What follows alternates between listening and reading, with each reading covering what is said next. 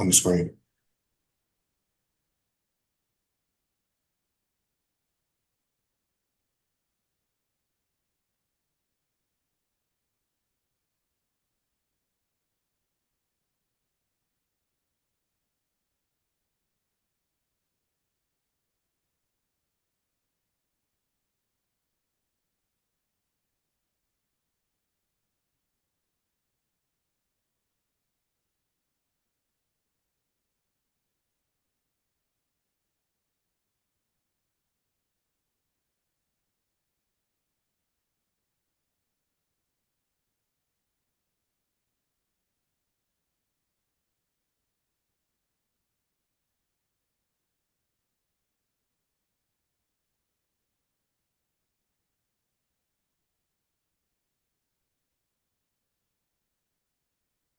Kyle, should I wait for that to be changed or what? Yes, you should wait for it to be changed real quick. I'm talking to Cable now. Hold on a second.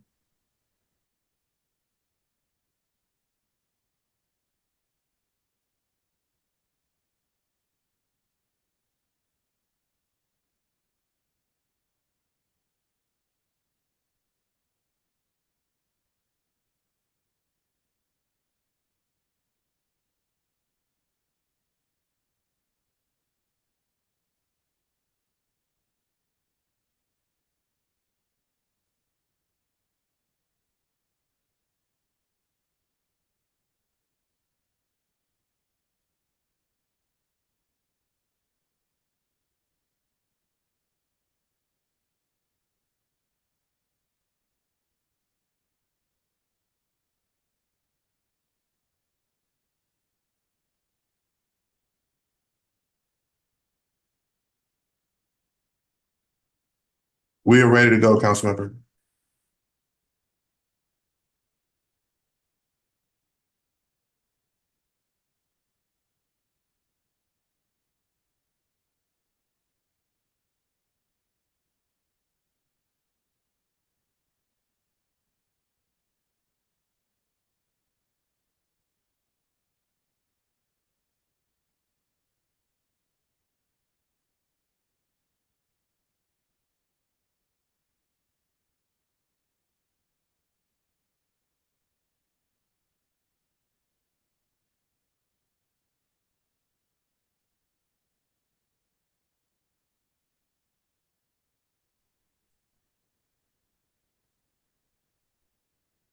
Ten seconds.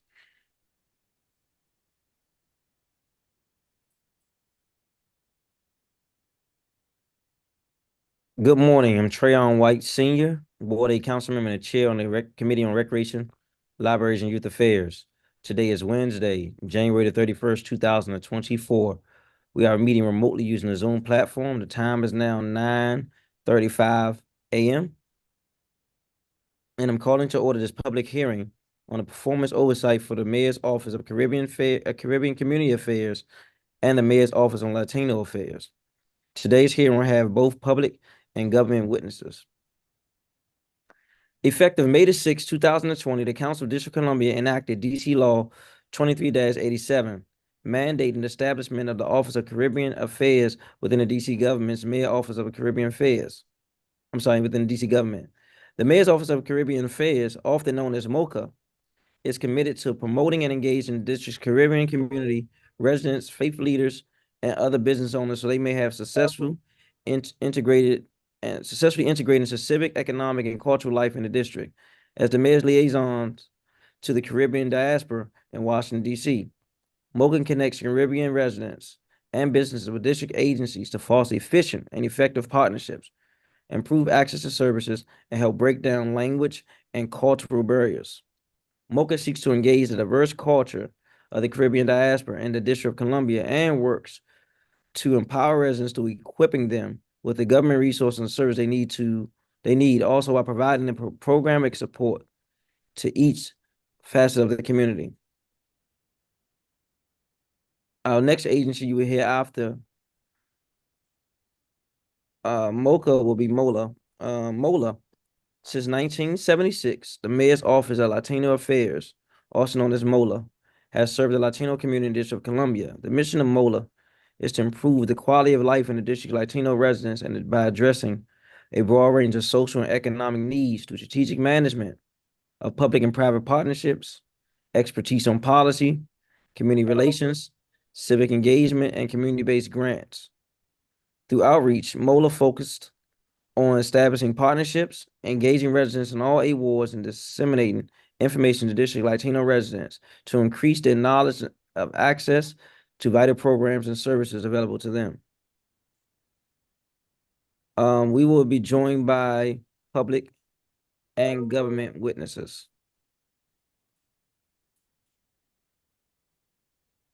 And we can start elevating the government witnesses. Elevating the public witnesses. Our first public witnesses is Joseph Lehman, Santa Cruz, CEO and Executive Director of Cap Area Access Builders. Okay, I got it.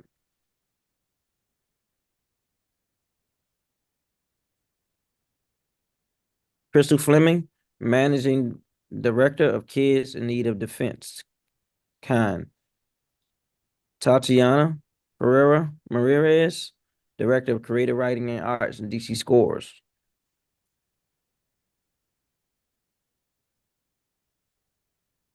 Serena Clark, Supportive Advocacy Team Management, Survivor Advocates for Empowerment, DC Safe.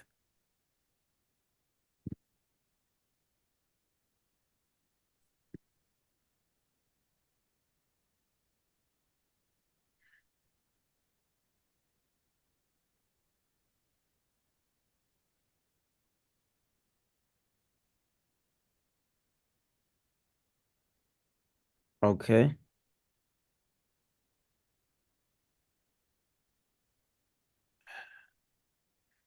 Mr. Santa Cruz is here. You can go right ahead. And then we followed by Crystal Fleming.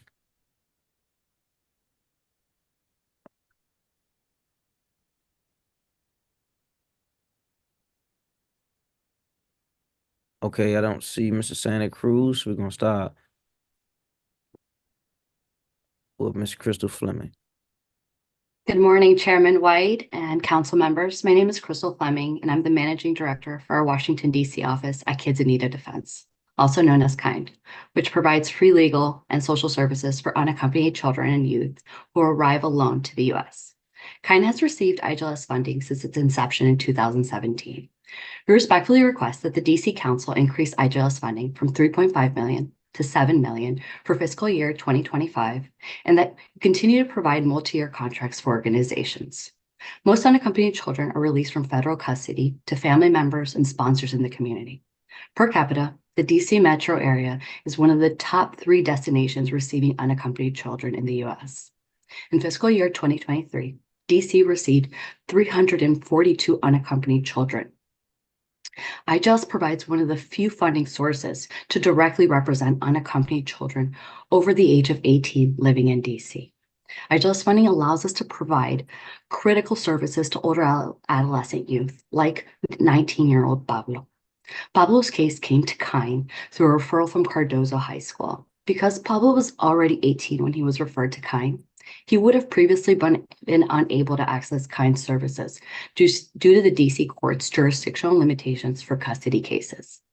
Thankfully, in July 2023, the DC Council passed the Vulnerable Youth Guardianship Protection Emergency Amendment Act of 2023.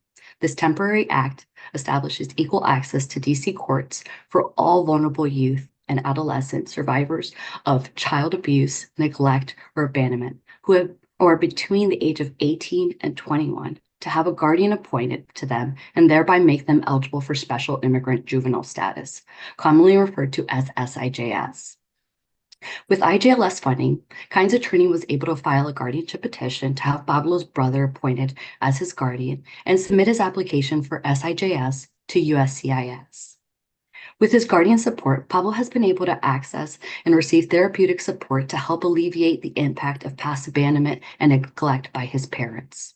He enjoys biking through Rock Creek Park and is grateful for the opportunity to continue his studies and learn English and explore all the employment options that he'll have in DC. IGLS funds are the primary, in many cases, sole reason KIND can represent clients like Pablo, as many other funding sources place age restrictions on which cases KIND may accept. Unaccompanied children like Pablo are not guaranteed an immigration attorney at the government's expense. In fact, statistics show that without an attorney, Pablo is 100 times more likely to lose out on a pathway to citizenship. Multi-year contracts play a vital role, particularly in cases like Pablo's, which take anywhere from 2 to 5 years to complete. This is due to delays stemming from extensive court backlogs and past anti-immigrant policies. Pablo's story is a snapshot of the importance of IGLS funding and the DC's dedication to continuing to support all of the children that reside here. We are grateful for the Council's dedication to ensuring that all DC children can thrive. We ask that the DC Council increase IGLS funding to $7 million for fiscal year 2025 and continue to provide multi-year contracts so that we can continue to provide and serve this critical work. Thank you so much for your time. Thank you. Now we hear from Ms. Tatiana Figueroa Ramirez. Good morning, Councilmember White. Thank you for the opportunity to testify today. My name is Tatiana Figueroa Ramirez, and I am the Director of Creative Writing at DC Scores. DC Scores is an award-winning after-school program that works during out-of-school time to serve more than 3,000 kids at over 60 DC public and public charter schools. We provide high-quality soccer, poetry, and service learning programs 5 days a week at no cost to kids or their families. In 2023, we were extremely grateful for the support of the Mayor's Office of Latino Affairs, which for many years has funded and championed our work with Latinx communities across the city. Every year, MOLA funding helps us provide program resources in Spanish so that no Latinx family is prevented from fully engaging with DC Scores due to language barriers. We are also extremely grateful for the many MOLA staff who show up for kids throughout the year, snapping it up at our poetry slams, cheering them on at soccer events, and celebrating our coaches at our annual award ceremony. I cannot overstate the impact of this support. Allow me to share the difference this makes at just one of our schools. Ward 1's Bancroft Elementary are reigning elementary school champions. At Bancroft, our program is not based on soccer and poetry, but fútbol y poesía. At Bancroft, our coaches intentionally use Spanish instruction in the program to make it accessible to all kids at the dual language school. The result has been to make DC Scores a safe haven for newly arrived immigrant families looking for a way to connect with their school and DC community. As John Guzman, a Bancroft DC Scores coach and alumnus, puts it, the Scores team is like their second family here in the United States. At Bancroft, our poet athletes write in Spanish, sharing poetry that celebrates their stories, home cultures, and diversity of experiences. By celebrating Spanish, DC Scores was also able to connect the school with Evelina Cabrera, an Argentine soccer icon, author, and Organization of American States Goodwill Ambassador, who worked in DC last year. Evelina became one of the school's biggest champions and continues to support Bancroft from Argentina, regularly hyping up poet athletes to her hundreds of thousands of social media followers. Thanks to our partnership with MOLA, we have been able to show hundreds of Latinx kids that they are valued and worthy of investment. To show you how this fosters community and unity in our kids, I want to share a poem that Bancroft performed at the DC Scores West Side Poetry Slam in November. Bancroft Bengals. Bancroft es amor. Bancroft es cultura. No importa where you come from, solo where you go. Bancroft is family. Bancroft is respect. Shout out to Ms. Davy por enseñarme esto. Bancroft is loved por la comunidad. Bancroft es una buena escuela. Shout out Mr. G for teaching me cariño. Bancroft es mi escuela. Bancroft es mi casa. Bancroft Bengals. Sincerely, your current champions. Thank you. Thank you. Appreciate that. Is Miss Serena Clark? Yep. Good morning.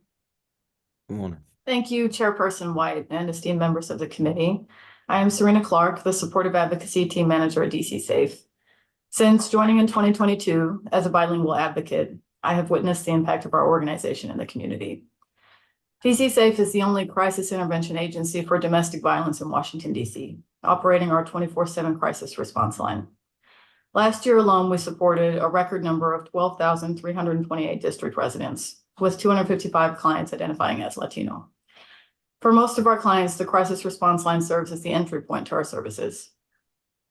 Today, I'm excited to discuss the impact our partnership with the Mayor's Office on Latino Affairs, MOLA, has had on our work within the Latino community here in the district. MOLA has been a steadfast supporter of DC Safe's programming since 2009. Funds received have supported bilingual staff positions and enabled the creation of our Acción line, a crisis hotline specifically for Spanish speakers. In the past year, the Acción line received between 6 to 25 calls monthly, underscoring its important role as an access point to the Spanish-speaking community. Over the past 2 years, we've seen an uptick in Latino clients seeking support. Fortunately, more and more of our community partners are returning to full service delivery after the global health crisis. In addition to being fully operational at the DC Superior Courthouse, we are actively increasing staffing levels at the Domestic Violence Intake Center Satellite Office in Anacostia. I believe the rise in Latino clients is directly linked to the expansion of in-person services, underscoring the need for more Spanish-speaking advocates, all of which is supported by MOLA. Our executive director, Natalia Orteros, targeted outreach efforts with key organizations in the Latino community, such as La Clínica del Pueblo, Ayuda, Mary Center, and the Family Place, have also further expanded our reach. Collaborations with these organizations have provided invaluable insights into the needs of these clients, guiding our efforts to increase move-out assistance and rental relief funding. To understand our work with the Latino community, I believe it's important to look at it in a local as well as a national context. 11.3% of the population in Washington, D.C. are Hispanic, which is about 77,000 people. According to the CDC, 34.4% of Latinas say they've experienced domestic violence at some point in their lives, which is above the national average. And the National Latina Network estimates that about 1 in 12 Latinas have experienced IPV in the past 12 months. If these are just the numbers that are reported, then that means there were over 6,400 Latina survivors of intimate partner violence in DC alone last year. This crisis is already challenging by itself, but is compounded by the existence of the national crisis at the border, which states have tried to solve by busing migrants to other cities, including DC. What this has created is a very complex challenge for Latino survivors of IPV, intimate partner violence, who, in addition to potentially already being in a violent or dangerous relationship, are faced with a number of barriers that stand between them and a state of safety and well-being. Of those that have found their way to our offices, the hurdles they speak of include having no knowledge of the resources that are at their disposal, struggles with literacy that impede them from using the resources that are available, lack of language, appropriate and translated materials, generalized fear of reporting what is happening to them for concern about retaliation, a lack of understanding of foreign legal system or potential consequences from law enforcement, and then a shortage of housing to accommodate those that do decide to leave unhealthy or unsafe relationships. Not all Latino survivors that come to us are migrants, but more and more, as those that cross the border seeking asylum and refuge continue to arrive, this is what we're seeing. Most are coming from the Northern Triangle, countries such as El Salvador, Guatemala, and Honduras, where gender-based violence is already prolific. As such, those who reach out to us are not solely seeking shelter, they desire the acknowledgement of their humanity as a person wanting to live a life free of violence. Our goal is to do our best to help them do that. That goal, however, is not something one agency can attain alone, and why our partnership with MOLA is so important. As we try to address the deficiencies in our community that stand in the way of safety and the needs of those we serve as a collective that shares in the responsibility of helping those affected by intimate partner violence. Thank you for your time and consideration today. And as we approach the upcoming budget hearings, we express our deep gratitude for our partnership with MOLA. They play a pivotal role in ensuring our city responds effectively to Latino survivors and their families. We eagerly anticipate the continuation of our partnership and the collective empowerment of Latino survivors. Thank you. Thank you. I want to also acknowledge we're joined by our Ward 4 Councilmember Janice Lewis George.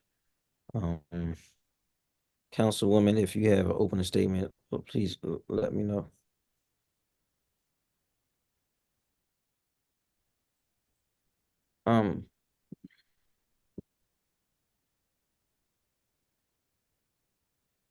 So I'll go back real quick and start with Miss Fleming.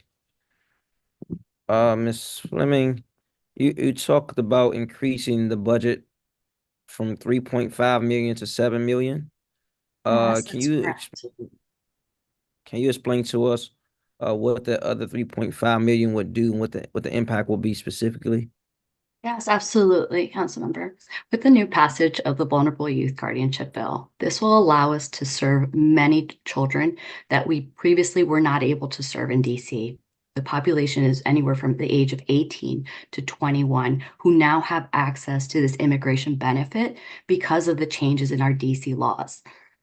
This will allow them to pursue a guardian and then pursue special immigrant juvenile status, which gives them, it's a pathway to citizenship. This population previously didn't have access to these immigration benefits in DC. With this passage of the law, now we can serve this population that previously for many years has not had access to it.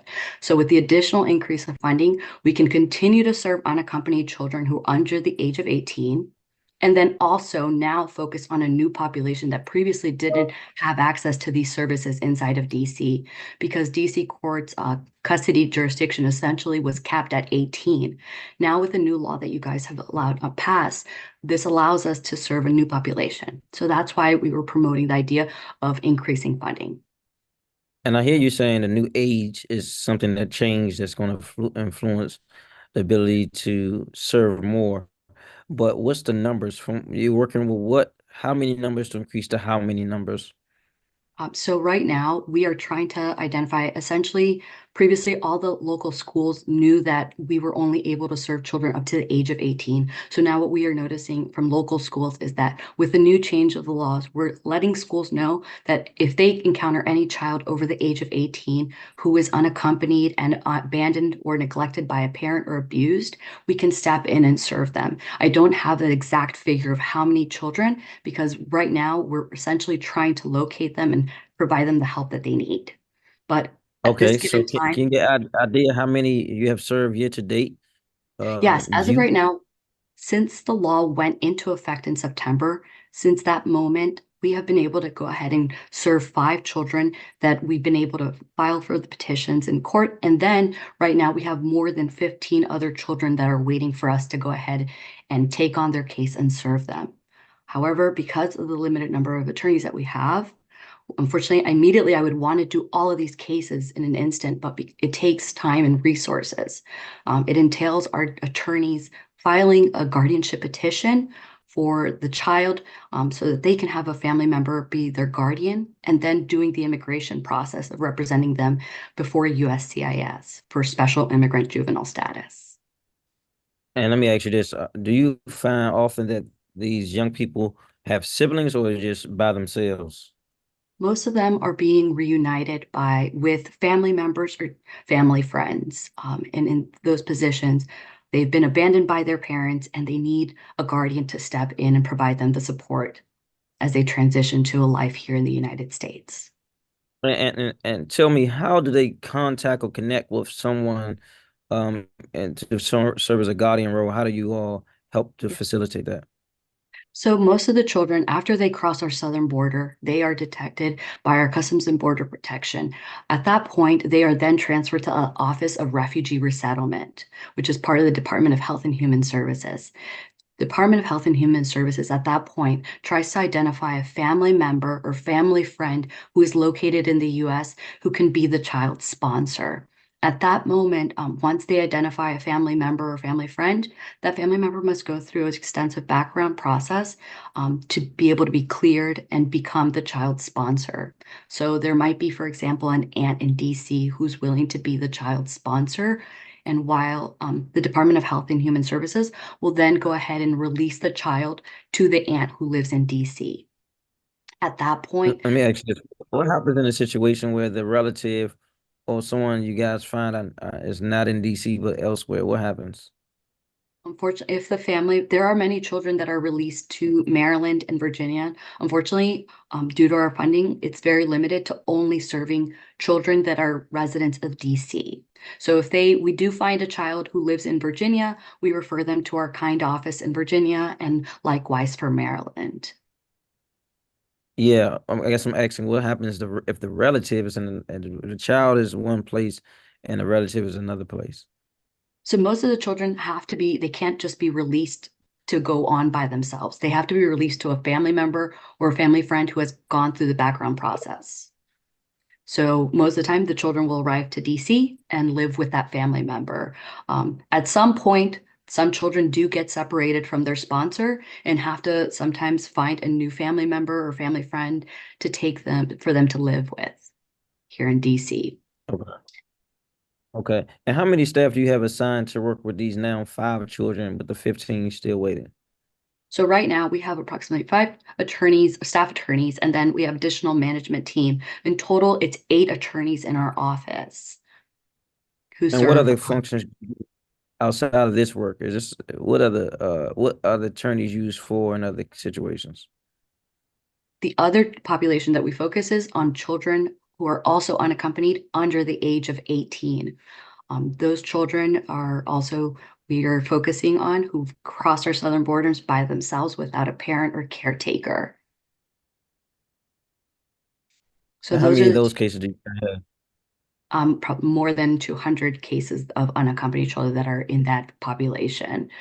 And then the new population that we're focusing on, age 18 to 21. And the most important thing that I want to highlight for that population that we're focusing on between the age of 18 and 21, if we meet a child who is 20 and about to turn 21 in a week or 2, we will have to rush to court to expedite the process so that the child doesn't lose out on the opportunity to pursue SIJS. The cutoff for special immigrant juvenile status is when the child turns 21. So that often entails us dropping all our work and just shifting gears to immediately prioritize those type of cases. Got it. Got it. Who would you say some of your key partners is to helping you guys locate families? Yes. So we work closely with Cardozo, Roosevelt High School, as well as Next Step Charter School. Those are the main ones where we're constantly reaching out to provide Know Your Rights presentations and having a close relationship with the counselors. Not only does our legal team have a close relationship with the local high schools, but also our social services team, which focuses on making sure that the children are getting access to health insurance as well as mental health services. Do anything with bail multicultural? Pardon? Are you doing anything with bail? With bail, no, I don't believe so. But we try to not only we have a close relationship with the local schools, but also the Department of Education reaches out to us whenever they are in need of our services and help. Okay. Thank you. Thank you. Thank you. I appreciate that. Miss Maria Ramirez. Sorry, that's easy to say. Ramirez. She's still here. Yep, Yep, I'm she's still here. all right. Great, great. No, I have a new computer and it's way different. I don't know if you guys can hear this beeping, but I keep hearing this beeping. I don't know how to fix it. Hey, It's all good. yeah. How many students is participating in the DC scores at the moment? So about 3,000 students total. 3,000. Okay. And that includes And all of our programs, so junior scores, elementary scores, and middle school.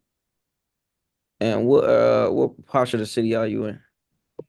We are in all wards except for one. What ward is that? Oh, that is slipping me right now, but we prioritize Title I schools. So we're Okay. all throughout Southeast, Northeast, and Southwest. Okay. Yeah. And I've seen you guys work in some of the schools as well. Mhm. Do you know how many schools you are actually in? So we are in about 60 schools. Okay. Okay. And give me an idea what type of funding are you getting? I know you are getting money from MOLA. Are you getting other money from other government agencies as well? Yes, so we do get some money from other government agencies. I believe the most recent is the Mayor's Office of LGBTQ plus affairs. Okay. Okay. Um, and I think you mentioned IPD in your testimony. IPD? I Yeah. don't think I mentioned that. Okay, I took a note on IPD. Not sure who mentioned that. I thought it was you. Um,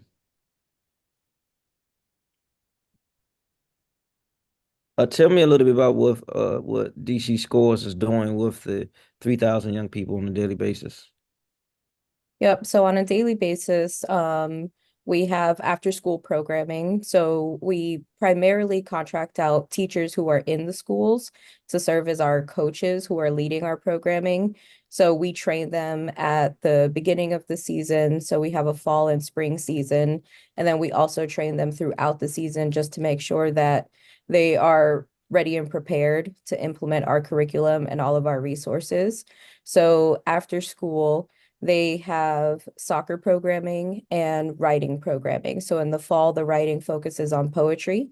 In the spring, it focuses on service learning, where they are learning play practice play models with soccer. They are writing poems. They are looking at their communities and creating their own service learning projects.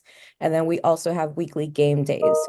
We provide all equipment, so soccer balls, uniforms, writing journals, pens, all of that. We also provide transportation to these game days.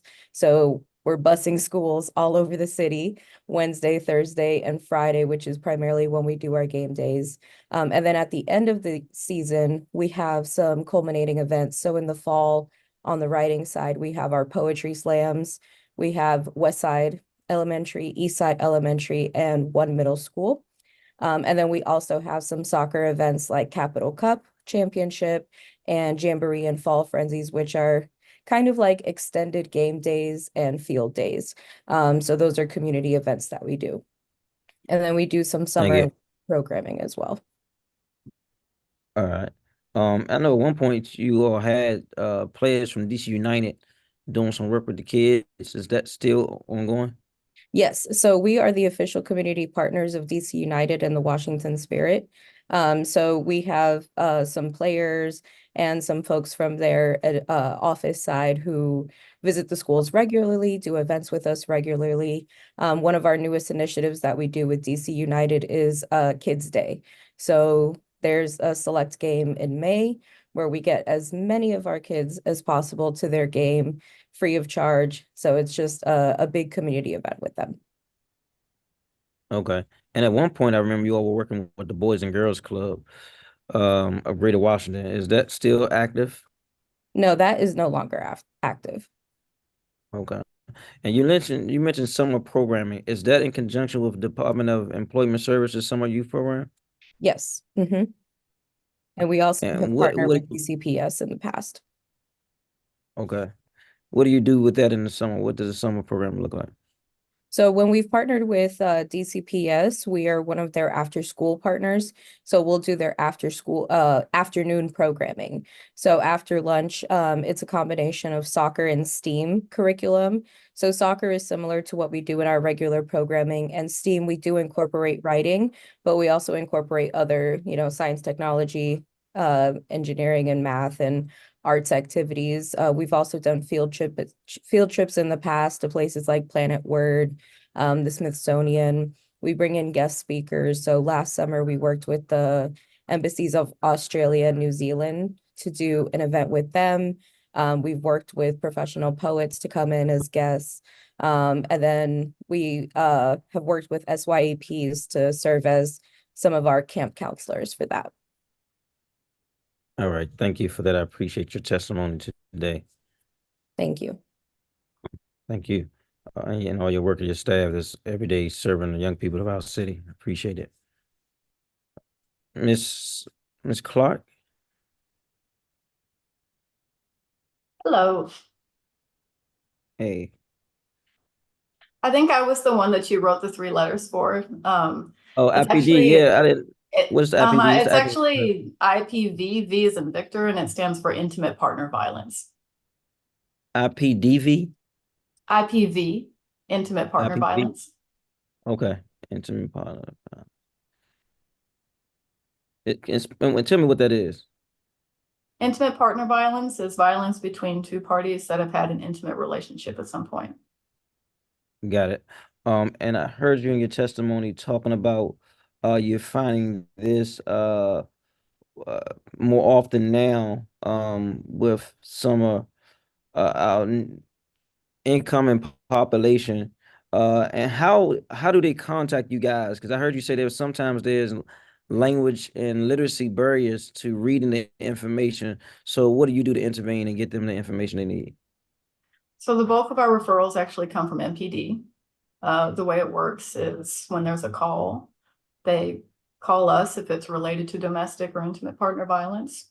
We also have our Acción line. That is a line that links directly to someone who speaks Spanish.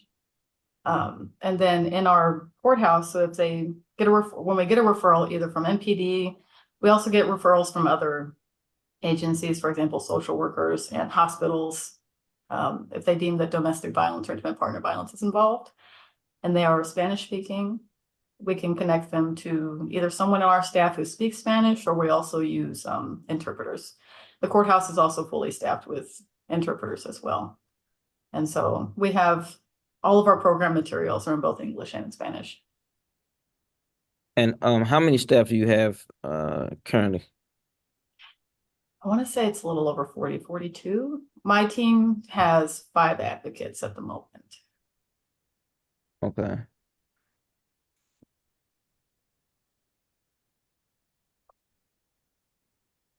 And you mentioned some of the countries in which you are seeing some of the migrants coming from. El Salvador, Honduras. I missed the last one. Guatemala.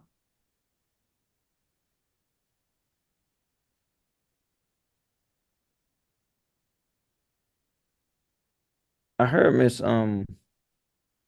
Fleming talking about needing more resources to get family members connected.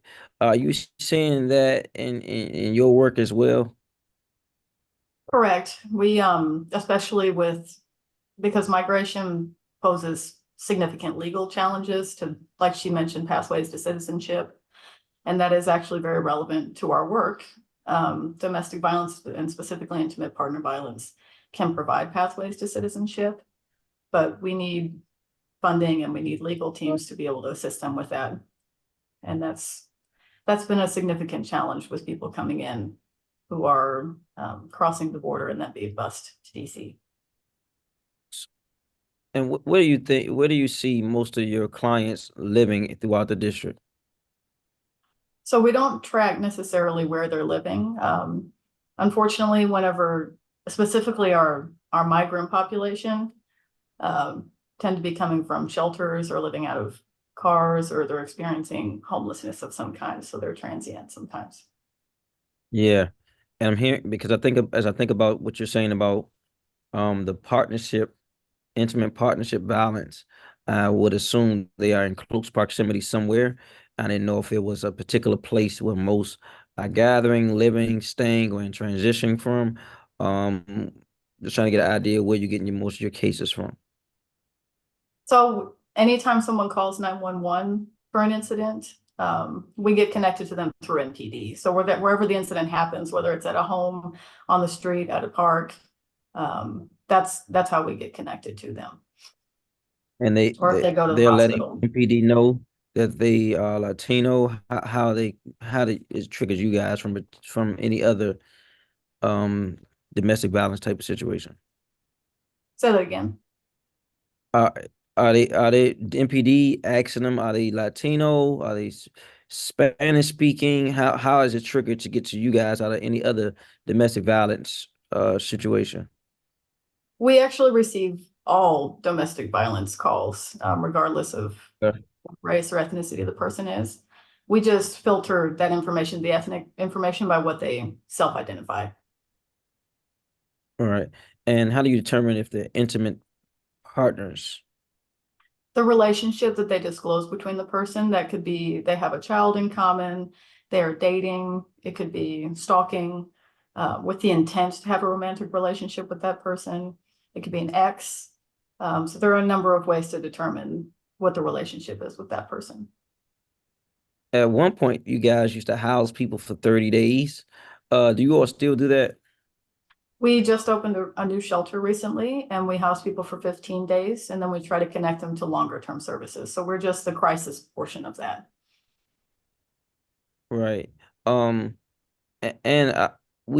I've seen a number of cases and situations where I've dealt with at least three in the last 3 months where a person alleges that their significant other or partner abused them, reported it, and then they're contacting me saying that they feel like MPD didn't do anything, didn't investigate it. He or she is still stalking them, and trying to get a stay away order. And I guess during that process, they come to you guys to help out with that. Are you seeing any I know we saw a lot of that more than normal during the pandemic. What are you seeing as far as those type of trends? Well, during COVID, like you said, we did see an increase in reports of intimate partner violence. I think right now it's difficult for me to comment on that situation because we only know what people tell us. People do complain The companies that sometimes are on about. Sorry, did somebody say something? No, that's my computer. It's out of control. Go Oh, ahead. okay. But I think I would probably not be the best person to comment on that because I don't have enough information. But we do get people occasionally tell us what you're telling me now. We do encourage them to file a complaint if they feel that NPD has not treated it the way that they believe it should have been treated or investigated. And we do our best to connect them to resources to get them legal help in that situation. And I've been to some of you guys' locations and or like outside events. You used to have police officers at your locations. Is that still something that you have? We work closely with MPD, but we do not have them. We work with, in our Southeast Anacostia area, we do have a detective that works in office with us. And we work very closely with them, but they're not stationed at any of our areas, not necessarily. Are you all still at United Medical Center? We are not, no. We are at the District Superior Courthouse at 500 Indiana Avenue, and then in the Southeast location over by the Big Chair in Southeast. If someone needed your service, how would they reach you? What's your number, email, point of contact? So our point of contact with our response line is usually shared through MPD, but we can also, there's a number that we could share. And then I believe there's an email on our website. It's on our, let me see if I can find it. I can send it to you afterwards if you would like. I'm just trying to give information to the public. If you can find it and come back on once you get it. Sometimes people may not know or may not be able to access those resources. So our Axion line is 1-866-962-5048. And our new location is at Martin Luther King Jr. Avenue Southeast, and that's Suite 400. It's on the 4th floor. And then our location. Say that again. Martin Luther King. Yeah, you're just saying Martin Luther King Jr. Avenue. Oh, sorry, 2041 Martin Luther King Jr. Avenue Southeast. Yeah. And then in the District Superior Courthouse, it's 500 Indiana Avenue. That is also on the 4th floor. It's room 4550. Okay. And then a good phone number for that is the 202-879-0152. Can you say that again for me one time? Yes, 202-879-0152. Thank you. Thank you. You're welcome. Appreciate it. Thank you. We are moving on to our next panel of witnesses.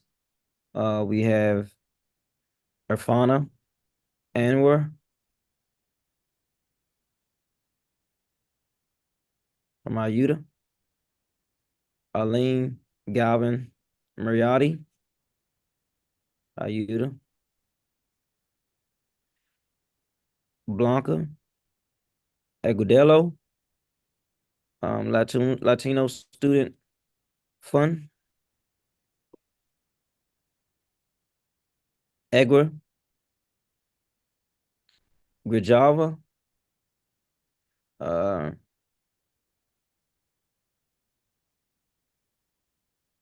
Binga, Agunlimi. Forgive me and give me the correct pronunciation of your name if I mess it up. Forgive me for that.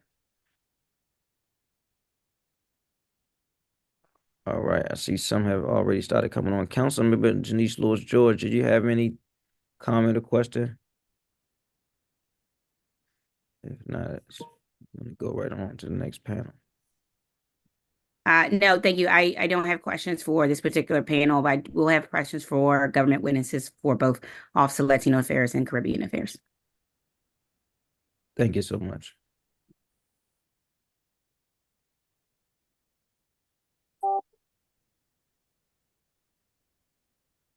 Ms. Anwar, you can start right here with your testimony. Great. Thank you so much. And good morning, everyone. And thank you, Chairperson White, and members of the committee for this opportunity to testify today. My name is Irfana Anwar, and I am the pro bono managing attorney at Ayuda. So Ayuda is a nonprofit organization dedicated to providing legal, social, and language access services to immigrants in the DMV area, in the DC area. And since 1973, we have served more than 150,000 low-income immigrants. So we're empowering individuals to access justice and transform their lives. And we look forward to our continued partnership with the Mayor's Office on Latino Affairs as we rise to meet the growing demand for culturally specific immigration legal services across the district. We're particularly grateful to the Mayor's Office on Latino Affairs for the support of our work. Immigrants in the DC area are facing ever-challenging legal landscape. Access to legal counsel is even more critical now than ever. Our legal services help low-income immigrants identify available immigration benefits, navigate the complex bureaucracy that controls access to those benefits, and we present their cases in front of agencies successfully. So since 2017, we've been receiving the Immigration Justice Legal Services Grant IJLS funding, which supports our basically all of our immigration legal services in the DC area. So for example, in FY23 and just last year with this funding, we hosted 4 Know Your Right trainings where 122 people attended, receiving vital legal information with which they can then actually make decisions about their life. We conducted over 10 virtual legal clinics where we screened over 53 individuals, giving them information about their status in the moment. So then they can decide what to do in the future, and then they don't get taken advantage of by unscrupulous legal practitioners. We also provided full legal representation on long-term complex matters to over 215 matters through both our staff attorneys and our pro bono program. So we will continue to respond effectively to the communities that we serve as demand for our services grow. The district continues to be a primary destination for newly arriving immigrants, many of them unaccompanied minors, immigrants arriving on buses from Texas and Arizona, people seeking temporary protected status, more and more fleeing high levels of violence, crime, natural disasters, food insecurity, and poverty. And so Ayuda has been part of this community-led response to the sharp rise and increase. So we're providing, for example, migrants with brief legal advice and counsel, those that are coming, those who were and still continue to be bused to the DC area. But beyond these immediate legal services to this group of people, we do who choose, many of them who choose to stay in DC permanently, they will need long-term representation in legal matters, which we hope to do so. And we also leverage our pro bono program that expands our capacity to provide more legal services to more immigrants. So we really have about 250 pro bono attorneys participating in a really robust program. And this network of pro bono partners annually provide between $4 to $6 million annually in free legal services to immigrants. So clients that have placed through Ayuda's pro bono pipeline, they benefit from the generosity of our pro bono partners who often cover travel expenses, hire country condition experts, pay filing fees, and commission psychological examinations. So these pro bono attorneys represent their clients, the immigrants that we place with them, through their final decisions in the immigration legal matters, with Ayuda attorneys providing mentorship throughout the relationship. And the IJLS funding is really critical to our ability to sustain this robust pro bono program. So as an organization that's deeply embedded in the DC immigrant community, we really are seeing a critical rise in the need for low barrier legal services amongst immigrants, both from long-term residents and newly arriving immigrants. So any increased support from MOLA in the form, continued multi-year funding really helps us ensure our mission to helping immigrants thrive. And with increased funding, we'll be able to ensure that more immigrants successfully navigate our very complex immigration legal system. And so Ayuda, we look forward to our continued work and support of MOLA. And again, thank you very much for your support and thank you very much for your time today. Thank you. I have a few questions in a few. Sure, of course. More than happy. All right. Miss Arlene Mariotti.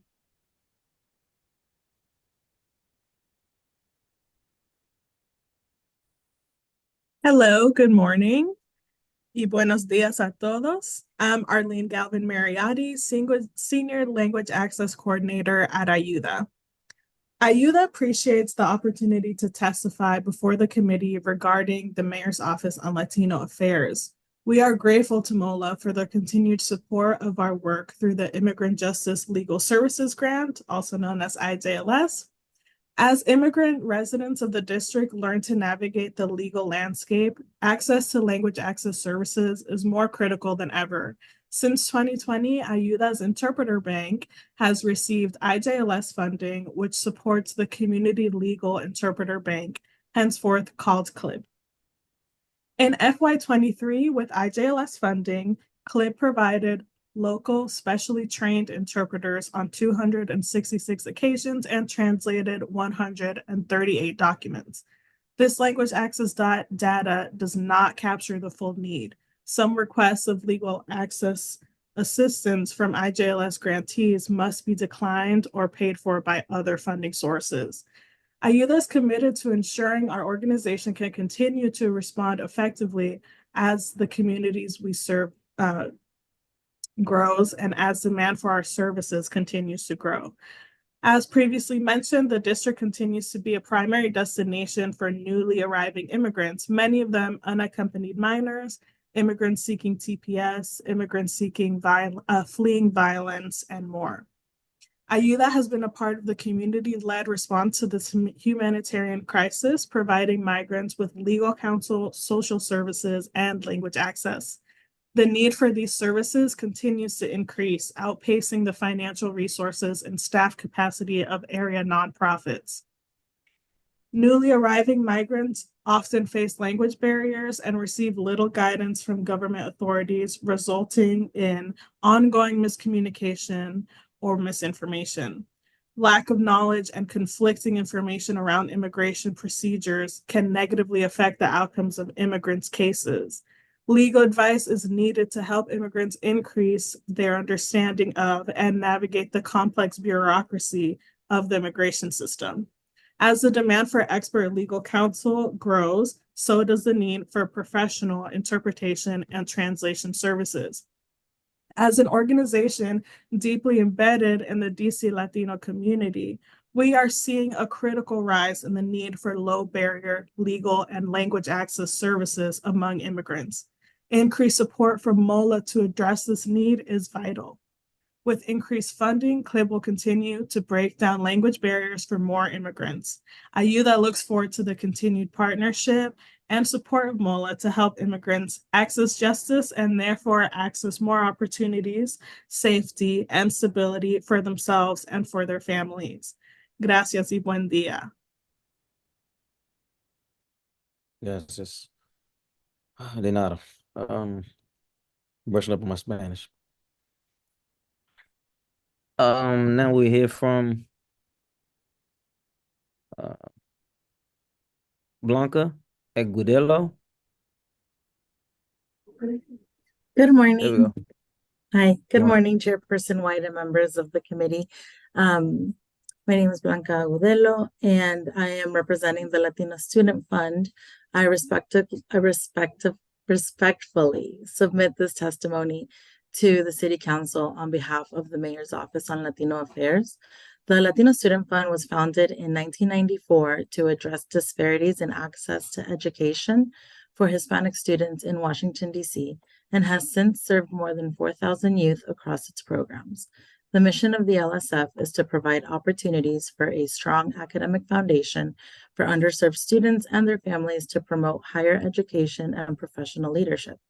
The organization provides year-round, out-of-school time programs for low-income, at-risk students with the goal of educational attainment in the community. The Mayor's Office on Latino Affairs' partnership with the LSF has been instrumental to the sustainability and growth of our services. MOLA's continued support has allowed the LSF to significantly increase the efficacy and accelerate the social impact of our programs.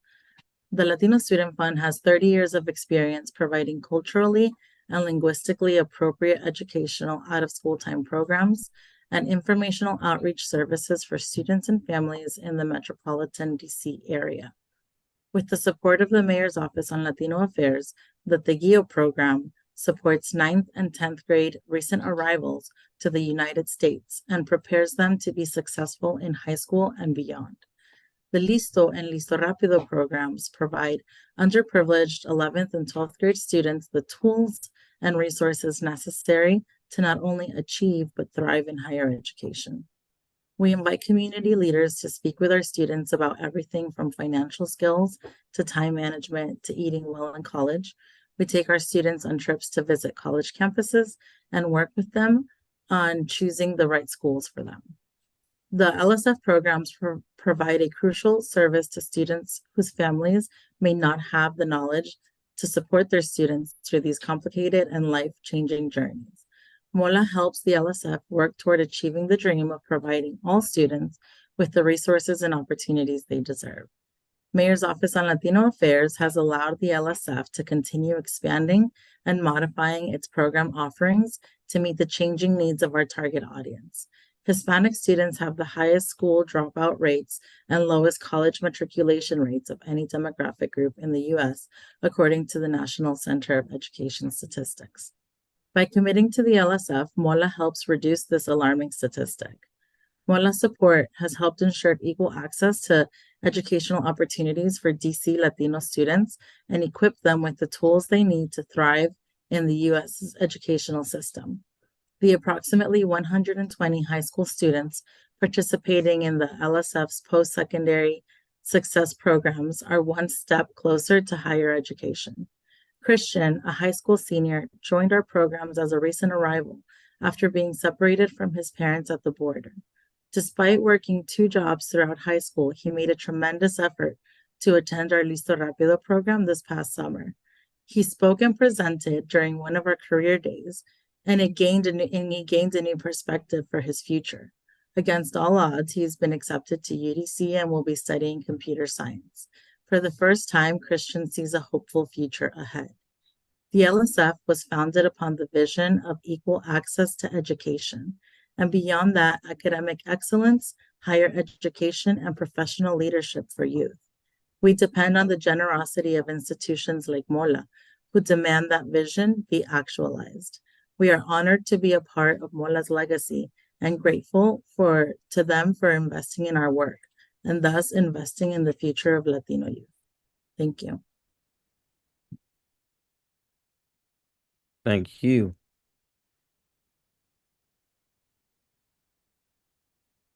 Mr. Edgar Garavla. Yeah. Yep.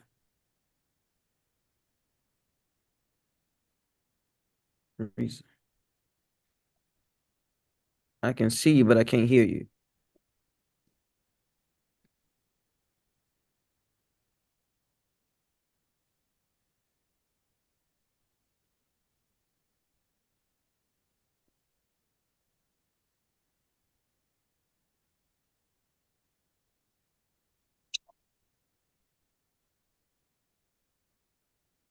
I thought I heard something and I didn't hear anymore. Try again for me.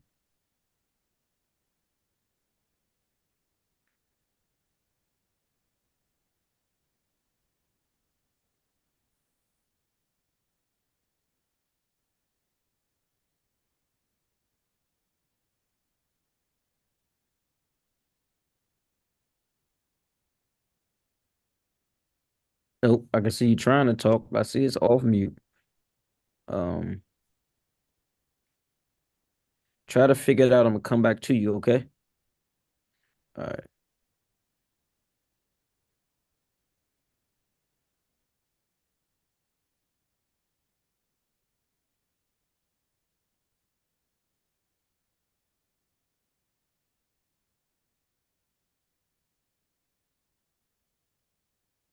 Gibinga Ogulimi, Executive Director for Nigerian Center. Um, don't see him.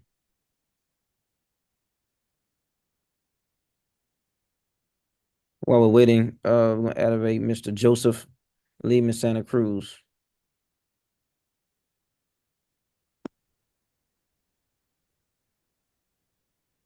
Good morning, Mr. Chairperson and members of the committee. My name is Joseph Leckman Santa Cruz, and I have the honor and pleasure of being the CEO and Executive Director of the DC-based nonprofit Capital Area Asset Builders. We're better known as CAB. Councilmember White, thank you for your service and thank you for the work that you lead to ensure that all Washingtonians have access to the same opportunity to achieve financial stability and wealth creation throughout the district. Today, it's my honor to provide testimony before this committee regarding the partnership that CAP has had and continues to have with the Mayor's Office on Latino Affairs. The work that we do together with MOLA directly addresses and minimizes the racial wealth gap, which unfortunately continues to get wider. Councilmember White, just on January 24th, there was a new gap analysis that was published indicating that the District of Columbia has the worst and biggest racial wealth gap in the whole nation. And I know that we all care about really providing opportunities to low to moderate income Washingtonians. CAB partners with MOLA to intentionally link low to moderate income DC residents who are members of the Latinx community with information, resources, and money to achieve financial stability and build wealth. Whenever any community member benefits from these services, we all benefit. The more money, the more empowerment there is in the community, the better we are all. Through the MOLA supported and CAB managed DC Ahorra y Prospera, DC Saves and Prospers campaign, CAB links low to moderate income Washingtonian members of the Latinx community with access to resources, knowledge, and money to achieve financial stability and begin the journey of prosperity. We unapologetically focus at CAB on creating Black and Latinx and immigrant wealth. We look at all Washingtonians, regardless of their immigration status, as having the dignity to receive the same services. Given the significant socioeconomic challenges being faced by low to moderate income Black and brown Washingtonians, CAB strongly believes that the partnership with MOLA plays a key role in minimizing the racial wealth gap in the district. CAB is able to raise financial empowerment awareness in Spanish thanks to the support from MOLA. I can directly tell you that without that support, we would not be able to do the proactive work that we do in the Latinx community. We would definitely like to recognize the leadership of Director Eduardo Perdomo and the key role MOLA plays in empowering DC residents on personal financial matters. As you have seen, Councilmember White, the team MOLA is out there in the community on a daily basis. And it's always great to visit the MOLA offices at the Reef Center because there are so many people who have trusted MOLA and come in person to get their services. Lastly, I would like to highlight that when all members of the community are given the same opportunity to achieve and succeed, we all get to benefit. So Councilmember White, thank you for your leadership. And I stand ready to answer any questions. And again, we fully support the work that MOLA does. And we're extremely thankful that we're able to play a role in creating wealth in the district. Thank you. Thank you.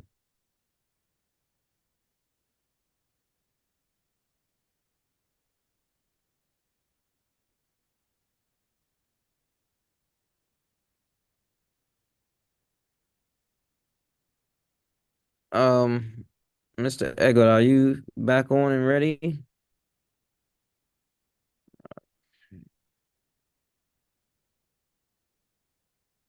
Okay. I got your message.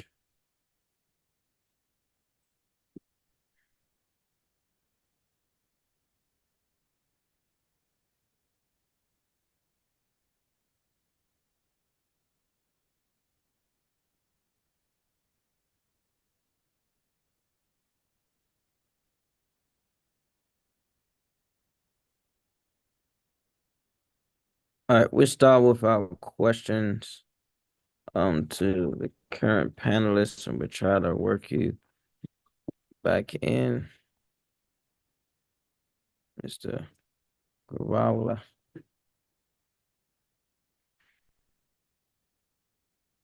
Ms. Anwar?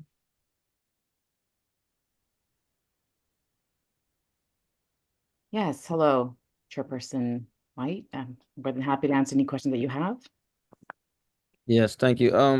How many attorneys do you have staffed and pro bono? I know the numbers may change. That's a great question. So under I mean, Ayuda's, we have like overall we have a large number of staff attorneys, but under the IJLS grant, I think between 8 to 10 staff attorneys under the grant, if I'm correct. In our pro bono program, we have over 250 members that are part of our pro bono network.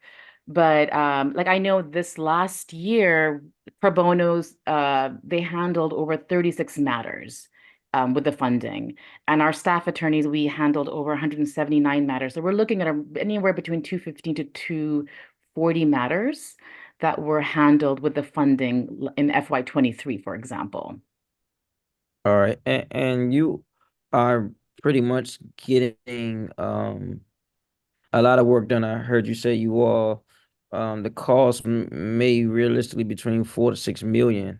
So a lot of the residents who don't have that money, that cost gets absorbed with pro bono. How are you communicating and recruiting pro bono lawyers to join what you're doing? Absolutely. So that around 4.5 million to 5 to 6, that's the number, that's the impact, the dollar value of the pro bono work that our pro bono partners are doing for us. So absolutely, that's in kind.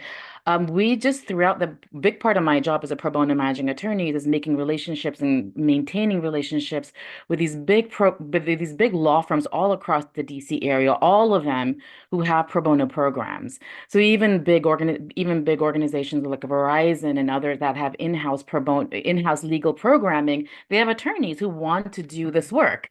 So you have the big firms like DLA Piper and Latham and Watkins and Steptoe and Johnson, and then you have these institutions like Verizon and Wells Fargo, these huge institutions, and they have all these lawyers working there, and they just require mentorship. So these are attorneys working at these big firms who are part of their pro bono programs. And what we do is we work with them, we build relationships with them, we provide them with training and how do you actually represent people in these situations. And when we place a case with them, we place it with an Ayuda staff attorney who is their mentor. Because these attorneys, they may be really smart and really good at what they do, but they don't know our client communities. They don't know complex immigration. That was my question. Are there a particular type of law firms or lawyers you are seeking to help assist? And with that broad range, I was trying to figure out how you are making it happen. You were talking about their partner, which with your staff person, which makes it make more sense.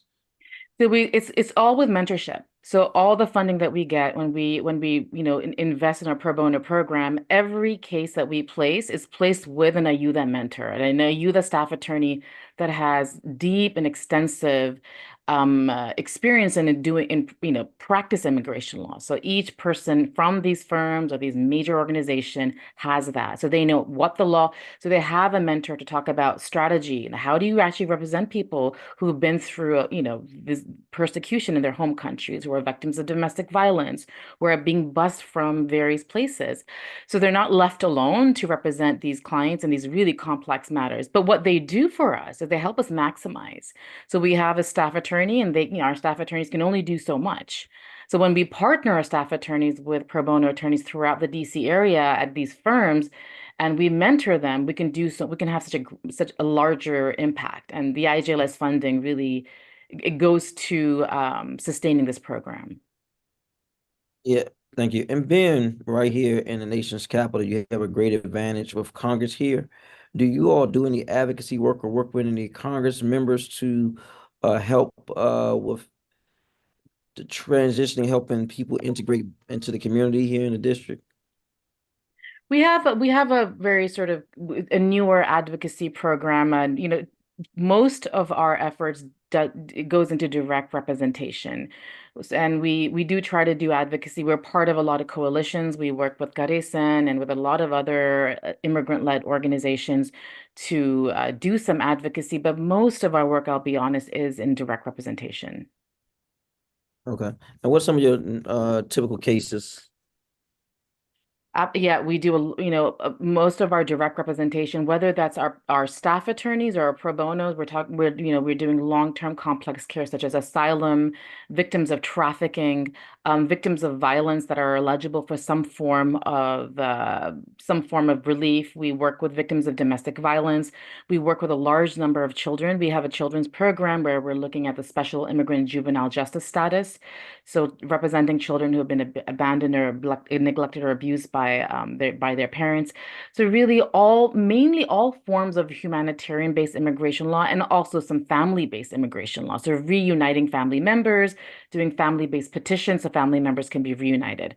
So that's our broad spectrum of long-term complex representation. We also do legal screenings with this funding. So we're really helping people understand what their options are. So if we can't provide the long-term care, then we can at least give them information about where they stand right now and what they can do next. Gotcha. And I think I heard you say they're coming, like they are the group of mass numbers coming from Texas and Arizona. How do you all interact and get them to know who you are and what service you provide? No, that's a great question. So we've been part of a coordinated effort with other legal aid organizations. So we initially, when they were coming in greater numbers, they're still coming, but it's hard to know how many and how often and how regularly. But initially, when they were coming in great numbers, we were just going to them. We were going to the bus stations. We were going to the hotels where they were being where they were, and we were letting them know about us. They were literally coming with nothing, sometimes with a plastic bag and just slippers, and it's the middle of the winter. So we were going there, providing them social services and really just helping them orient themselves. Like these were like basic legal orientations. What are your rights? How do you know what to do next? How do you know where to go next? And then we were also helping them with like filing for employment authorization documents, which they were eligible for. So it was just a coordination with other legal service providers. It was turning up to places where we know where they were. And then a lot of our clients find us word of mouth and they follow us on social media. So when we do our monthly clinics, our virtual clinics, and then eventually it'll be in virtual and in-person clinics, our client communities find us through Instagram, through Facebook. So they follow us and they know where we are and what we're doing. And it's just a reputation that has garnered over the several decades. Thank you. I appreciate your work. And I know you had a colleague here, so I won't ask her the same questions I asked you. I'm gonna skip down. Thank you so much to Delo from Latino Student Fund. Hello. Hello. I heard you say in your testimony that you are primarily working with through this program, 9th and 10th graders. 9th through 12th grade. We have two different programs. 9th and 10th is mentoring, and then 11 and 12th, it's a college prep career readiness focus. What's some of the documentation barriers you see in for those who are just getting into school at that high school age? What was the first part of the question? Sorry. The documentation needed to help a young person enroll or stay in school, or there's a lot of paperwork to get access to an education. Definitely for college. So we work with different. Not for we have college, different for high data school. for high school. So we're at two different high schools. We're at Coolidge and Cardozo. Okay. Are these young people already in high school, or are you helping them to get into high school? They are already at either of the two high schools. And if any Okay. student reaches out to us through our other programs or just because they heard, then we do case by case. And then we work with them either at the office or remotely. But the after school program itself is at both different high schools. And I heard you say this example was a young man, Christian, that Yeah. attends UDC. How often does a young person through your program matriculate to college? Very often, thankfully, it depends on the students too, because again, we work with both high schools and then students outside of the high schools as well. But we have last year was over 40 students graduate and get into seniors and get into different colleges. We also work with them when they're applying for scholarships. We don't have scholarships, but depending on their immigrant status, we have a list of scholarships that they could still apply to, as well as a list of universities that are more friendly to their immigrant status. So both, we work with both, and they've gotten to Any other local numerous universities?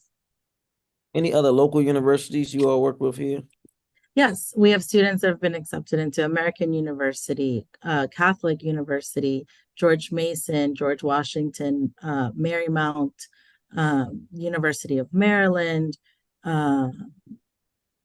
have University of Virginia, Trinity is another one that a lot of our students, end up going to. We have acceptances from Howard. So definitely the local ones we cover. And we also have admission counselors from those universities come to our programs and talk to students about applying and what kind of resources they can offer them. Got it. Thank you for that. We don't have any more questions for you. I appreciate you. I'll move Thank to you. Mr. Santa Cruz. Cab. Yes, sir. Yeah. So I know you guys been around a long time. Helping close disparity and wealth gaps. I know you all had a match program years ago. Do you all still have that program where you save and you match it 3-to-1? Is it 3-to-1? We do continue to manage what's called the DC Opportunity Accounts Program, Councilmember White, and extremely proud to share with you that when we look at the eligibility to be part of the program, which by the way, we incentivize Washingtonians to save up to $1,500, and then they would receive a $4 for every dollar saved. So they would receive up to $6,000. With the combined $7,500, folks would be able to invest in creating a small business in the district, start the home ownership process in the district, pay for any kind of post-secondary education for themselves or their kids. And then there are other allowable expenses that the legislation allows for in the program as well. And as I have been sharing with you, Councilmember White, it's extremely satisfying to share with you that a significant number of program participants are actually Ward 8 residents. And we're very intentionally ensuring that we scope out as to who are the additional members of society who face additional systemic racist obstacles or additional legal issues. So we intentionally ensure that undocumented DC residents, returning citizens, single moms, and anyone primarily from neighborhoods facing significant poverty are given the opportunity to be in the program. Now, does this money have to be used for like buying a house or starting a business, or is this a regular savings account? So folks always own their $1,500 or whatever they have saved. If there's an emergency need, they can always be withdrawing it. But the ultimate objective is to be further investing in the DC economy and the society through creating a small business in the district, buying a home in the district, or paying for post-secondary education, again, either for the program participant or for their kids. Are you funding this through And this is separate from the, is this separate or including the money grants you get from MOLA? What we do is, this is separate. What we do with the MOLA funding, and we received a $50,000 grant during the previous fiscal year. And also, we're proud that we received a $50,000 grant during the FY24. With that money, what we're able to do is actually make sure that everything financial stability is translated into Spanish, that we do community engagements in Spanish, that we do virtual presentations in Spanish, and that we intentionally bring any wealth creation program into primarily neighborhoods in the district where a good number of Latinx community members reside, study, or work. Just to give you one specific example, Councilmember White, you and your colleagues and the council took a very bold initiative 2 years ago. One of the very few states in the whole country that created the earned income tax credit for the benefit of undocumented workers in the district. Before somebody can actually claim the EITC by being undocumented, they need to get what's called an individual tax ID number provided by the IRS. And so you and your council members did this amazing thing of empowering folks to receive as much as $7,400. And this might be an undocumented parent with American-born citizens who are attending DCPS schools, but because of their federal immigration status, they are not able to receive the federal credit. You and your colleagues on the council said, hey, let's fix that at the DC level, and you are now allowing for undocumented DC workers to have access to this credit. But again, if folks are unaware that the credit exists because they have not received information in Spanish, and if they're unaware that they need to first get an individual tax ID number from the IRS, then they will not be able to benefit from the great public assistance you have created. So this is one intentionality of the work that we do with MOLA to make sure that we're bringing information in Spanish to the Latinx community on getting their individual tax ID number, filing their taxes, and claiming tax credits that the council has created for their benefit. Got it. I appreciate that. I think that's excellent. Especially when we talk about supporting those who have ideas and innovation and starting businesses, because that's critical in ownership.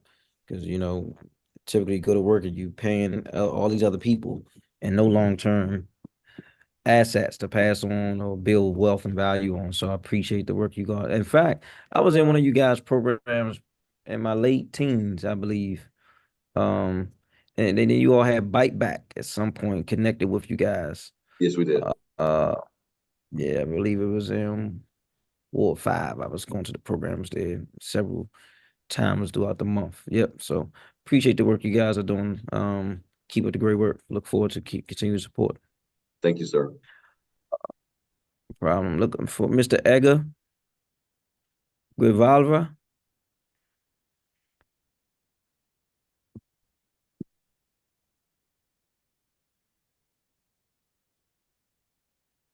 Yes. Hello, can you hear me? Yep, there we go. Oh, great. Thank you. Excuse me. Good morning, committee chair Treyan White and committee staff. My name is Edgar Grijalva, and I am the citizenship coordinator at the Central American Resource Center. On behalf of Carecen, I'm here to express our gratitude for the funding and support that we receive from the Mayor's Office in Latino Affairs.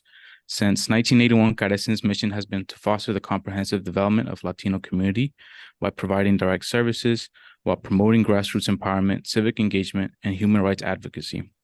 During fiscal years 2023 and 2024, the MOLA grant funding has allowed us to provide immigration legal services and citizenship preparation to DC residents and in furtherance of our mission. Thanks to the Immigrant Justice Legal Services grant, Carecen has helped many immigrants regularize their status, including Salvadorian and Venezuelan immigrants who are seeking initial or renewal temporary protected status and employment authorization. Carecen has also provided Know Your Rights presentations to these migrants, as well as asylum seekers and other migrants who were originally bused to DC by the governors of Texas and Arizona. As a citizenship coordinator, I am particularly thankful for the Latino Community Development Grant, which has allowed my many Carecen clients to join our citizenship and civic participation program and achieve their dream of U.S. citizenship. U.S. citizenship opens up many opportunities for our students, providing the chance for them to travel, reunify with their family members, and finally feel secure in calling the United States their home. Through our citizenship classes, we motivate our clients to pursue citizenship and prepare them for the U.S. naturalization interview and test. Caresen does everything we can to create a community that we will set our students up for success. And for example, when I teach our citizenship classes, my goal is always to empower our students to ask questions and take ownership over their learning. We also hold potlucks for our community, for our students to create community and remind them that they aren't alone in this process.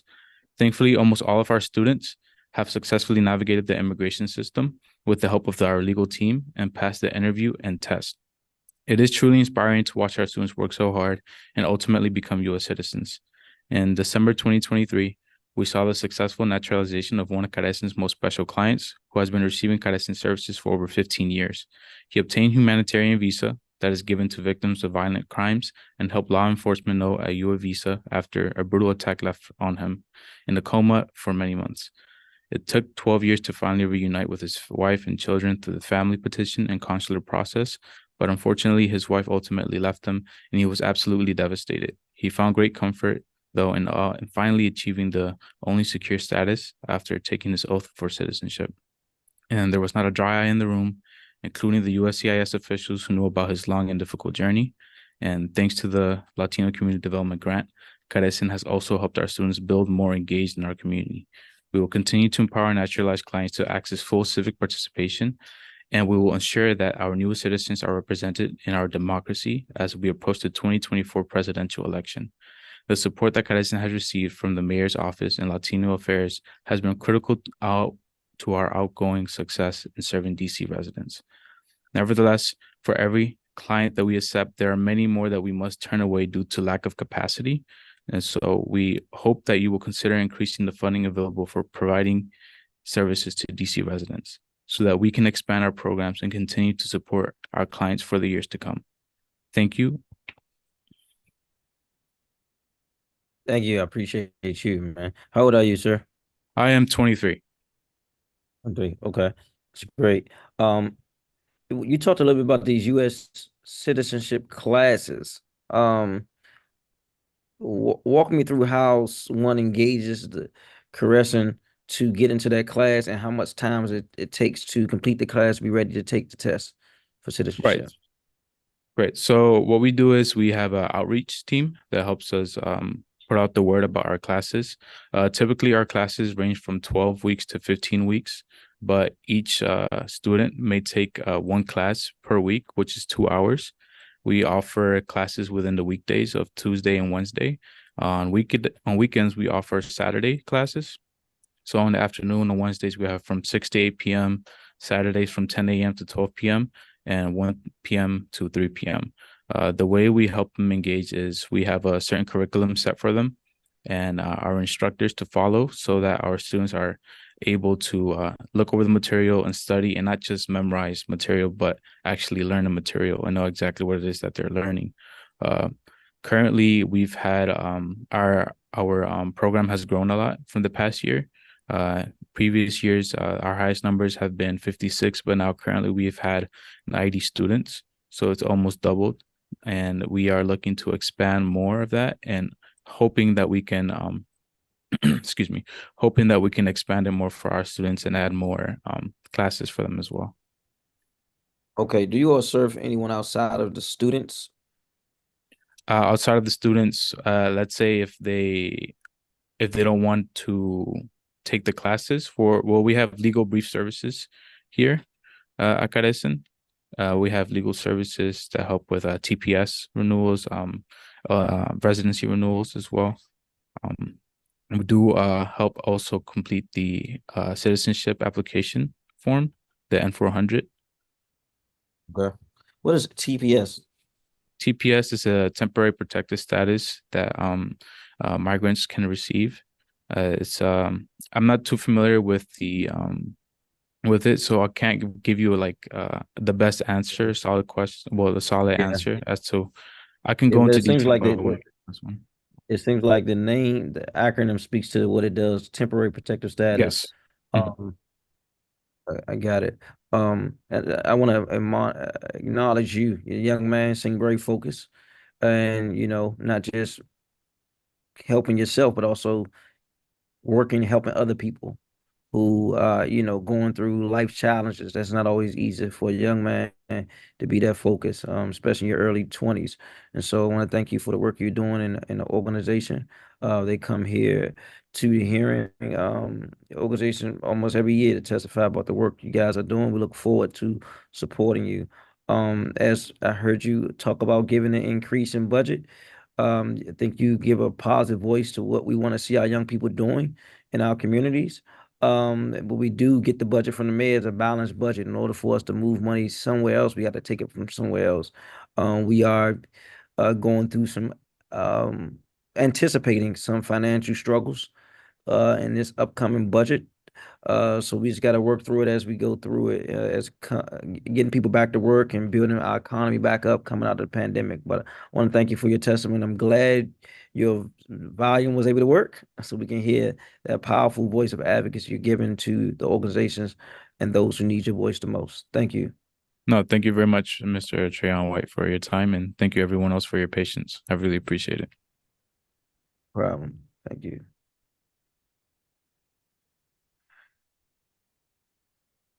I will call our next panel.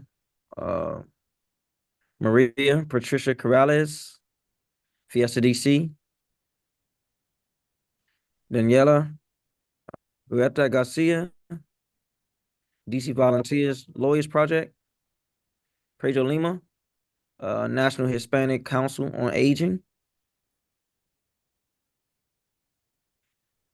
Naomi Ayala, TESDEC.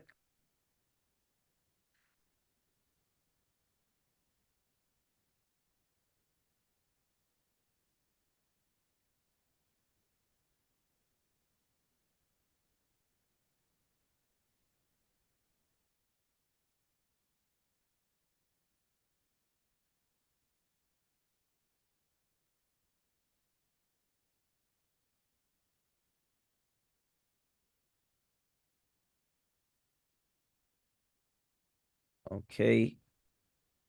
Kyle, send me a note if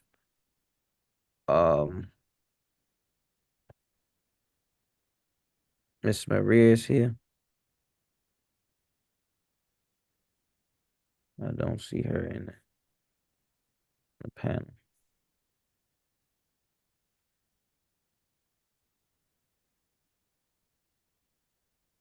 Okay, we go moving right along. We will start next with Miss Daniela Garcia. Hi, yes, good morning. How are you?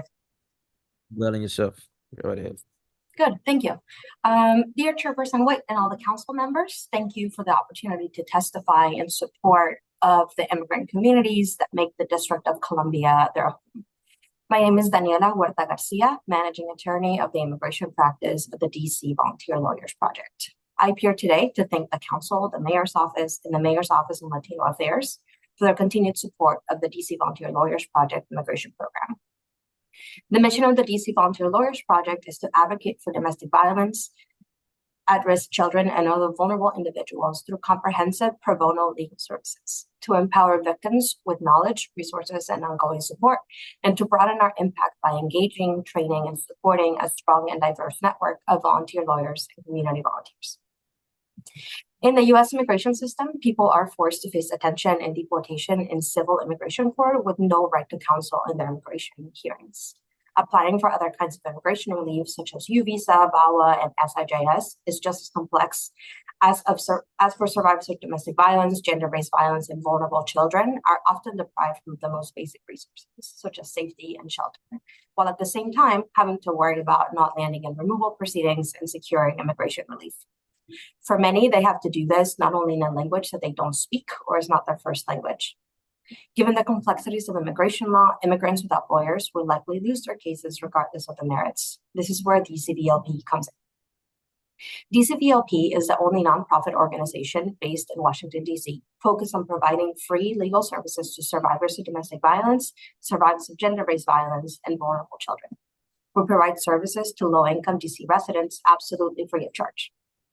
We are grateful to the Mayor's Office for increasing IJLS funding in fiscal year 2023 budget and for continuing to support the immigration program of the DC Volunteer Lawyers Project.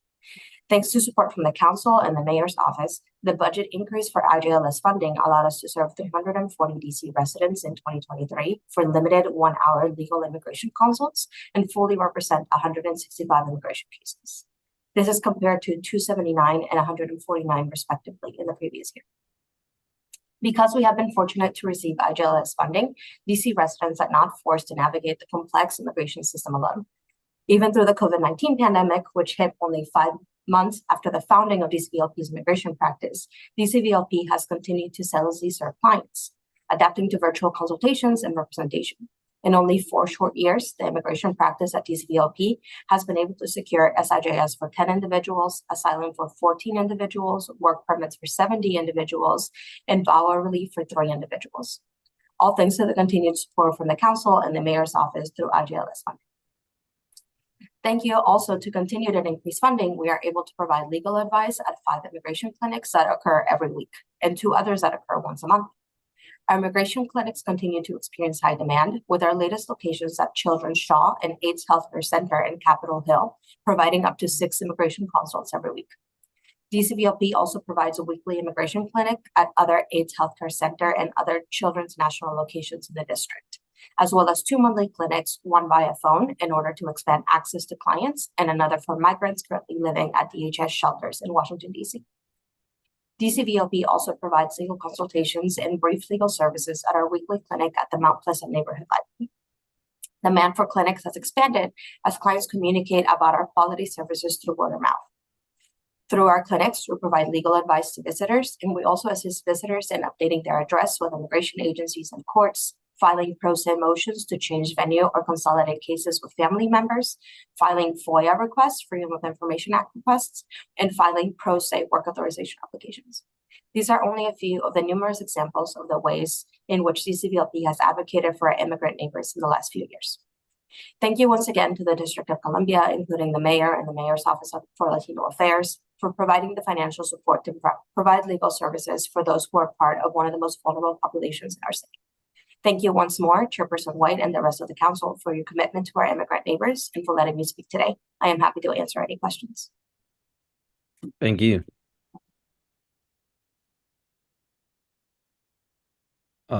Pedro Lima. Yes, good morning. One. Good morning, Councilmember White and members of the committee. Thank you for allowing us to use this platform to speak. Today, I'm speaking on behalf of the National Hispanic Council on Aging, or NACOA, as our community constituents know us. We are the leading national organization working to improve the lives of older Hispanic adults, their families, and caregivers. And we have also been recipient of the Latino Community Development Grant from the Mayor's Office on Latino Affairs since 2019. Headquartered in Washington, D.C., NACOA has remained an active force in advocacy for research, policy, and practice in economic security, health, and housing for over 50 years. The list of challenges faced by Latino communities is long: isolation from services, economic insecurity, substandard and expensive housing, health and educational achievements disparities, nutritional insufficiency, and food insecurity. Also, mental health is an issue. NACOA, known for its ability to reach and serve Latino communities in linguistically, culturally, and age-appropriate manners, bridging gaps in language, culture, formal education, and age. We understand Latino communities' needs and challenges, and we work hard to create and provide programs that reflect critical issues facing Latino older adults in Washington, D.C. Our office is located at Casa Iris, a low-income housing facility for people aged 62 years and older, located in the heart of the District of Columbia. Over the past year, with the Latino Community Development Grant, NACOA has been able to continue its social connector program and the wealth of benefits seen in our housing facility, Casa Iris. The disparities in health of Latino older adults are a staggering issue that requires constant attention, and vigilance to men. With our Social Connector program, we are able to continue these efforts. This program goes to great lengths to understand every client's needs and work with the obstacles set before them. Should they need assistance enrolling for a program they qualify for, we are there to assist them. Should they require an interpreter to ensure that process for their benefits is smoothly executed, the Social Connector program will provide that. This program goes so far as to eliminate the most basic of obstacles, like transportation to a medical appointment, or even just signing someone up for the COVID-19 vaccine. What might seem a basic procedure is too often obscured by linguistically and cultural divide. Through the funding received from MOLA, NACOA's Social Connector continues to serve those who need it with great success. Community is also an integral piece of our mission to improve the lives of Latino older adults, their loved ones, and caregivers. Casa Iris acts as a hub for those people to learn about everyday measures they can to improve their wellness and participate in worthwhile exercise and therapy aimed at improving their physical and mental health. With the funding received from MOLA, Casa Iris is able to host 3 health-based activities per week, each of which is 2 hours in length. These activities include educational sessions on nutritional topics like the importance of healthy fats or new potential recipes. Our mental health sessions cover topics like the dangers of isolation, anxiety, and stress, and effective ways that participants can manage them. Each session welcomes an experienced expert to lead participants in the activity, including personal trainers, nutritionists, social workers, and art therapists. The consistent work of our Social Connector program and the constant attendance to Casa Iris health sessions tells us that these services were always needed and continue to be a vital component for Latino communities. The funding we have received from MOLA is undeniably crucial to NACOA's mission. We are proud to inform you that with the help of MOLA, NACOA continues to bridge the divide and eliminate obstacles between our communities, older adults, and the good health. I thank you, the mayor, for this program, the director Perdomo, and everyone at MOLA. And thank you once again. Thank you.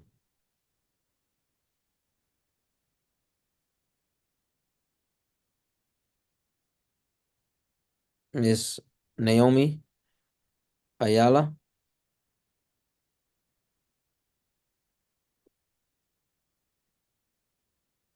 You gotta unmute yourself. Thank you. There we go. No problem. Thanks. Good morning again, Chairperson White and members and staff of the committee. My name is Naomi Ayala, and I serve as a communications and community outreach consultant at SEDEC DC. SEDEC DC is an independent public interest center headquartered at the UDC Clark School of Law in Ward 3, with a second location in Ward 8. SEDEC DC's mission is to safeguard the legal rights and financial health of DC residents with low incomes who are dealing with the often devastating consequences of abuse and debt collection practices and other consumer-related issues. We find that these practices often disproportionately target Black and Latino residents who seek to address racial gaps in wealth. So we seek to address racial gaps in wealth and health equity.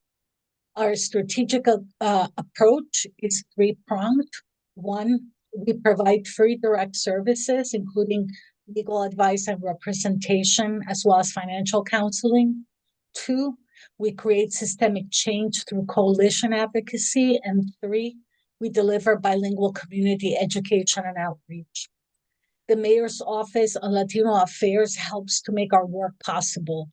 With the help of MOLA funds, SEDEC DC assists DC residents with debt collection, financial counseling, legal services, and community outreach and education on such know your rights topics as understanding and managing your credit, building credit in the US without a social security number, understanding scams and fraud that target us in particular, and other financial consumer literacy subjects. We'll also make available a drop-in legal clinic where community members are free to meet one-on-one with a lawyer without having to have a previous appointment. And we've been doing this at the Petworth Neighborhood Library. The following are some highlights of our great work and most positive impact on DC residents through us.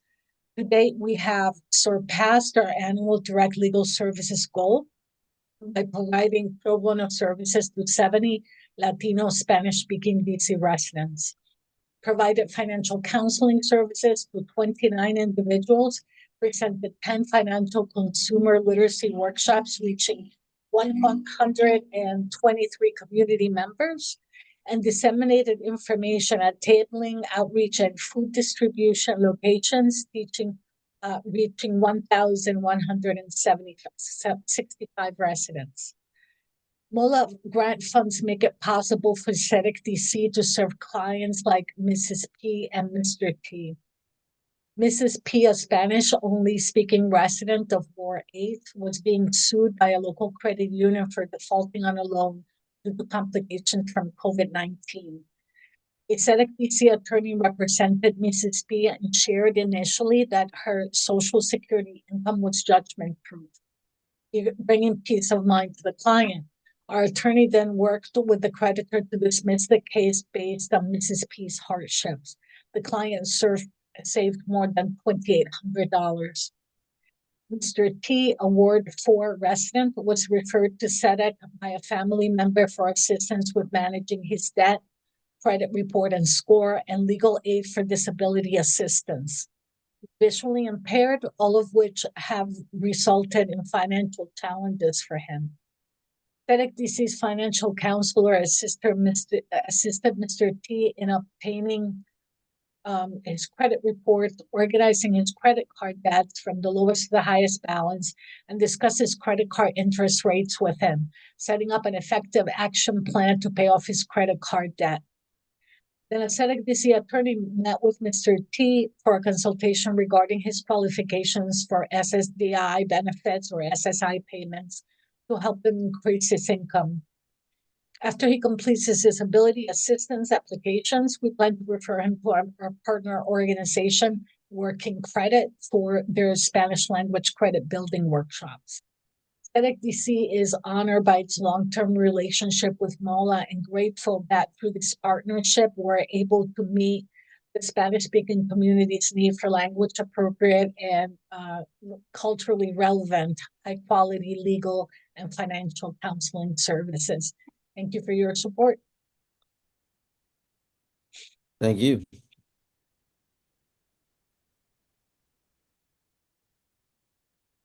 Next, we have I think that's it for this panel. Kyle, correct me if I'm wrong. I think that's it for this panel.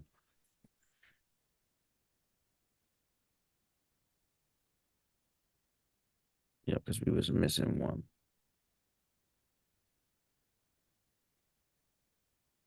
So, thank you.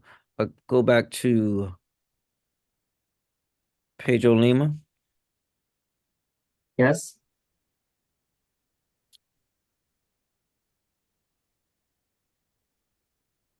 Give me 1 second. Sure.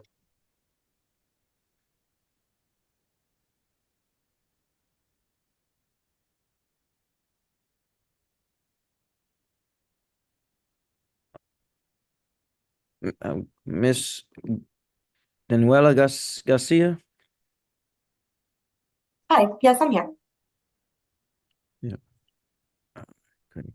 Let me ask you this: how many lawyers work in your organization overall? In my testimony, I spoke about specifically the immigration practice, which is what IJLS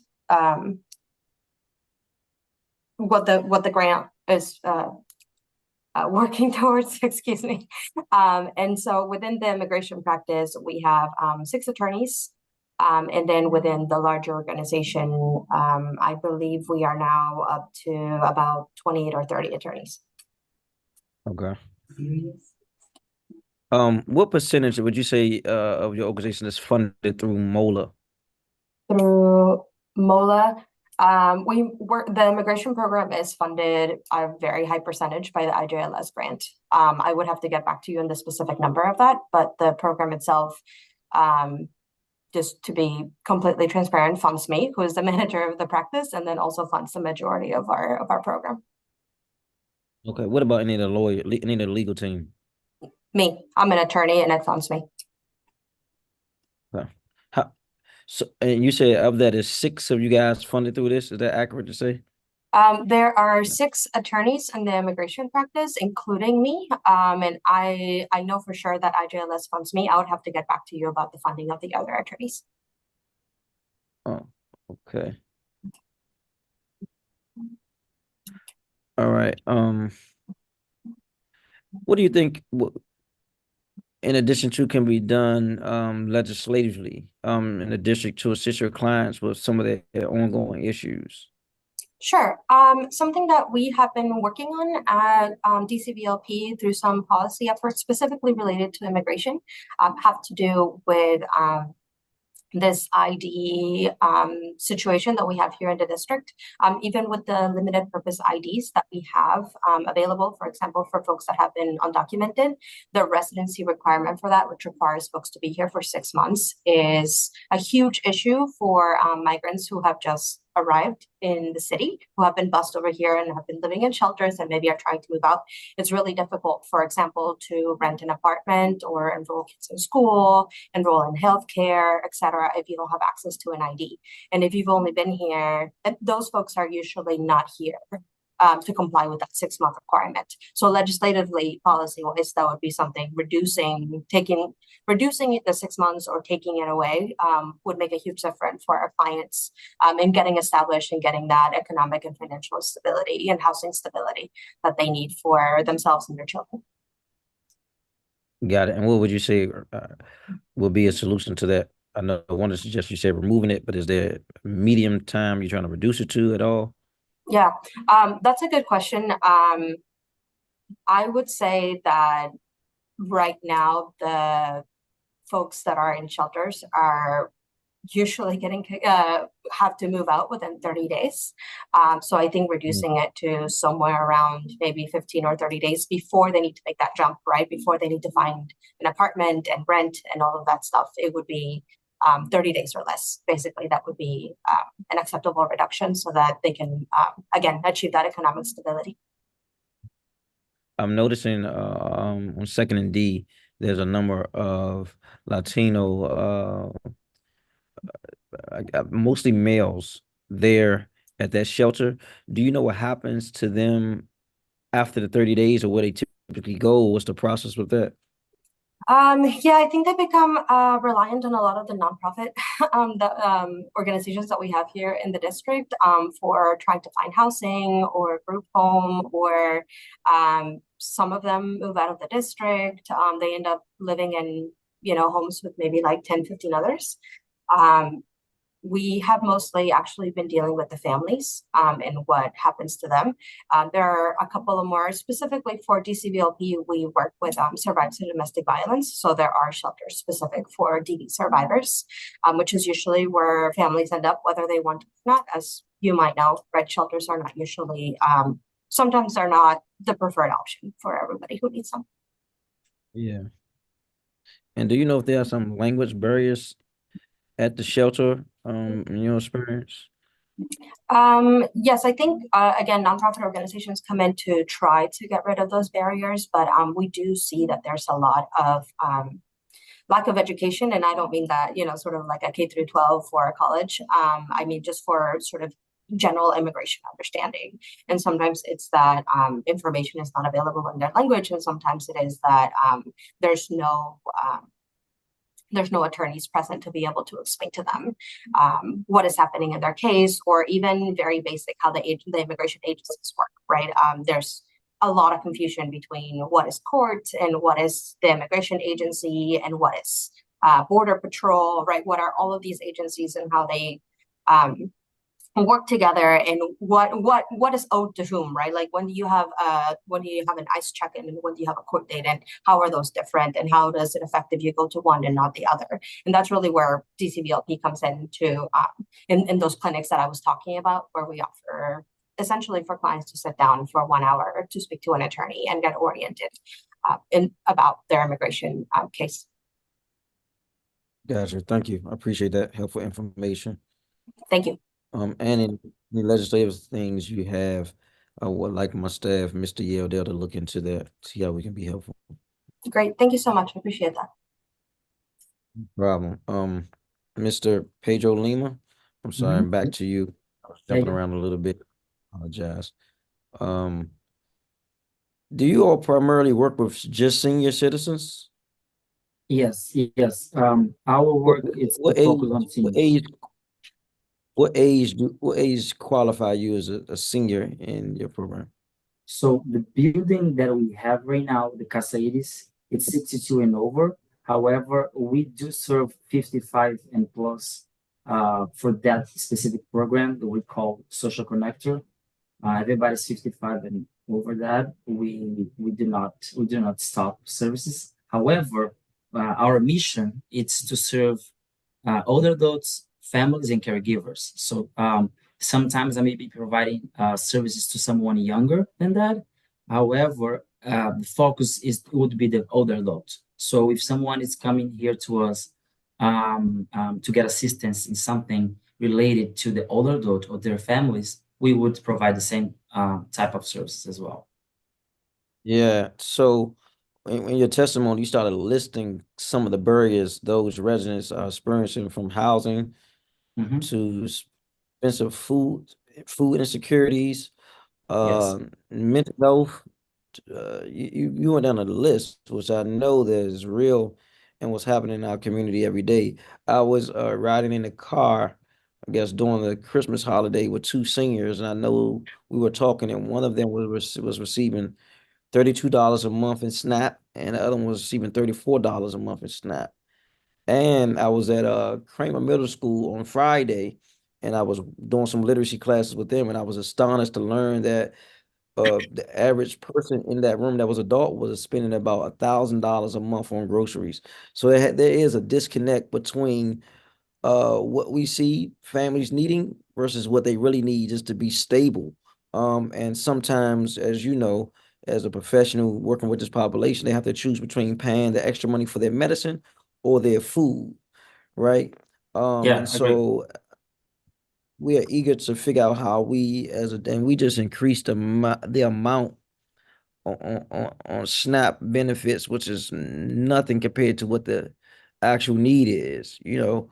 And so I just wanted to get thoughts on additional resources needed for, as we call, seasoned citizens in the district. What's your thoughts on additional services? Okay, yes, I agree with your statement, and that's what we do here. We try to connect them because sometimes the language barrier, speaking of Hispanic population, they don't even know about the services they're out there for them. So once they come to us, we would make sure to connect them to those services, to enroll them if possible. If not, to get them the best contact person in the agency that would provide those services to them. We did have in the past, during pandemic, also a program which is great. There we would have a fresh vegetables distribution for them. I don't think there is funds for that anymore, but that was a great program because you could actually deliver fresh produce to them. So speaking of that, it would be great if we could increase funds in a near future where we would be able to provide those types of and what you said it was taken away? Which fund and source was that? It was a special fund for fresh vegetables, fresh produce. I don't think we do have that anymore because now it's all into the food bank program, and the food bank only provides the boxes, which is already good. but we don't have more fresh produce to the population. Yeah. Yeah. As you used to do I know during pandemic. we're working, I know we have been working with some of our local large food chains to incentivize and partner with them to offer more produce, vegetables, and fruits as an alternative to medicine. It's called Produce RX. So you might want to check into that. It's called Produce Okay. RX. And we were given a stipend of, I believe, $20 a week to whoever could qualify. I don't know all of the qualifications, but I'm assuming your residents could qualify. And this was in conjunction with Giant specifically.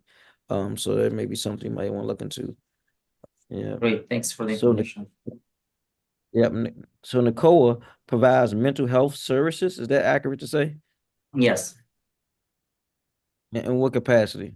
So we don't have one-to-one, but we do have we call charlas, which is meetings with with a group of people where we talk about mental health, we talk about isolation. We do have art therapy on those sessions as well. So we do not provide medical assistance one by one, but we do have a psychologist that comes and provides I would say a meeting with the group. We call charlas here in Spanish, to provide those assistance. So to show them they are not alone. They are not, others suffer from the same type of problems, including isolation after pandemic, which is devastating now. People are now suffering from that as a result from the isolation from the pandemic. So we try to bring these people together on those charlas and do give some type of therapy, like art therapy. We've seen it's a very promising and it's working very well. But it will also tell them about the needs of going out, participating in activities, participating in groups, meetings, in the community meetings, things like that. Thank you. I appreciate your work and your services, man. Oftentimes our singers get left out, those are the ones who came and paved the way for us to have some opportunities we have as younger men. But we have to make sure we're able to take care and make sure they have a place here in the district that's near and dear to me, because I was raised by my grandmother and several other grandmoms in my village. So I want to thank you for that. Of course, thank you. I want to move Thank to you Miss for... Naomi. Yes, thank you, Miss Naomi Ayala. Hello again. Hey, I know you said you have a location in Ward 8. Where is that? I don't have the exact address. I can get it to you. I haven't been in person there myself. I'll get my staff to look it up. No problem. You in your testimony, I lost track. You kind of went out a little bit while you were speaking. Oh, and you were sorry saying about there that. was you saying there was abuse of something practices. And I'm not sure what type of practice there was abuse of, but I'm interested Collection in learning. practices. Collection Huh? practices. Collection Collection of what? practices. Yeah. Debt and Collection as collection. in debt collection? Yes, sir. Okay, speak to that a little bit. What's going on with the debt collection practices? I'm not an attorney myself. I'm the community facing outreach person in the Latino community here. Okay. So, and I'm not totally familiar with all of the cases that our attorneys see. There's a total of 10 of them on staff, and some of whom are volunteers, and this includes our executive director and our chief financial officer or assistant director. Can I speak to something else right now? Yeah, well, if you can send me and Mr. Yeldell on my staff what that is, because we work closely with Attorney General Brian Schwab on the Consumer Protection Division around issues like this, to figure out what are the loopholes and gaps that need to be closed as protecting residents from any abuse and collection practices. There are certain federal Thank you. guidelines and local So we would like to, as a legislative body, use our pen to help protect residents. I'll make sure to get those to you right away. Usually people are, it's just very common that they're not aware what their rights are. And that, especially when they're immigrants, the whole process is instilled with fear. So, getting to know how the legal system works here, being aware of the services that are available to them, but their rights, something so simple as, clarifying how much, getting somebody to clarify how much they actually literally owe on the debt versus charges that have been piling on, and, or getting on a payment plan for, a larger debt.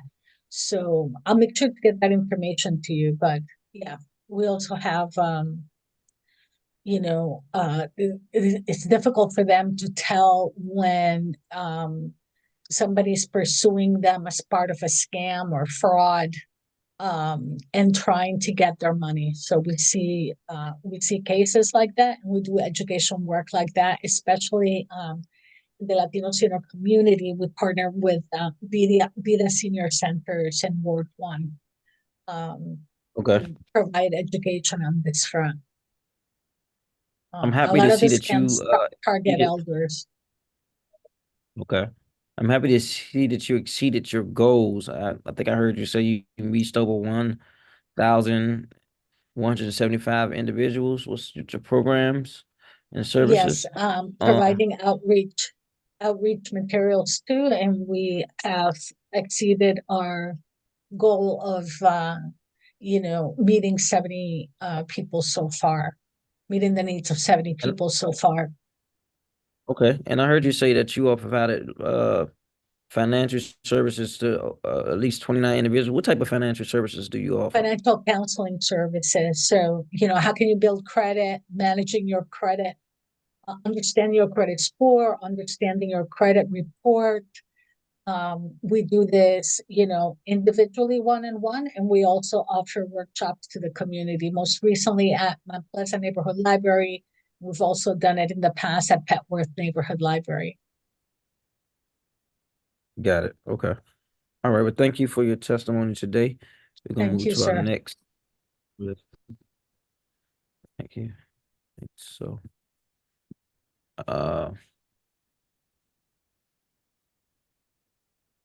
Naisha Slaughter, in a different society.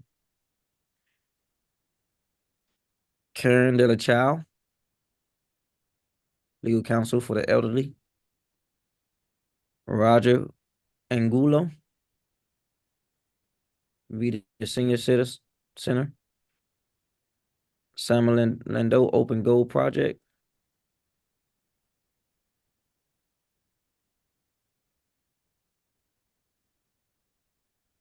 Maria Patricia Corrales.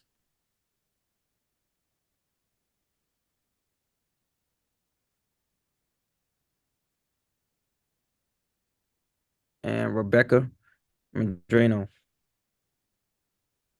Once you come on, you can get started in that order.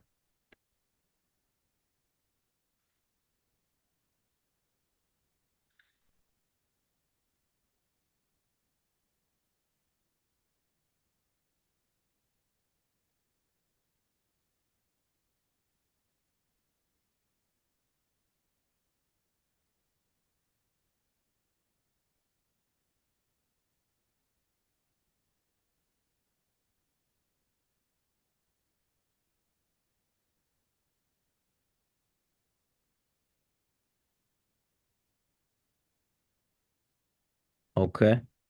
See you still coming into the room.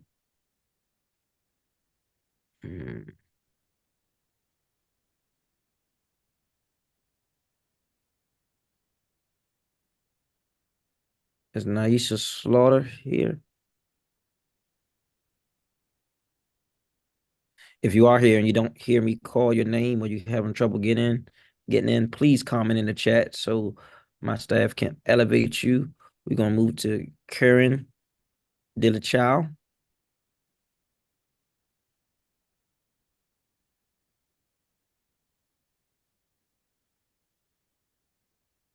You can go right ahead. I can see you. It's going in and out. And Karen, you will be followed by Roger Angulo.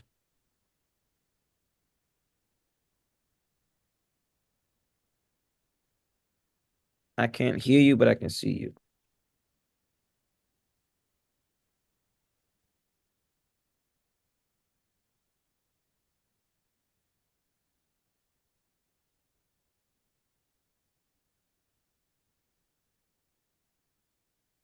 Can you hear me now? Okay. Yeah. Thank you. Thank you, Councilmember White and members of the committee. Thank you for allowing us to testify today on behalf of MOLA, the Mayor's Office on Latino Affairs. My name is Karen Delachow. I'm a bilingual Spanish-speaking attorney with the Legal Hotline at Legal Counsel for the Elderly, or LCE. For more than 45 years, LC has championed the dignity and rights of Washington, D.C. elders by providing free legal and social work services to those in need. Our work addresses the most important aspects of an older adult's life, including housing, economic security, self-determination, and health and safety. We impact the lives of nearly 10,000 people annually while advocating for citywide reforms in laws, regulations, and long-term care facilities.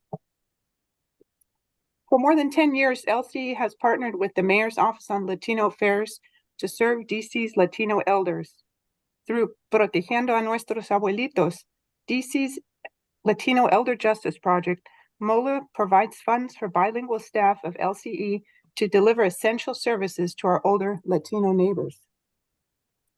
LCE's free legal services support Latino older adults in preserving housing, obtaining and preserving public benefits, planning for incapacity and end of life, protecting consumer rights, and numerous other civil legal needs. MOLA also provides funding to support our outreach that reaches low-income Latino older adults.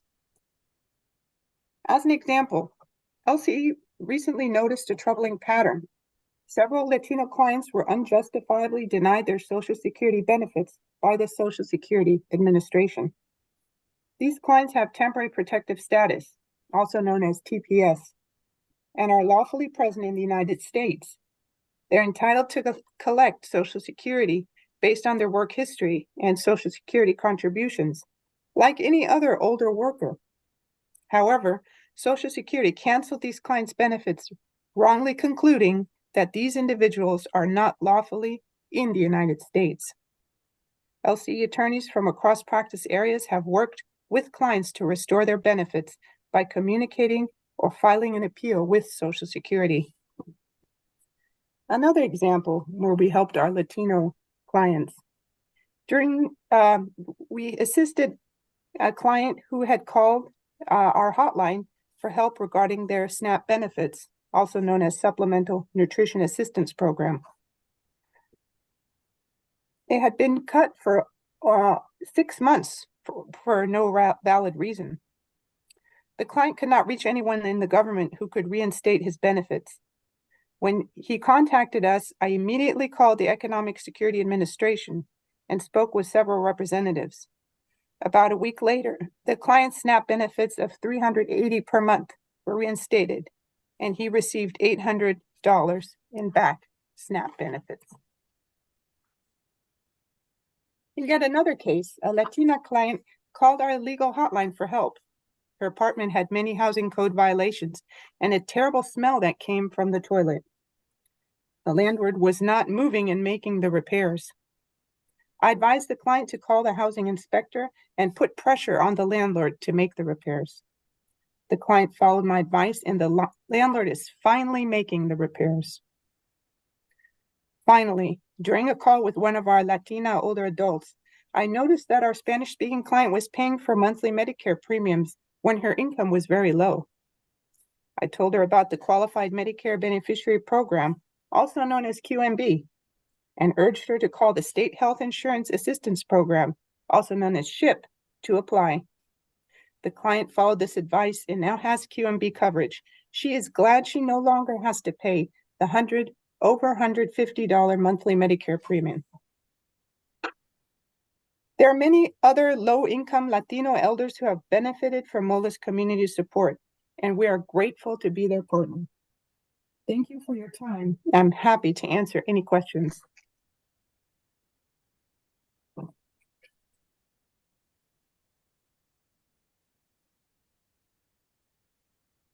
Thank you. The council member just stepped away from his screen real quick. He'll be right back.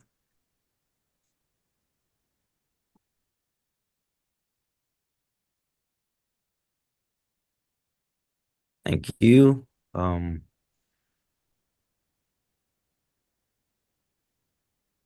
Is Roger Donna here?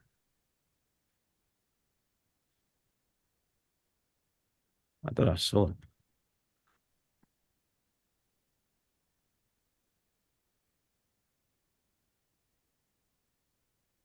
Yeah.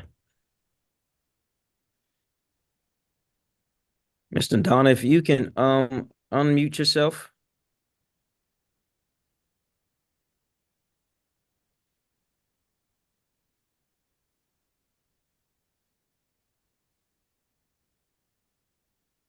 All right, we're gonna skip him and go to Mr. Simon Landu, Open Goal Project. Hey, good afternoon or good morning. Thanks so much for the time. My name is Simon Landau, and I'm the COO and co-founder of Open Goal Project, a 501c3 organization in Washington, D.C., committed to using soccer as a vehicle for youth from low-income families and marginalized communities to break down systemic barriers and empower them to access growth in the forms of higher education, greater life experiences, upward social mobility, and improved long-term health outcomes. Our programs are targeted at filling the gaps that... Sorry. Ms. Maria, please mute your phone or your computer. Our programs are targeted at filling the gaps that our youth face in soccer, but even more importantly, off the field in life. Our core program is DCFC. It's a 100% free-to-play travel soccer program and club that's complete with holistic enrichment programs focused on fitness, financial literacy, college access, workforce readiness, self-discovery, and much more. DCFC empowers our youth to train, learn, grow, and compete completely free of charge in a similar environment to pay-to-play youth soccer and development programs that traditionally cost thousands of dollars each year to participate in. This program provides our youth the platform to develop a greater sense of self-belief, self-worth, and understanding of what hard work, determination, dedication to a goal truly means. Now, for the past 3 years, we have benefited significantly from grant funding and an ongoing partnership from the Mayor's Office of Latino Affairs to support our program, which has been key to us growing our program and scaling to serve approximately 300 student athletes year-round. This program has been made possible by this funding and partnership, and I'm here to advocate to continue to increase investment and resources available to MOLA so they can continue their critical role in empowering organizations like ours to grow, in turn significantly impacting families throughout our community for the better. With the support of MOLA, we're actually now seeing the long-term impact of our program come to life beyond the current student athletes we serve. This past fall, 6 of our alumni competed as student athletes at the collegiate level, all of them being first-generation college students. And to continue to provide role models and mentors for our current participants that they can truly relate to, we put a focus on hiring those alumni back to work with our organization as program assistants and assistant coaches throughout the year.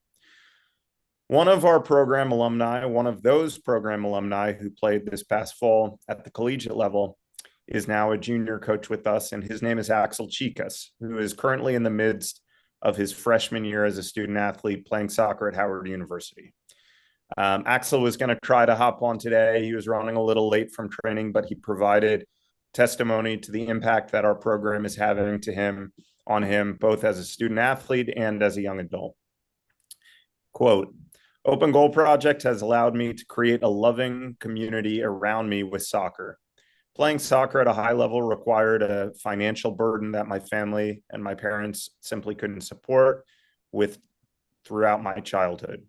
Open Goal Project has allowed me to experience a high level without having to worry about this burden. By leveling the playing field, not only was I able to showcase my abilities to college scouts and beyond, I was able to develop into the player and person I am today. I was able to train at a high level, but also I was able to make remarkable friendships and bonds with people I still talk to today.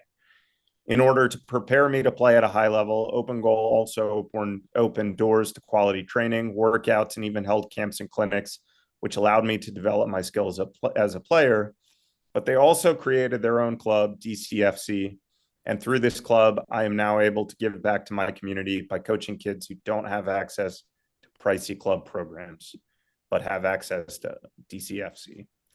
Open Goal Project has opened my eyes to become a better player, coach, and person as I continue to grow older and older, end quote.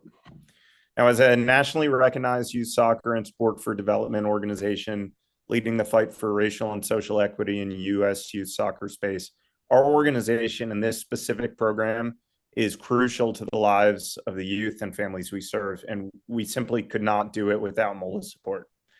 Axel is the son of immigrant parents from El Salvador, and he is just one example of the life-changing impact we can make on our community's next generation as part of our partnership with MOLA. Our current participants look to follow in his footsteps on and off the field, and seeing someone who has been through our program from the same community achieve at the highest level is an incredibly powerful thing. As we continue to grow our program, we're deeply hopeful that support for MOLA can continue to grow as well, in turn allowing us to scale to deliver even more impact in our community. We advocate for continued support of the impactful work and programs like ours in our community that MOLA is supporting, providing our youth with enriching, empowering activities throughout the year. We're so grateful for the support of MOLA, their partnership, and their commitment to our community and our families. Thank you very much for your time. Thank you.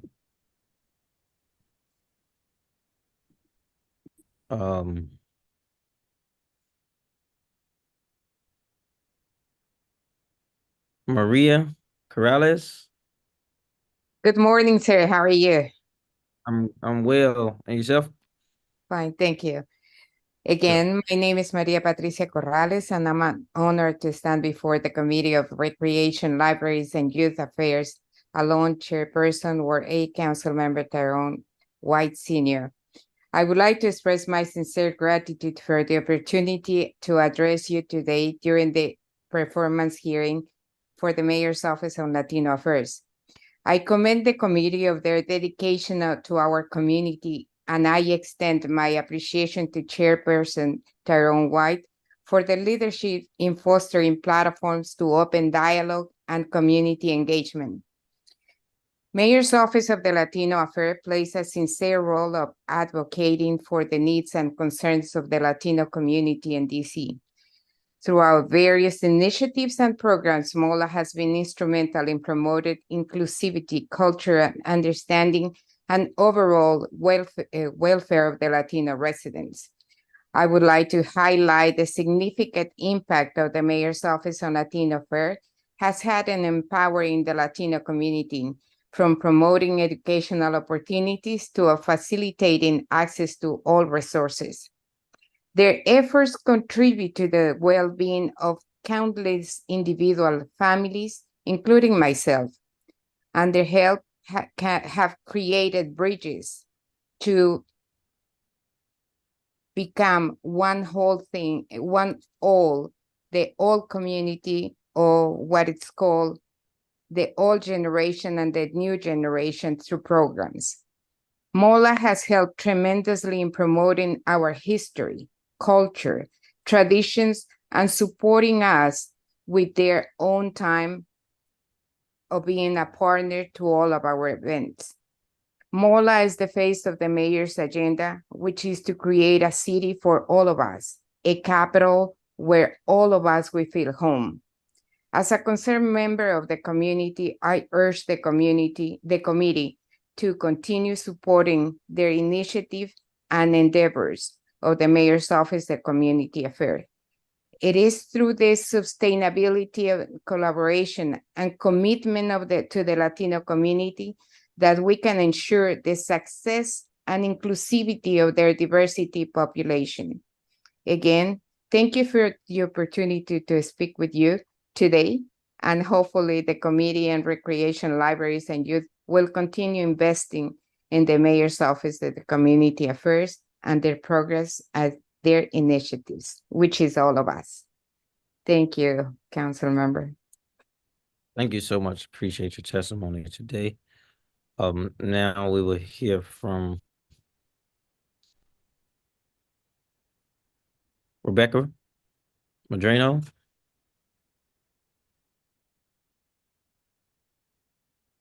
Good afternoon, Chairperson White and committee members.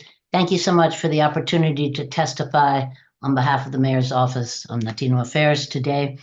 And thank you, Chairperson White, for your commitment to the Latino committee, to the community of this city, as well as your commitment to the welfare and to the improvement of lives of youth and families throughout our city. My name is Rebecca Medrano, and I'm the Executive Director of Gala Hispanic Theater, one of the nation's oldest and most recognized Latino arts organizations. I want to start my testimony with a story that illustrates the transformational impact that our after-school program, Paso Nuevo, has on the lives of its participants with the vital support from Mola. A young woman who is now working for Gala as an assistant director of Paso Nuevo, which by the way means a new step, arrived in DC at age 13 after traveling with her mother for months, facing harrowing dangers as they crossed Honduras, Guatemala, and then crossed into the US at the Mexico border. Once in DC, her mother started working cleaning homes, but the daughter had an artistic soul and wanted to pursue writing and poetry. She discovered Gala and she joined Paso Nuevo when she was 13. We helped her learn English. We encouraged her to attend Lincoln Middle School and then on into Czech. She stayed in Paso Nuevo until she graduated, and then we helped her apply and get admitted to UDC. She's the first one in her family to attend college. Now she has a part-time administrative job at a firm and also works at Gala, mentoring other students. Asked what Gala's program did for her, she said, "It saved my life. I was able to gain confidence in myself and gain skills that helped me grow as a human being and also to help others in my community. Paso Nuevo helped me become the person I am today." I'm here today to strongly encourage the committee and city council to increase the budget for MOLA next year so that the agency can meet the growing demands of our community organizations. For more than 25 years, grants from MOLA have made it possible for Gala to serve hundreds of low-income youth through our Paso Nuevo after-school arts program and summer intensive camp, programs that are provided free of cost to all participants and their families.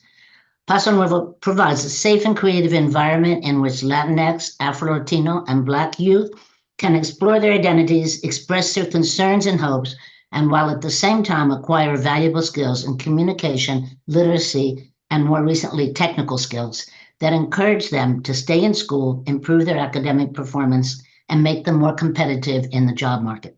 Many of these students first entering the program are either on the verge of dropping out of high school or are performing below grade average. And many also have to work part-time to support their families. With support from MOLA, we also serve over 6,000 high school and elementary students every year from every ward in the city through our student matinee programs. These weekday programs introduce students to live Spanish language and bilingual theater and give students and teachers an opportunity to share their ideas and reactions in talkbacks with artists, directors, and experts. All participating teachers are provided bilingual study guides containing information on the author's suggested reading list, classroom activities to deepen the theater-going experience. These study guides are invaluable as there continues to be a scarcity of classroom materials that are culturally relevant for Latino students. Washington continues to be a hyper-growth region with a Latino population estimated at over 700,000. Of that population, almost 40% is under the age of 25. It's also estimated that 1 in every 4 children entering elementary school is of Hispanic descent. MOLA provides a lifeline to the youth and families who benefit from programs supported by this agency. These children and youth who come to Gala after school every day face violence both in the homes and on the streets on a regular basis, And I'm sure you're aware, Councilman White, of the increased violence in Columbia Heights, where we are located. There's now cases of youth upon youth violence to the extent that my Paso Nuevo students are afraid to come to the program. At Gala, they discover an extended family. They receive constant encouragement and mentoring. These critical programs are only made possible with support of the Mayor's Office on Latino Affairs. Finally, in conclusion, I want to recognize the hard work and leadership of Eduardo Perdomo, the director of MOLA, and by the way, the first Afro-Latino to direct this agency, a proud title to have. An investment in this office now, in these difficult times, will reap twice the return and ensure the full participation of our youth, our most vulnerable population, in the life of this great city. Thank you so much for the opportunity to speak, and I'm available for any questions. Thank you. I appreciate that. I'm just admiring some of your history on the back wall you got there. Ah, that's one of the students getting an award from Michelle Obama. Oh, wow. Oh, And the that's other one okay. is Homeland Security, right? The indigenous people fighting terrorism since 1492. I see their rifles in hand. They There look you like go. Native American. Yeah. Yeah, okay. I see it. 1942, 14. You didn't give me some homework. All right. Where are we?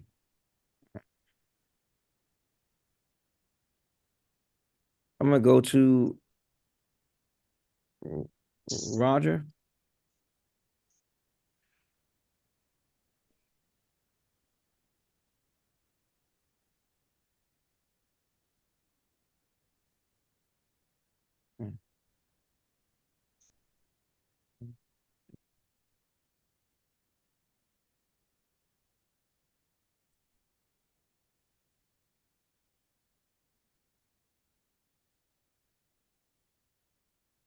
Is Roger still here? Yes, sir. My name is Roger Donna.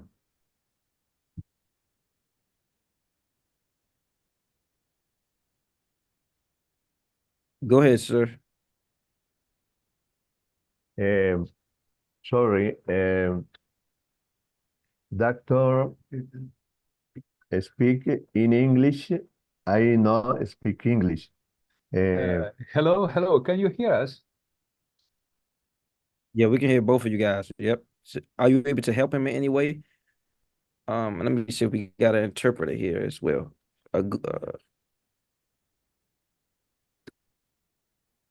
Buenas tardes, señor Tryan White. Soy Roger Donna, participante de Vida Senior Center, organización sin fines de lucro. Yes, I'm going, my name is Jorge Sodero. I'm here to translate Mr. Roger Donna. He will present a statement about, the help he got from Office of Latino Affairs. He said that Roger Donna is a participant at Vida Senior Center organization, which is a non-profit organization here in Washington, D.C. Organización que ayuda a los adultos mayores, principalmente de habla hispana. This organization principally helps seniors from the Washington, D.C. area who speaks mainly Spanish. Quienes estamos muy agradecidos por el apoyo incondicional que nos brinda el licenciado Eduardo Perdomo. We are grateful and thankful for the help which licensed Eduardo Perdomo has gave us. Director de la Oficina de Asuntos Latinos de la Alcaldía de Washington, D.C. y su equipo de trabajo.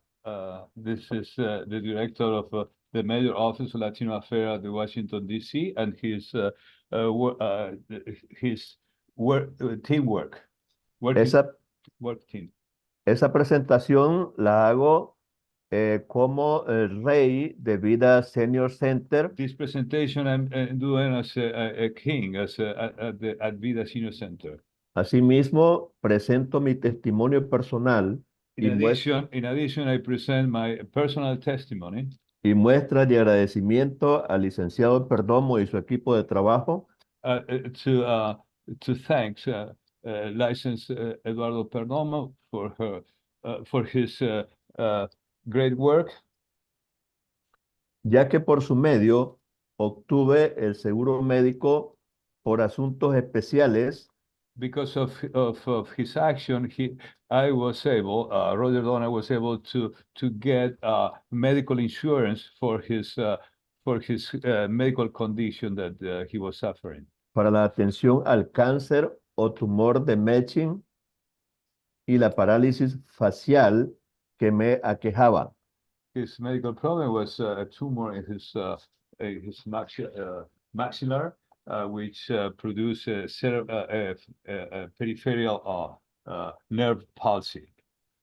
Posteriormente, después de la atención al seguro médico, la salud, furthermore, after my medical attention for my medical problem, el licenciado Perdomo y su equipo de trabajo the license Perdomo and his working team gestionó a través de DOES, District of Columbia Department of Employment Service, que yo trabajara para Vida Senior Center.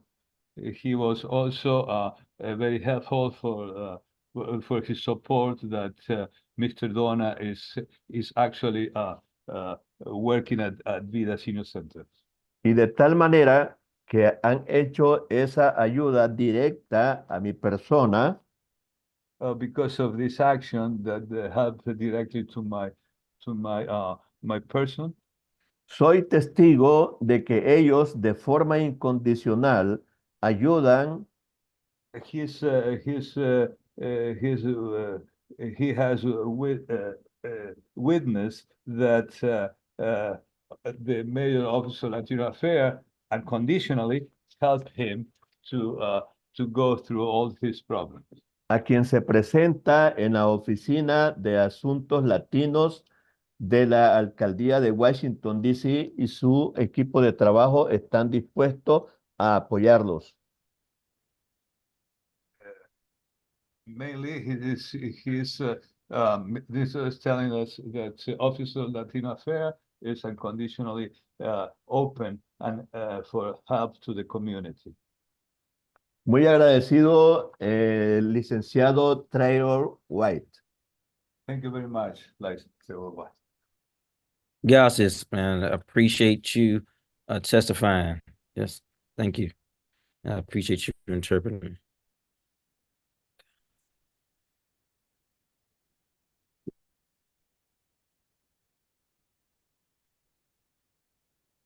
I don't have a lot of questions for this particular panel.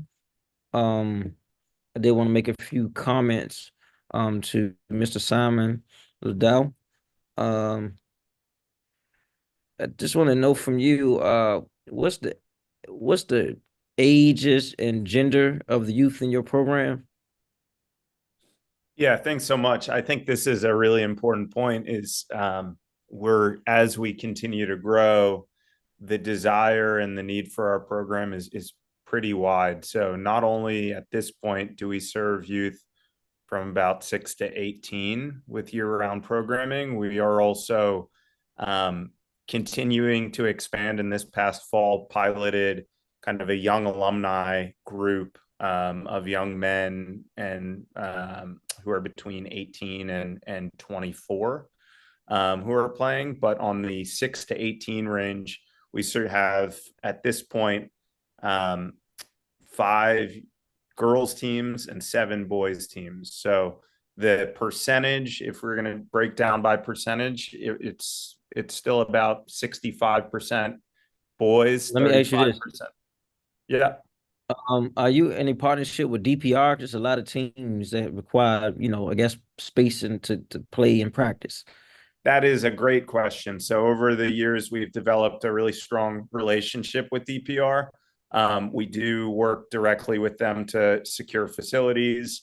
It is a challenge, though, particularly in the fall obviously with football, and then, trying to, as we expand, trying to get priority access over, teams that are pay to play or coming across the park to access facilities. So it is something we're looking to continue to grow, but we have strong relationships throughout DPR. They've been great, and we're hoping to collaborate with them in even greater capacity. So Thank you. I appreciate that.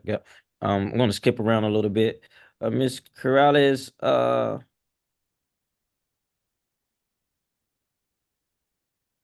just want to know if you said you got a grant from MOCA. She's still here. Okay.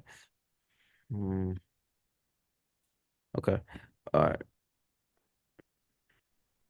Miss Madrino? Yes. One of the things I'm concerned about, as you've spoken to, was the increased violence in the city. More so increased violence among young people. I was in the mayor's council breakfast yesterday in Chinatown. That took up a lot of the conversation about what the city is doing to put safeguards, provide more programming and services, but also intervene about creating more wraparound service for organizations who's touching these young people every day. Let them know we care about them, we love them, and we want to help them increase their, like Mr. Simon said, their self-esteem and who they are, and their value. You said that is affecting your numbers of participants in Columbia Heights. Can you speak a little bit more to that, please? Yeah, absolutely. We used to get on an average of 20, 25 kids in the program, and now it's dwindled to like maybe 8 or 10. And the response we get from them is their parents are nervous sending them to Columbia Heights. They want them to go right home after school instead of coming. It's just, it's become more and more visible and tangible. Now, every other day, there's somebody getting either knifed or shot, on the metro or out front or in front of the Giant. My son happens to be the manager of the pharmacy there, and he communicates with these people. He picks up on the vibes from the young kids. The group was waiting outside of Gala the other day, and I said, what's wrong? You guys aren't walking home? They said, we're too afraid. There's a gang, and they've been threatening us. So I've reached out to the MPD. I want to start a partnership with the Latino Police Liaison. We actually are also looking for some funds to get, we'd even go to the extent of busing. The thing is, it doesn't make sense to bus them from either Cardozo or from Bell, from Chet, because that's where most of them come from. They can walk. Either that or we should have an escort. And more difficult is when they leave, because that's, at 6 or 6:30. And so we need a safe corridor. We need to talk. I've reached out to Brianne, to my councilwoman, and we're in discussions, but we need a lot more work and support in that area. These kids are scared, and these are young kids. These are like, my kids are now 18, right? And these are like 13-year-olds with guns. I don't understand how, but they are. They're threatening them. Yep. It's just, it's the worst I've seen it, and I've been here in the city over 50 years. So I've been in Columbia Heights. I've been down on the streets. This is really getting to a point of serious crisis for these youth.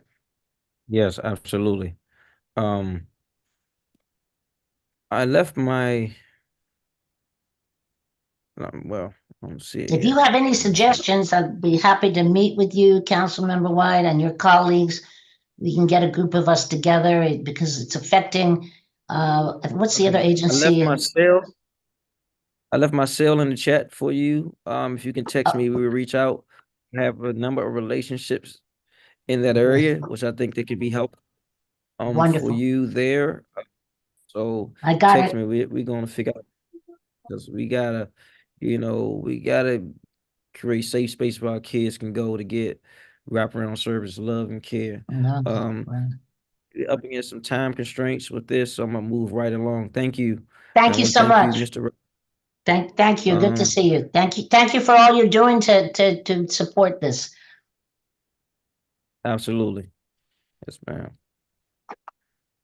All right, we're gonna move on to our next panel, which will be our last and final panel, unfortunately. Maria Teresa McPhail, Mattia, Evangelina Salvador, Reina Sosa, Nkechi Lechi, Yareli Urbina. I believe that's it for this panel. If you are here, raise your hand, comment in the chat so we can elevate you.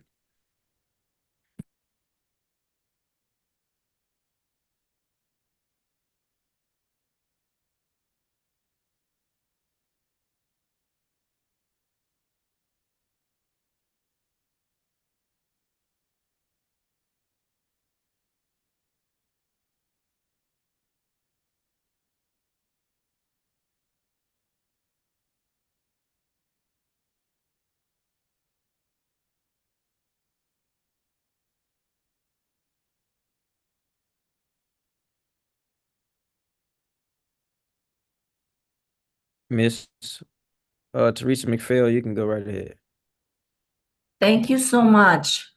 Good morning, Council White and members of the committee. I am Dr. Maria McPhail, President and CEO of Vida Senior Centers.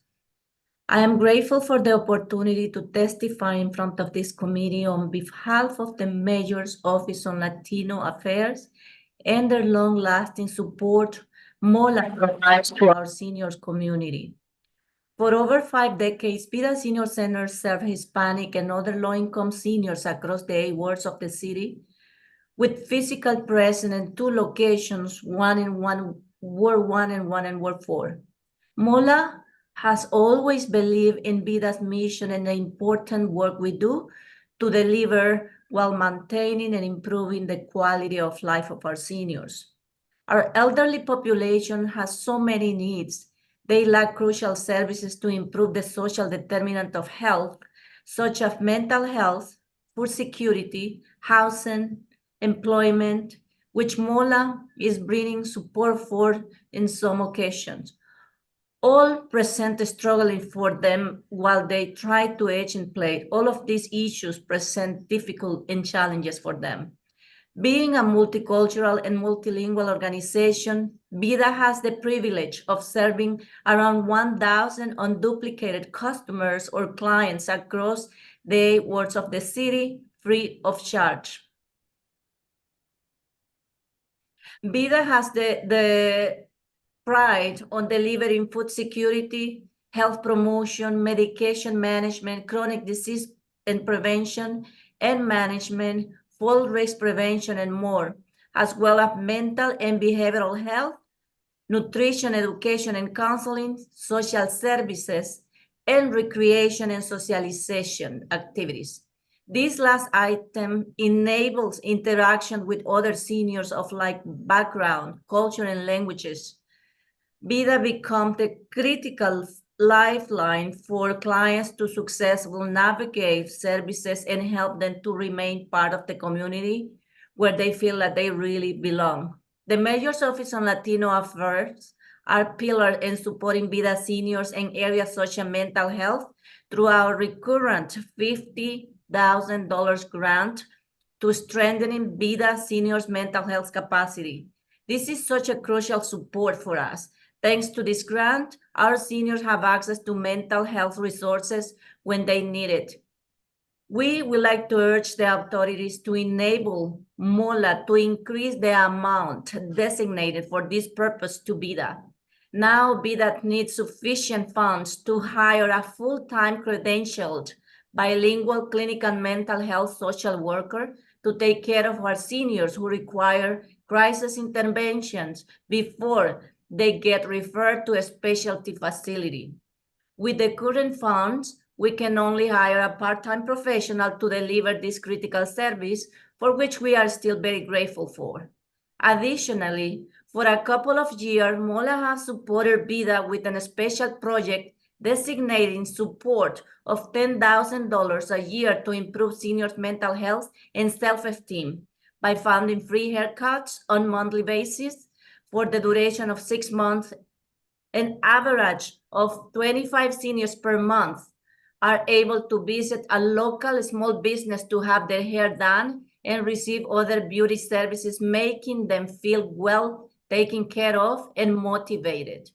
We hope that MOLA can continue with these efforts supporting VIDA. In 2023, MOLA directly stopped an imminent eviction for one of our female seniors who probably would have been or ended up in the street or in a shelter if it wasn't for their intervention.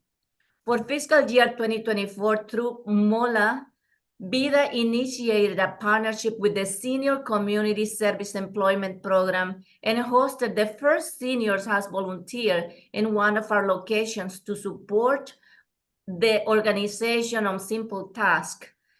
Thanks to MOLA, this senior was provided with a work environment where he feels safe and useful to his peers and the society, while he brings in some type of income to cover some of his bills.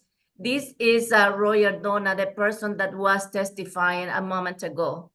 We look forward to working with MOLA to open the door of this program to many more Hispanic seniors in the city.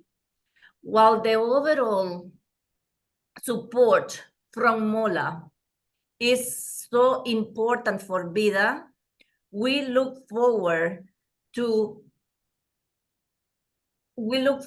so many more areas where MOLA can support the work we do, because we are the face of the Hispanic community. We are their voices, and we are very involved with them. They have our trust, and they always look after us to support their needs. So I want to encourage MOLA to Thank you, Dr. continue. McPhail. I appreciate it. You're over your time. I appreciate that. And I mean to be rude. Just want to make sure we move along. And I'll come back. Mattia, Evangelina, Salvador.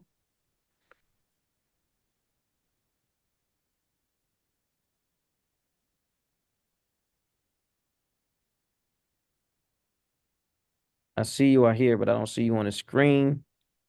And I don't see you. There we go.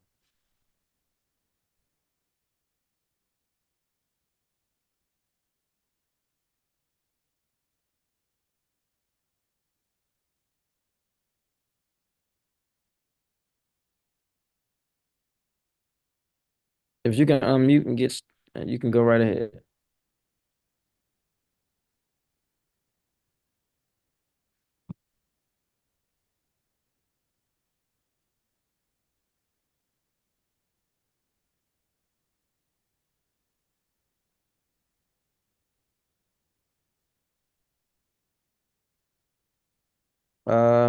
We still can't hear you.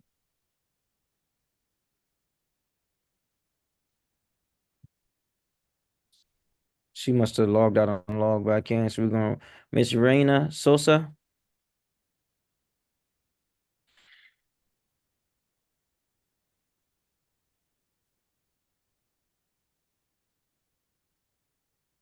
Okay.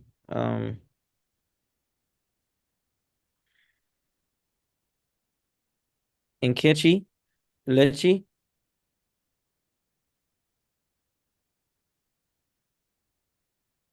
You ready, Urbina? See, you're here. Yes, I'm here, council member. Yep. Good afternoon. Go right ahead. right. Mr. Mateo, I'm going to come back to you in 5 minutes. Buenas tardes. Okay. People, they don't have, you already know how it is. Shirley, do you mind, since she's actually got her camera up? All right.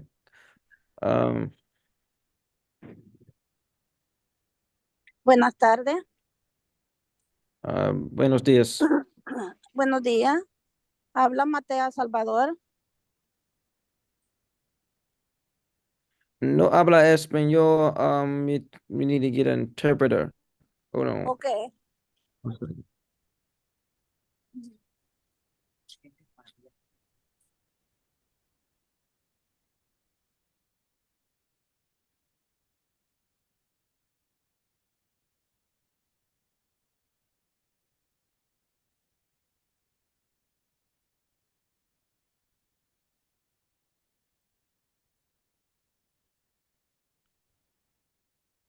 All right, while we're trying to get the interpreter to come on, I see you, Dr. McPhail. If you can help Vita Senior Center, you can go right ahead. You can ask her to go ahead and speak, and we'll go from there. Thank you for your help. Ok, ¿puede empezar a hablar, señora? Buenos días, señorita. Habla Matea Salvador. Good morning, this is Matea Salvador. Good morning. Pues aquí estamos saludándolos a todos los que los ayudan, a todos de hola, el señor Eduardo, pues les voy a agradecer mucho porque de verdad por ellos tengo la licencia y pues es una buena ayuda, ¿sabes? I'm here to thank Mr. De Eduardo vender. Perdomo and all his team for all the help they provide to us. Thanks to them, I have got my license and I can be here today. Siga, señora. Yo aquí vendo en la Columbia High. Gracias a Dios. Thanks Y God, bueno, I sell here in the Columbia High. sí, aquí pues gracias a Dios aquí estamos vendiendo y ya que estamos hablando voy a agregar algo que espero también que ya que estamos hablando que espero que los respalden también con el apoyo de la autoridad, que los apoyen, porque aquí hay mucha delincuencia y pues es una ayuda que los dieran si los pusieran alguien que los vigile aquí siquiera. Okay, while I am here, I want to ask a request. Since you are allowing us to sell here, we would like to request some help with the delinquency. It will be great to have some protection here. Y se les agradece mucho de verdad por la ayuda que los han dado, la alcaldesa, don Eduardo, porque tener la licencia, usted sabe que es una gran ayuda, porque la licencia para vender desodorantes, Actually, what type of gorros. protection? She's asking about security because of the delinquency there. Where exactly in Columbia Heights are you located? ¿Dónde exactamente está en la Columbia Heights, señora? Aquí al frente, abajito del Target. Target. El Target, ¿ya? In front What of are they the... talking about? ¿Ya? Is she on 14th Street?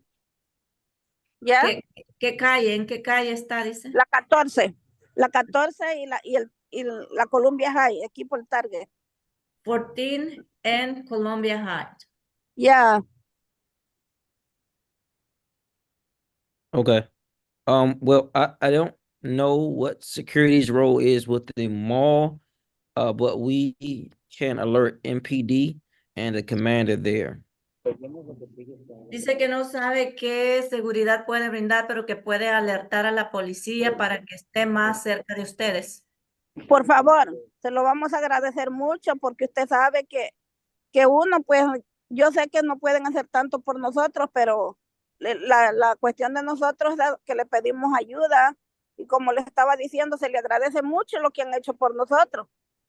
El señor Eduardo, la alcaldesa, todos ellos, es una gran ayuda que los han dado porque estamos actual vendiendo tranquilamente, que no andamos huyendo de la autoridad. That will be very much appreciated. It's great for us to have the support from Eduardo Perdomo and the measures. And the next thing will be to get some security checks. They are very grateful because now they don't have to worry about being persecuted by the authority because they have their license thanks to the Mayor's Office on Latino Affairs. Got it. Thank you. Will do.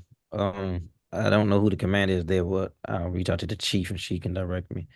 Dice que no sabe cuál es. Sorry. Wanda, if you're listening, can you follow up with that today? There and what's the issue with what's happening that warrants the police? What's the core issue?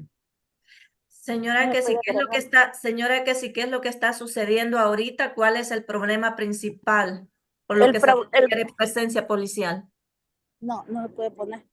El problema que fíjate que aquí pasan los muchachos morenitos y pasan a la carrera, los roban hasta 10, 15 gorros, lociones y usted sabe, por la necesidad de nosotros estamos aquí y esperamos en Dios que siempre les den esa ayuda a ustedes para que puedan seguirlos ayudando a nosotros.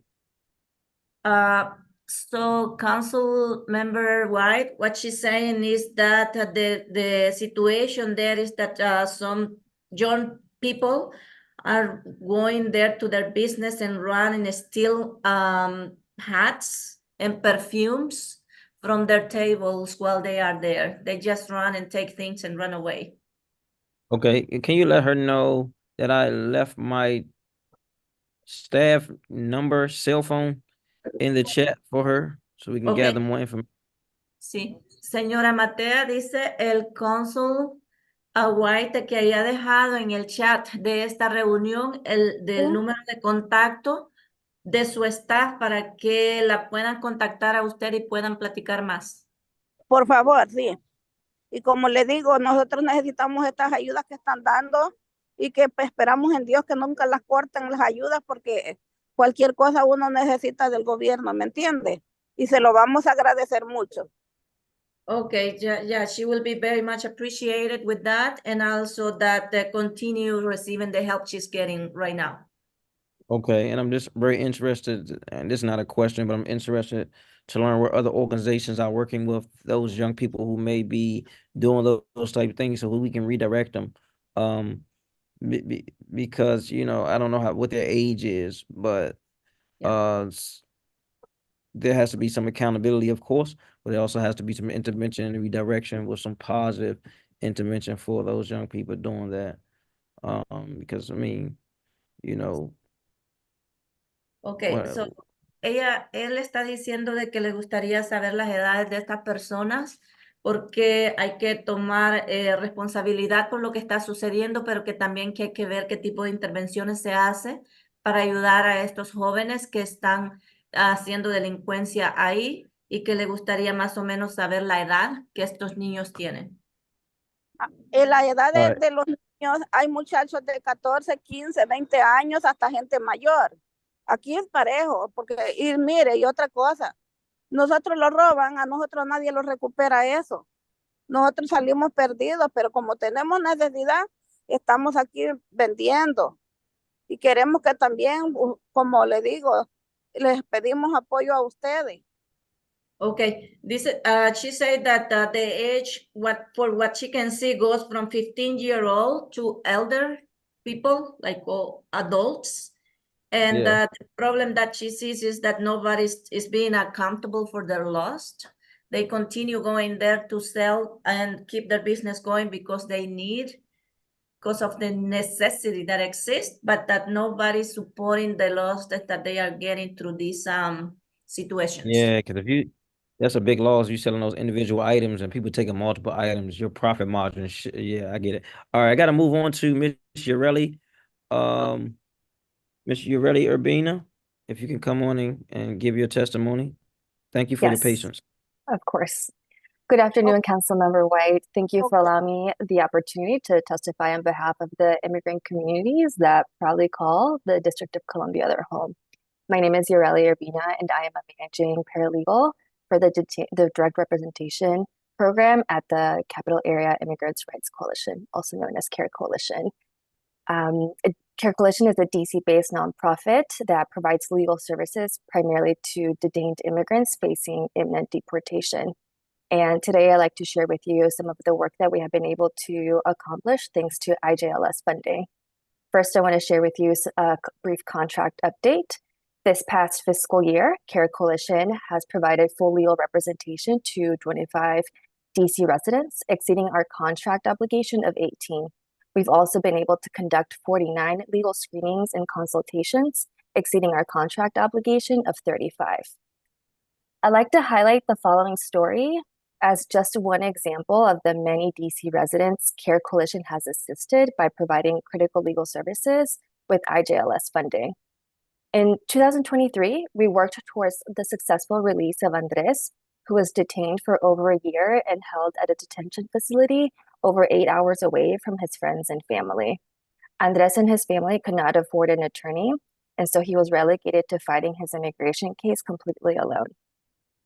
without anyone there to advise him of his right to request bond before an immigration judge. ICE refused to release Andres without giving him any cause as to why. Andres was also eligible for temporary protected status, known as TPS, but his application for relief was put on pause because he was detained and was not able to attend his biometrics appointment, and a critical part to be able to process the application. Despite Andres's attempts to advocate for himself, ICE officials refused to send his fingerprints to process his application. At this moment, we were able to get an IJLS-funded attorney to jump on his case, and this attorney worked for weeks diligently with Andres to advocate for his release and push up the ranks, the release request at the ICE office, until we were able to finally obtain Andres's release. Within a couple of weeks of his release, we were able to have an IJLS-funded paralegal then accompany Andres to a USCIS office, a U.S. Citizenship and Immigration Office.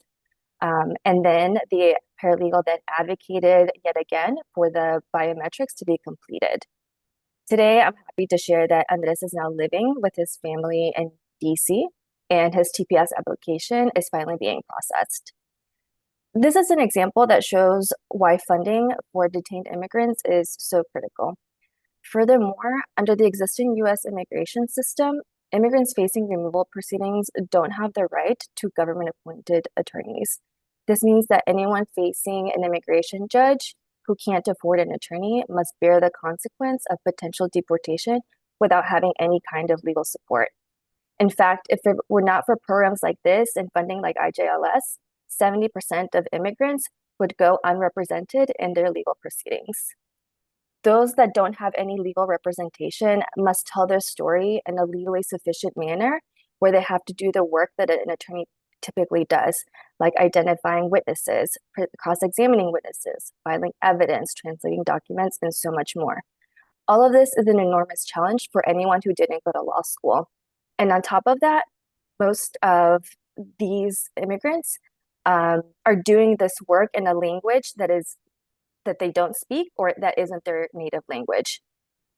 So given the complexities of the immigration system, coupled with the difficulty of preparing and presenting a case while being detained immigrants without lawyers will likely lose their cases regardless of how strong their case may be. IJLS funding for detained residents is even more critical for this fiscal year 2025 because the detention levels are hitting an all-time record high with the start of the Biden administration. Today, there's nearly 40,000 people being held in detention centers across the country. And despite the optimism we had that the Biden administration would improve immigration policy and case processing, what we're seeing in reality is immigration policies continuing to exacerbate the harms inflicted on DC residents facing immigration proceedings. On top of this, we're seeing DC residents being transferred to detention facilities further and further away. And this year, we've been able to collaborate with other organizations to provide that legal support to our DC residents that are being held in Virginia, Pennsylvania, North Carolina, Georgia, and as far as Texas. So we're grateful to the mayor's office and for the providing the IJLS funding, because it's created the possibility for Asset Care Coalition to help our DC immigrant community and help them fight for their fair opportunity to stay in this country and remain safely with their family and loved ones in a safe and embracing community. Thank you so much. Thank you. Thank you, the last one for this particular panel. I did want to, for the sake of time, I don't have a lot of time. I know Dr. McPhail, you talked about stopping an eviction for one of the seniors who spoke today. I'm seeing that more and more in the district. In fact, I'm disappointed in the ability for this government to provide those necessary safeguards like ERAP that's afforded to district residents. I wanted to know from you, does ERAP services apply to those who you service in the Latino community? Some of them does. They do this economical evaluation for the seniors. Some qualify, some don't. This particular person that was being evicted, she didn't qualify, and she was moratorious for almost 3 years. And the tenant was very patient and trying to work out the situation with her and her family, and some organizations that were trying to support her, but she kept going behind. And this is when they couldn't do anything else, and they decided that it is about time. So the case was already for, I think, 2 years in the court for her. So, but this particular one didn't qualify. And I think I am not very familiar with the process, but I know that some of them do qualify.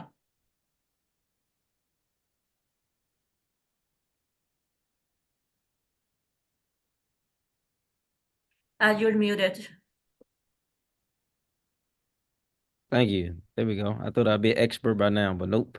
Let me ask you this, Miss Urbina. You stated that some of these I guess some of those who have migrated here don't have rights to government attorneys. How, in your experience, how does the court flow? Is it open back up? Is it working for those residents? Are those who don't get the legal advice sliding through the cracks? Because I guess I'm trying to ask, what do you see happening on a continuous basis throughout the day? Because I know that we were getting large buses of people. We are still getting people here, and there are those who have been here for years still trying to get citizenship and legal services. Yes. So in the immigration court, people who are in proceedings don't have the right to have a government appointed attorney if they can't afford one. So it's very distinct from what we see when people are in criminal proceedings, for example, or another type of court. So this is something that's a unique characteristic to the immigration court. And because of this system, the way that it's working, it absolutely leaves a lot of indigent immigrants falling through the cracks and losing their immigration cases when they had a really strong case because they simply couldn't afford to hire an attorney to represent them and have that legal support there with them. I'm running out of time here. I want to drill down on that at another date and time. Unfortunately, this panel doesn't allow us to ask questions for 2 hours about getting in depth into a subject, but it can be helpful for us as legislators, not just for me, for those who are on this committee and other committees and creating laws that provide greater safety nets for vulnerable populations such as this. We will reach out to your organization to get more questions answered so we can figure out how we can be helpful. We have to move on to our government partners. And you're welcome to stay in and listen in and I guess provide feedback in the chat. And I want to thank everyone for testifying today. And Thank you.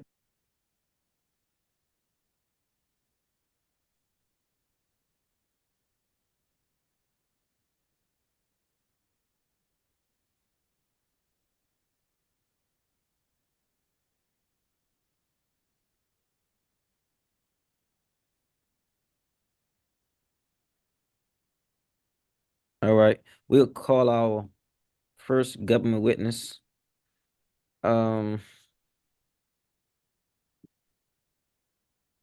Is the infamous Jackie Reyes here?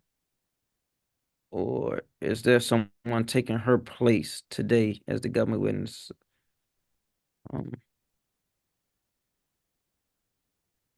Councilmember, can you hear me?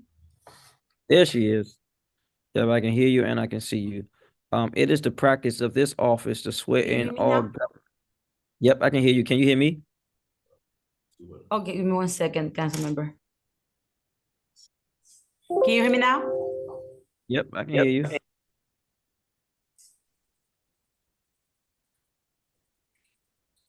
It is the practice of this office to swear in all government witnesses. You can start by raising your right hand. Witness.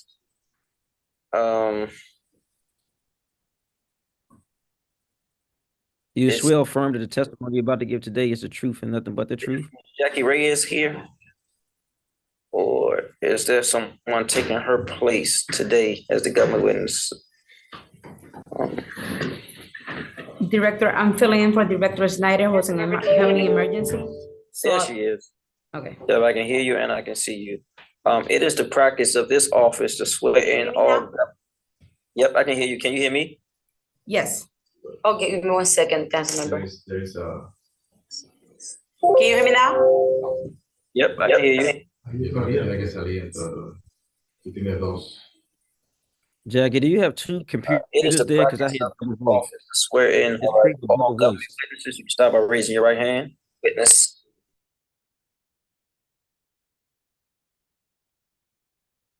Like, we'll wait a moment for Ms. Reyes to jump back on because it's creating a double voice.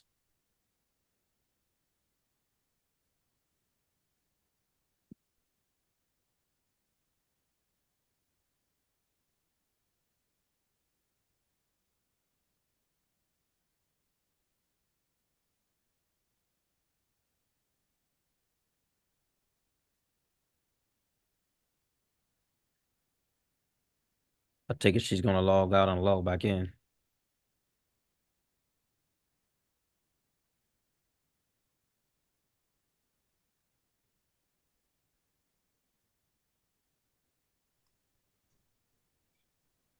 Apologize, Director. Councilwoman, Councilman. I think we both have new computers.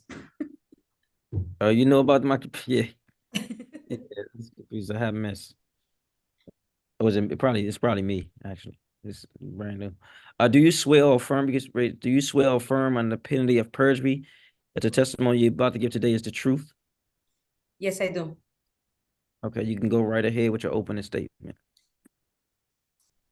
Good afternoon, Chairman Tryon White, Senior, and members of the staff of the Committee on Recreation, Libraries, and Youth Affairs, and members of the public. I am Jackie Reyes Janes, sitting on behalf of Natalie Snyder, Executive Director of the Mayor's Office on Caribbean Affairs and Community, also known as MOCA. Today, I am pleased to testify before the committee about the Mayor's Office on Community on Caribbean Affairs accomplishment for FY23 and FY24 to date. First, I would like to thank Mayor Bowser for her leadership in honor of appointing Natalie Snyder to lead the Mayor's Office on Caribbean Affairs and to serve the Caribbean community.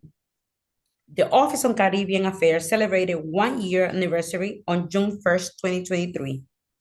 Our mission remains to continue to connect with members of the Caribbean diaspora in Washington, D.C. for all 8 wards to promote the existence of the office. Secondary, to link members of the community to the many services offered by Mayor Muriel Bowser in the District of Government. And third, to promote and uplift the Caribbean culture in the district to include our culinary, artistic, professional, and historic and business contributions. Last year, we connected with over 500 Caribbean constituents to include businesses, associations, and residents to promote the existence of the office. We established the office's social media accounts, Facebook, Instagram, Twitter, and recently LinkedIn and YouTube, to have a multi-pronged approach to help the leverage to the flow of information to as many Caribbean constituents as possible. Across all social media platforms, we grew our followers daily and averaged to 300 to 1,500 impressions, with as many as 2,000 impressions looking at a single post. We launched the Caribbean Connection newsletter and emails to reach as many Caribbean Washingtonians as possible. We created the Mayor's Office on Caribbean Affairs website platform to allow all district residents to learn more about the director, the office, and how to stay connected to our programs, policies, and calendar of upcoming events a year. We are excited by the number of residents interested and work with the mayor's office on the talent appointments to help establish the advisory committee to the Office on Caribbean Community Affairs. We promote the advisory committee through all 8 awards and swore in 11 prominent community-focused Caribbean Washingtonians.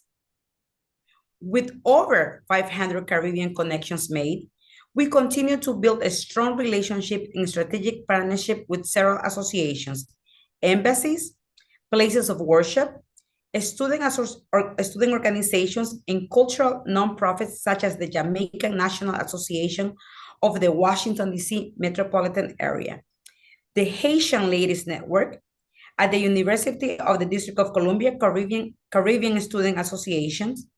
These partnerships were all made in effort to connect with as many stakeholders from the Caribbean diaspora as possible and to learn about the pressing issues and challenges they face and how to connect with the resources provided by Mayor Muriel Bowser and the District of Columbia government.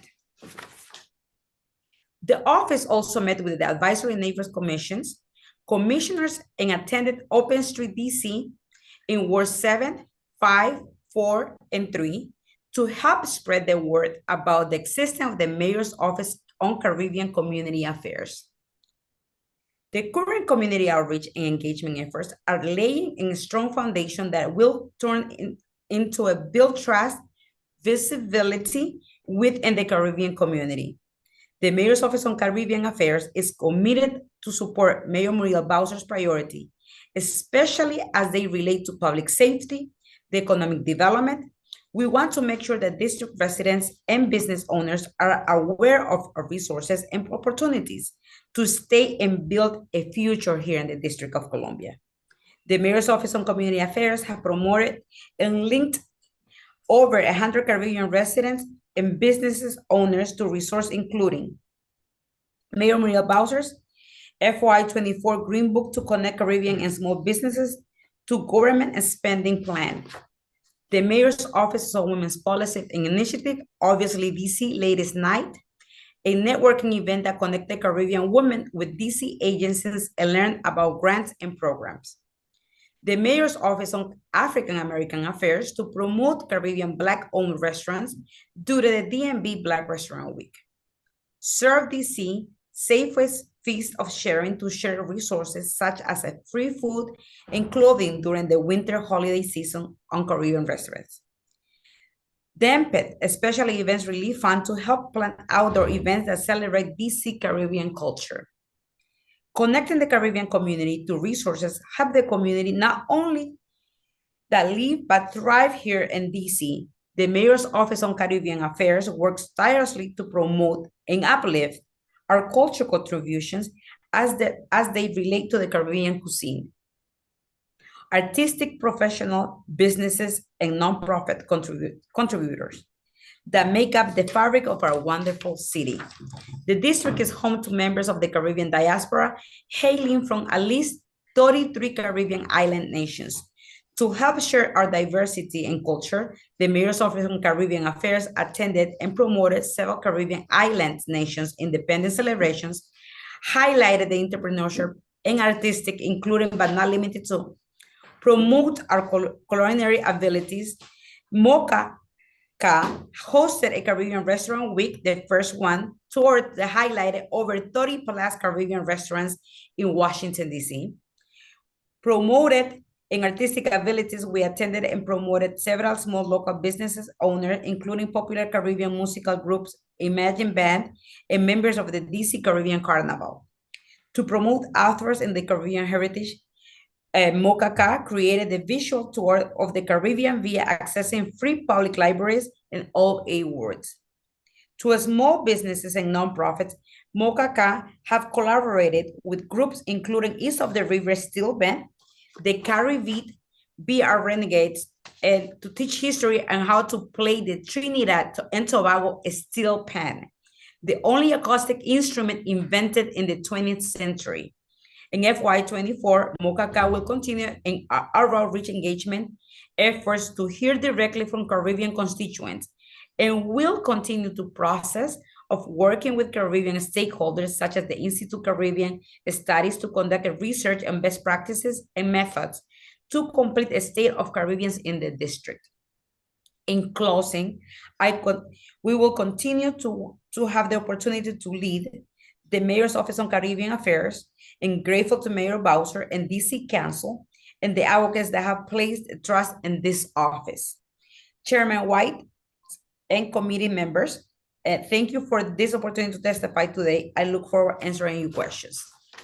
Mil gracias. Thank you. Thank you so much for your work and for the agency's work in the District of Columbia. I know you reached your anniversary in June, or your first anniversary, June 2023. And it's fairly new. Is it accurate to say you only have 2 employees, director and associate director? Is that accurate? Yes, Chairman, but Director Snyder, she also has the 11th commission that they also dispersed throughout the city. And Director Snyder with Kai, who is the associate director, they amplify the message, and they're in every single event. Okay. And so tell me, how does the agency conduct programming? So I think the first year, Chairman White, he was setting up the tone of the office and getting the commission ready. So the programming, it's still on we're still approaching with that and working with Director Snyder on how to programming. But the main thing is the outreach effort. Got you. I know you were creating a newsletter that have 500 subscribers on your, and has 4 social media accounts. Tell me how's that work connecting with the populations you are funded to serve? Yes. So the Director Snyder has been reached out, and like you say, the growth in the first year, that was the main goal, on having people to know what the office is and what they do, and connected them to many services. As you can see, the network that she has done throughout the other MOCA offices, through the African American Affairs to Women's Policy, they have done that outreach and amplify on the social media. But it has a growth. It's one of our new offices that has been, the impressions has been done, but also the face-to-face. They are located at the RIP Center, and they have their in-person, people come in also into the building. Has this advisory committee been able to create the subcommittees yet? They have chairman, and they also have a meeting every Monday that they have lunch and learn, and they talk to the commissions. So they have 4 meetings a month, and then their general meeting is 6, for a year. Okay, that's progress. I know originally we're talking about building your strategic outreach, but the director talked about that, and regarding giving information out. How do you feel that's coming along now? So the Director Snyder has done a great job on doing signing sheets and also following up at events, and she's very detailed and I would like to say intentional about. Is one of the directors that is more intentional about the signing sheets and creating a emailing list and phone number list. So it's coming along.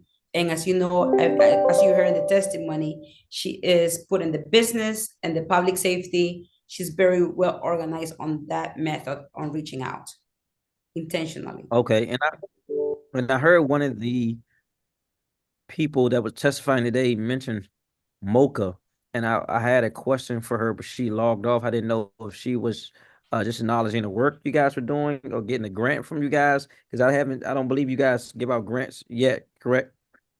But we have one newsletter, Director, from the mayor's office on Serve DC, that we have it bi-weekly, and that's what Director Snyder is very well, and she in her newsletter, she published the grants. So even though she doesn't have grant authority, she makes sure that her community have access to the grants that is given throughout the whole government. Okay, got it. Is this a desire of this agency to one day give out grants? What's your thoughts on that, if you know the answers to that? Director, all of the grants that are given through the government, I have access to all the constituency offices. So everybody can apply. Okay, I'll leave it like that. What are some of the top 5 nationalities from the Caribbean diaspora represented in Washington, D.C.?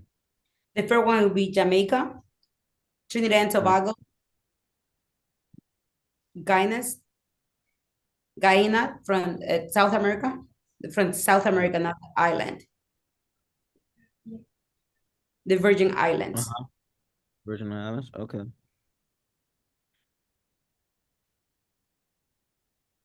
Okay, got it. Well, since you're so new, I don't have a lot of questions for this agency. I want to thank you for filling in as you always do and making yourself available to advocate and intervene, provide resources. And if we have any additional questions, because I see you all answered our preliminary questions sent to the agency that we sent just a few weeks ago. And because it's so new, it's not a lot of budget/program responses. So we'll follow back up if we have any additional questions. Ms. Reyes. Thank you, Chairman and members of the committee. Thank you. We welcome our Ward 1 council member, Brianna Doe. Did you have any questions for this agency, Councilwoman? No, sir, I will reserve my questions for the Office of Latino Affairs. Thank you, and good to see you, Director. Thank you, Chairwoman.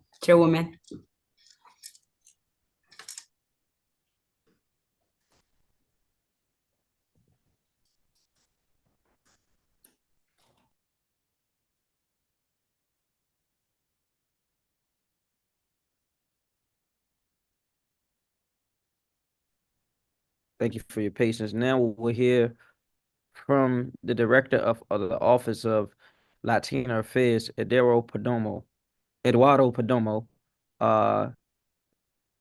And if you can come on, I can get you to swear in, Mr. Perdomo.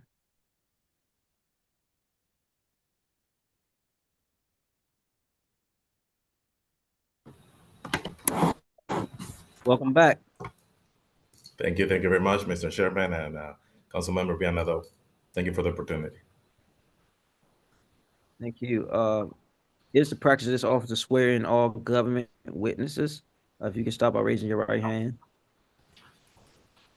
There we go. And is there anyone else from your office that will be speaking as well? No, Mr. Chairman, right. Okay. Do you swear or affirm under the penalty of perjury the testimony you're giving today is the truth? Yes, sir. I swear. All right, you can start off with your opening statement. Thank you very much.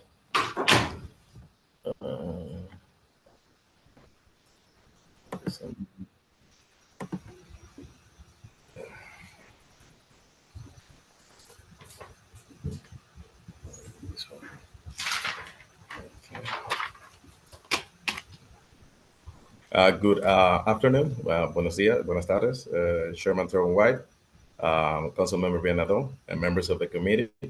My name is Eduardo Perdomo, and I'm honored to serve as the Director of Mayor's Office on Latino Affairs, better known as MOLA, under the visionary leadership of Mayor Muriel Bowser. Chairman White, Councilmember Vianado, thank you for the opportunity to testify today about MOLA's performance fiscal year 23 and 24 to date. Going into the second month of this new calendar year, MOLA staff is full of energy to continue serving our community by connecting DC Latinos to a wide range of opportunities available to them through DC government agencies and or our community partners. I have received instructions from Mayor Muriel Bowser to incorporate our DC values of diversity, equity, and inclusion in the planning, execution, and evaluation of every single program, project, and activity conducted by MOLA, with the sole purpose of improving the lives of the over 80,000 Latinos that have made DC the place they call home. Through the past year, my team and I focused on assisting Mayor Muriel Bowser in delivering the district inclusionary comeback, using Latinos' diversity cultural backgrounds to bring more people to the downtown area and to serve as a bridge connecting different constituencies that have made DC the place they work and live. I want to take this opportunity to thank Mayor Muriel Bowser for her constant support to DC Latino communities. I also want to thank my team, community partners, and other government agencies. Without them, we could have not been able to serve and improve the lives of members of the Latino community. Mr. Chairman White, Councilmember Vianado, now I want to share with you and the members of the committee some of MOLA's key accomplishments for fiscal year 23 and 24. I'm proud to report that during fiscal year 23 to date, MOLA stayed open every single day from Monday through Friday, from 9 a.m. to 6 p.m., providing in-person services and stepping up to all challenges, making sure that DC Latinos benefit from access to essential services. During fiscal year 23 and the first quarter of fiscal year 24, MOLA has subscribed over 300 DC Latinos to the Solar for All program. This is a collaboration with the Department of Energy and Environment, and the total of these individuals enrolled into the program could save up to $150,000 in reduced electricity bill while contributing to the district's environmental goals, a win-win situation. Furthermore, MOLA facilitated the connection of over 845 DC Latinos to medical assistance, enabling them to obtain or renew their access to the Health Insurance Alliance, and also promoting equity and inclusion in the provision of vital health services. In addition, MOLA assisted 102 households in paying back rent through the Emergency Rental Assistance Program, ERAP. Additionally, in fiscal year 23 and the first quarter of fiscal year 24, MOLA, in collaboration with community partners such as the Capital Area Food Bank, Francis on the Hill, Goya, and Pan Am Latino Grocery Store, has distributed over 900,000 pounds of free food to DC residents. The food distributions were supplemented with wraparound services in the form of immigration legal services, health services through the provision of COVID-19 vaccines, flu shots, diabetes prevention, mammograms, Zumba exercises classes, and more.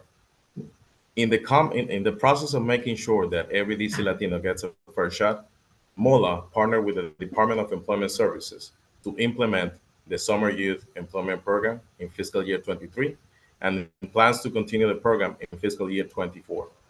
As a result, 130 DC Latino youth ages 14 to 24 were exposed to workforce and training programs and collectively participated in 18,850 hours of structured activities. Furthermore, MOLA partnered to support over 125 community-based programs, approximately delivering 164,000 of units of direct services, impacting in a positive way the lives of DC Latinos going from toddlers to seniors. Also, last year, MOLA and its partners hosted 288 events, generating meaningful engagement with over 20,000 DC constituents. Additionally, during the fiscal year 23, MOLA, in collaboration with the Greater Washington Hispanic Chamber of Commerce, successfully inaugurated the first ever DC Latino Restaurant Week, and we are currently organizing the second edition of the DC Latino Restaurant Week. Beyond the scope of statistics, MOLA standings in the community has continuously grown. I'm grateful for serving in Mayor Murabal's administration, for her leadership and constant support to improve the life of DC Latinos, and for allowing me to have the privilege to work hard to serve my neighbors. Mr. Chairman White, members of the committee, Councilmember Vianado, again, thank you for this opportunity to testify for your leadership, and I welcome any question that you may have at this time. Thank you very much. Thank you. For your leadership and for pushing the narrative and your remarkable work. For our Latino in the district, especially during the pandemic, it's remarkable the work you and your team and your partnership to undergird and stand in the gap for individuals needing services for the most. I want to start off with a few questions for you, Director. You have 5 vacancies. We currently, pardon me. Go ahead. Yes, we currently have, I believe, 4 vacancies at this moment. Can you clarify what vacancy was filled so we can know? Pardon me? I cannot hear very well. It seems like the volume is not. My volume is up fully. Thank you very much. Can you hear me clearly? If you could nod or give a thumbs up, can you hear me clearly?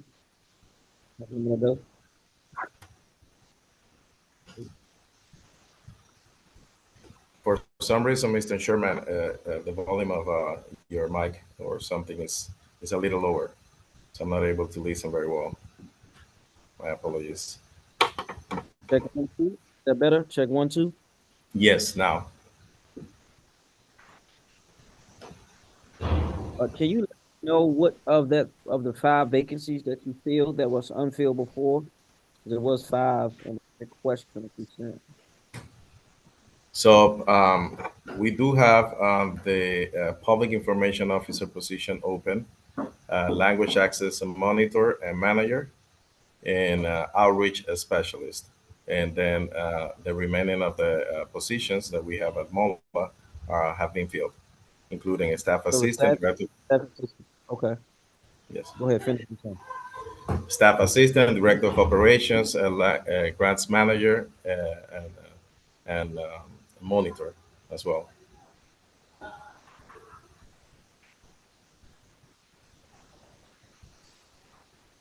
And to my understanding, you currently lease a Dodge Caravan.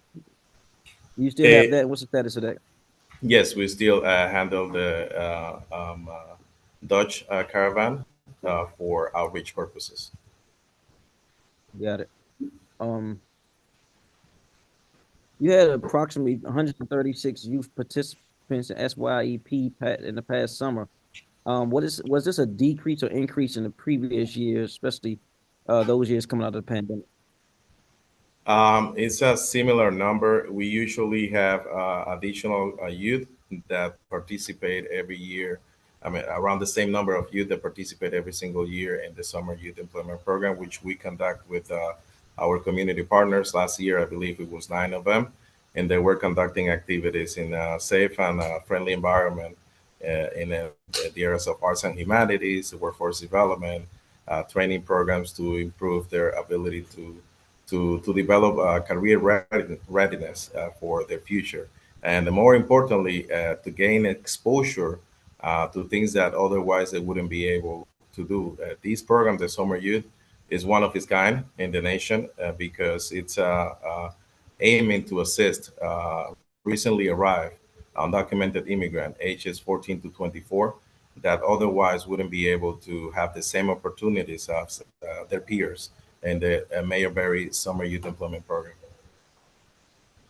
Thank you. We've heard some of the barriers to participate in programs from youth from some of the grantees. One of the critical issues is just public safety. And you are, communicating more on the ground with the organizations. Are you hearing that public safety is a barrier for youth and young adults to get to programs, to get the services?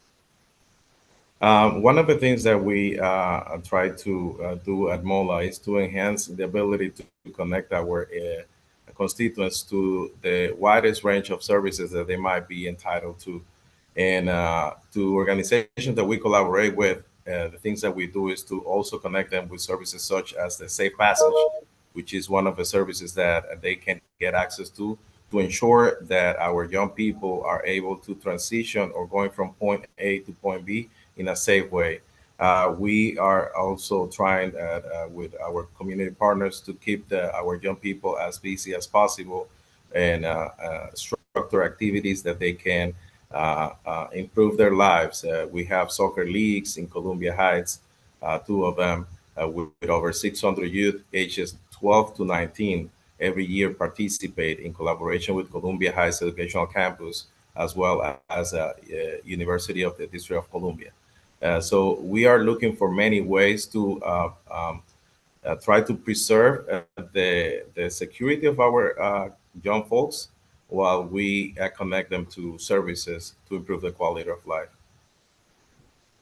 Thank you for that. And I don't know, Councilwoman Adolph, you were on here not during the time we had a Miss Mattia Evangelina who spoke. She is on 14th Street in Columbia Heights as a vendor. She was expressing her concern about losing products because I guess young people are snatching her things. She said younger to older and running off. And so we agreed to follow up with you and MPD and also any outreach organizations that can assist in redirecting some of these young people there. So I just want to put that on your radar, the Director Perdomo as well, so we can assist her with that. Yeah. Director Perdomo, one of the things you do is give out grants to various organizations. I think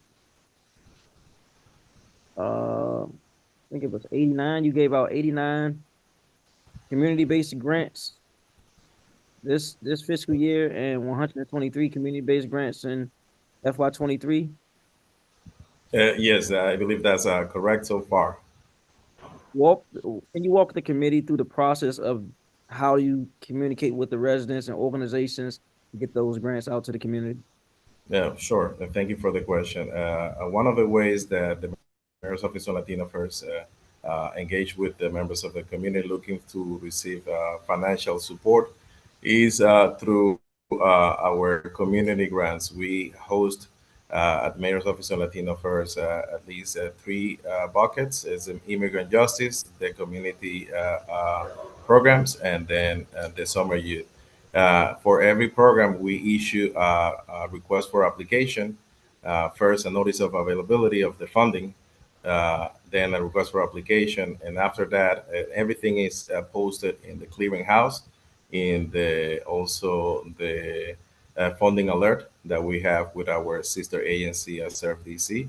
So this is open to the public and any person willing to, or organization willing to serve DC Latinos and willing to having a place of business here in Washington, DC are eligible. Once they submit their applications through one of our software that we have for that purpose, these applications are reviewed by a community panel of reviewers, which is external reviewers, and then they provide their feedback in these proposals, and we take those things into consideration. Then the grants go through Grant Advisory Review Board, which goes over every single application and recommendations provided by the external review panel. And after that, it's considered for funding, depending on the importance of the program based on a qualification grade that we have of 100 points scale. Are there any specific target areas in which you desire to fund priorities? Yes, Mr. Chairman White. We do provide support to any organization that is willing to provide services to DC Latinos in the area of housing, workforce development, arts and creative economy, health and wellness, education, and civic engagement and public safety.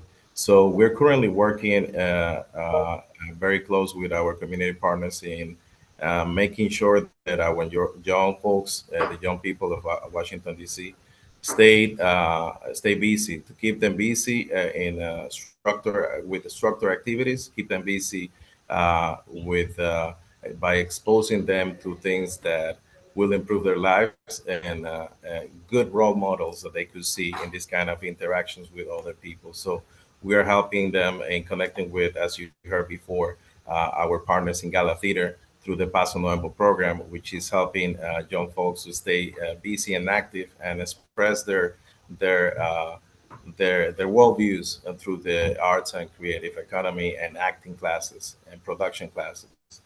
We also do that with City Blossoms, helping them to stay connected through nature and the environment, and helping them to navigate the process of putting together a farmers market.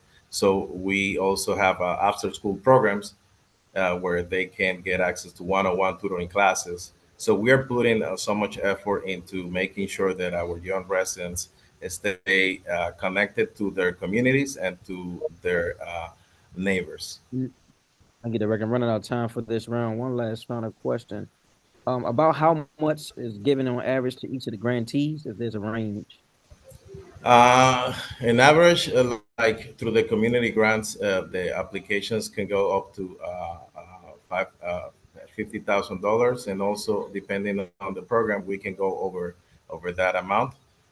It's We have a few grantees that receive additional funding for the immigrant justice and receiving funding to cover the cost of hiring lawyers or providing legal representation to not only DC Latinos, but to DC residents in general. Those are recently arrived or those that have family that are trying to reunify to this wonderful program created in 2017 by Mayor Muriel Bowser. Thank you. I'll digress and defer for any questions from my Ward 1 colleague, Councilmember Brianne Doe. Thank you so much, Chairman. Director, how does your, I want to talk about street vendors. Thank you for teeing that up, Chairman. Of course, well, let me just take a moment to note for those watching at home that we have the RFP out right now for the Columbia Heights vending zone. We'll have a vending zone manager. The areas vending will be allowed is already mapped out in the law that we passed, and it's going to be really great. It'll be managed and all the vendors will be registered and licensed, and that'll really help us understand what's left in terms of folks who may not be there legally or who are vending products that are not allowed. So of course, I think we all agree nobody should be vending stolen products. That's still against the law. That is something that we always can ask MPD to intervene with. And for the protection of vendors, we can also work with MPD to the point that our public witness had earlier.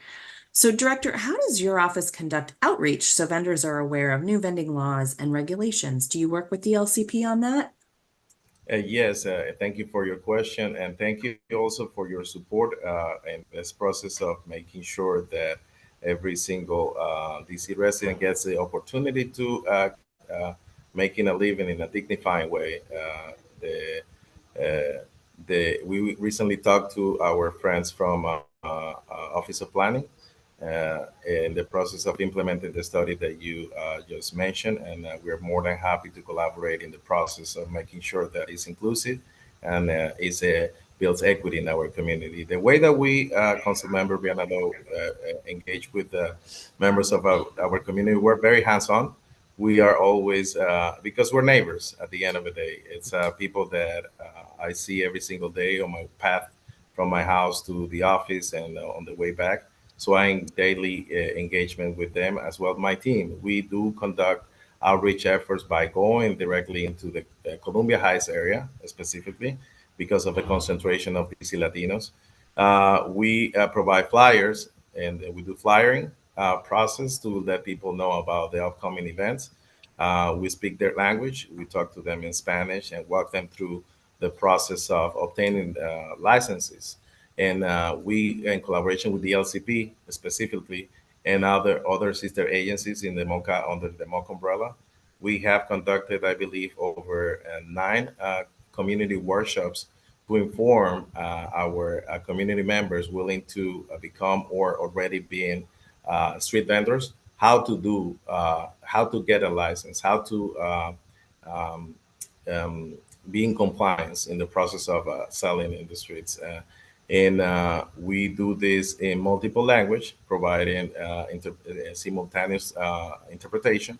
And we do this several days, different times of the day, so they are able to attend.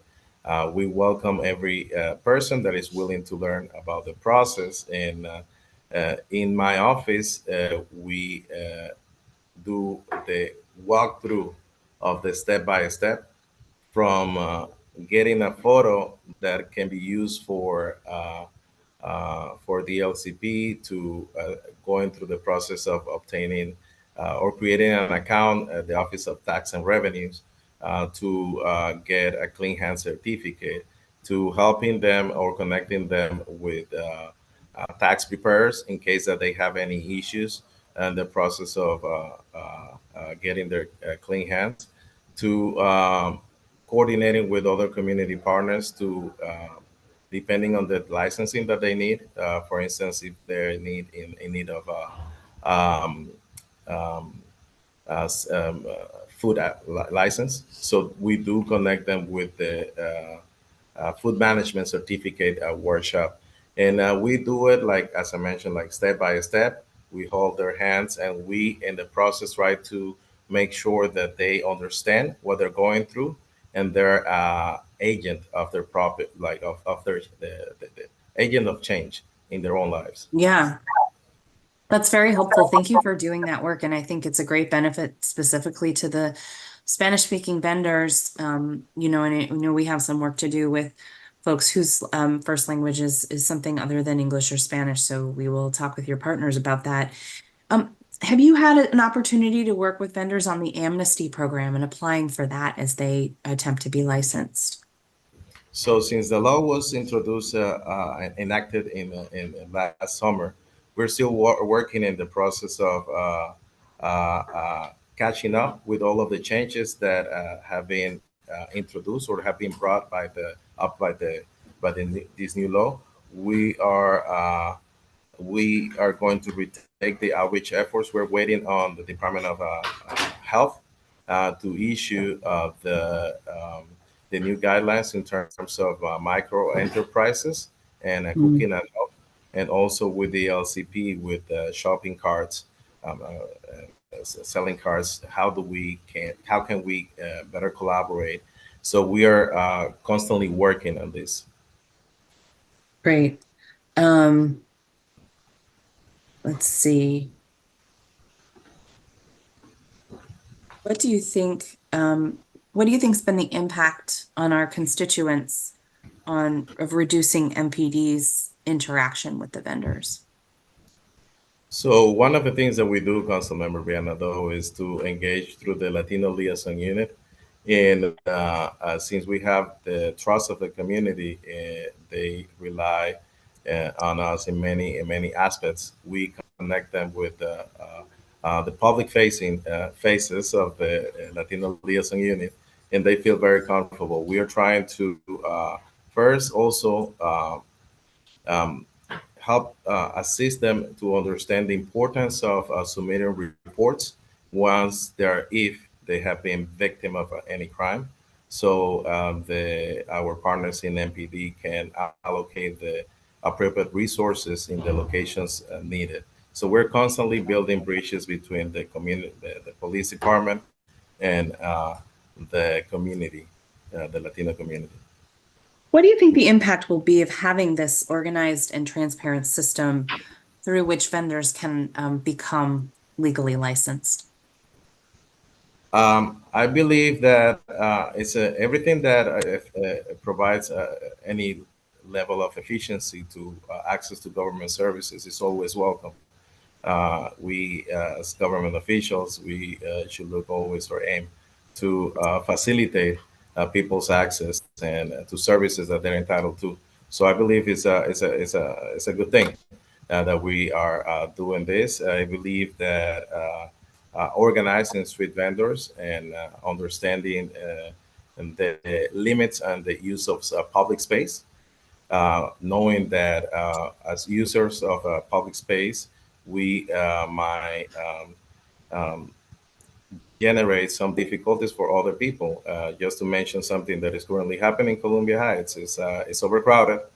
It's creating issues to our senior citizens. They are not able to walk on the sidewalks, and it's something that needs to be fixed.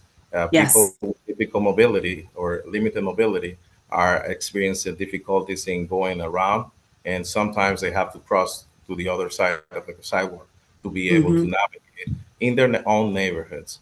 So it's Yeah. something that we have to understand the the, uh, the the opportunity of being able to make a living in a dignified way, but also the limits of using public space without disturbing the life of neighbors. Yes, and as we implement the vending zone, we will definitely rely on you and the relationships you've developed with the vendors to help them understand how it will work, and that nobody's being punished by having to be in the specific designated areas, but it is something we all need to do as a community to ensure everyone has safe access to public space. So I thank you for already beginning that work. I know that will be really a tough one for folks when they've been able to stand where they want for such a long time. So thank you for your assistance in getting the vendors ready for licensure. I'm sure, hopefully you've already been invited by DLCP to the February 27th one-stop licensing event. We're very much looking forward to that after a lot of work by all of the government agencies that will be there and the partners in the community. If you have time in your my final seconds, can you talk a bit about how you're working with the migrants who are arriving in the district? Thank you for your question. And we're collaborating in close, a very close collaboration with the Office of Migrant Services, which has been designated by the mayor to be in charge of the process of welcoming individuals that are being bused from Texas. We provide the level of services through our community partners. We have a robust network of community organizations that collaborate with us in the area of immigration legal services, as well as education and health services. So basically, we reroute some of the services that we are getting through our partners in the community to the Office of Migrant Services to facilitate whenever is necessary the access to these services. Thank you so much for your testimony today, and thank you, Chairman, for convening us. Thank you. Now we turn to Ward 4, Councilmember Janice Lewis-George. Any questions? Thank you so much. Thank you, Director, for being here. You could have guessed Ward 1 and Ward 4 were going to be here. We, as having the largest Latino populations in our wards. I first want to start talking to you about sort of how MOLA is helping with recruitment in different areas. So I want to go through each area that I feel they need more recruitment, and I really want your office to help in a true way, and I want to hear about how you already are doing that. The first area is in education. It is important for our youth to see themselves in the classrooms, especially in their early ages. The amount of Spanish-speaking Latina educators in the district is lacking. As you know, a lot of my schools, specifically elementary schools, have a large amount of that population. And I want those young people to see themselves in classrooms, in social workers, in support staff, in executive staff. How is MOLA helping our education sector hire and recruit more Spanish-speaking individuals to that sector? Thank you, Councilmember Janice Lewis. It's a pleasure to see you here in this committee. I was not expecting the visit, but it's very welcome. And as you mentioned, that we do have the two locations that we have the highest concentration of Latinos are Ward 1 and Ward 4, and many of the schools under your purview in your ward definitely have a really high level of Latinos enrolled. The way that we collaborate we try to build equity in the hiring process, bringing more bilingual staff into DCPS. We have a close collaboration with the CPS Language Acquisition Program, and we try to meet with them very often, at least twice a month, to hear from them the needs in terms of delivering services to the schools under the DC public schools.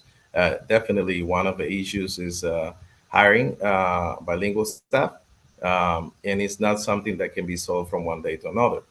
It's not that we are going to have a lot of people speaking another language available to work for our wonderful government in our wonderful school system. But we are promoting through our newsletter, our job announcement, all of the openings available in DCPS. And every time that we conduct the hiring fair, we promote any openings, not only in DCPS, but also in the charter school system as well. Okay, great. I want to, if you all can continue to help in that area, I think it's important, and I would love to see MOLA step up in that regard. And thank you for the work that you're already doing. The next area is in our crime intervention prevention work.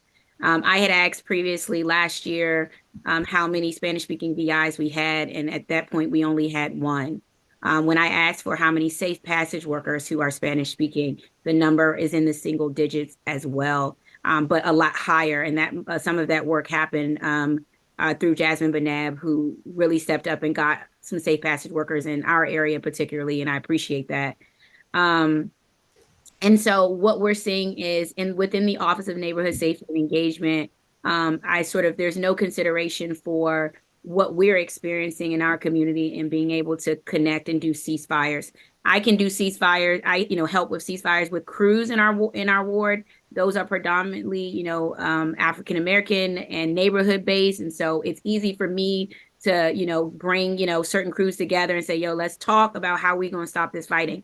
We have no intel or any support as it relates to 18th Street Gang and MS-13, who are still active, who are still operating, and do still cause issues.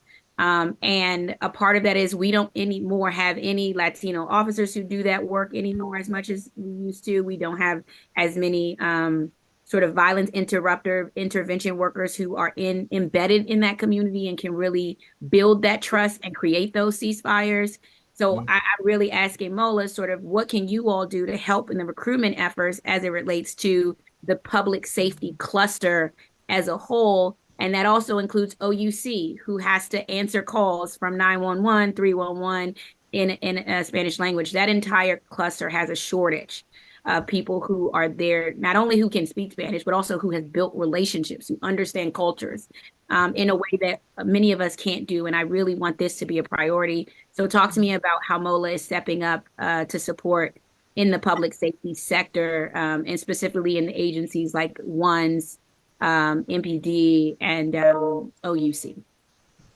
Thank you for your question. So, Councilmember Lewis, we do collaborate with MPD very close in terms of trying to connect and bring MPD and the community closer for that thing that you just mentioned, like trying to develop a sense of belonging and connecting the members of our community without fear of retaliation in an engagement process with the police. And every year we have at least two mayor events. One is the community academy with the police, where individuals from the community are exposed to different layers of the public safety elements that the police have to go through, and they get familiar with our community members. Also, we conduct a community soccer league with MPD, which usually loses their game against members of our community. So we build that level of trust, and people feel very comfortable in engaging in that kind of layout when playing soccer, for instance, because it's very important for our constituents. Then, another thing that we do is to promote different level soccer leagues and program interventions in different areas. We work closely with Jasmine Bernat, who you mentioned just a few minutes ago, and in making sure that every year there is we do a back to school program. We also do a talent show with young folks in different areas of the city. We're trying to promote an inclusionary hiring process through the District of Columbia, specifically to those that are engaged in first responders.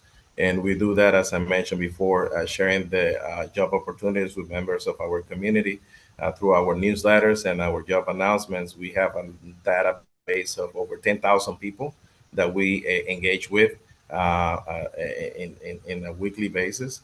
And at the end of the day is giving them a sense of one more thing. We do community walks in the community with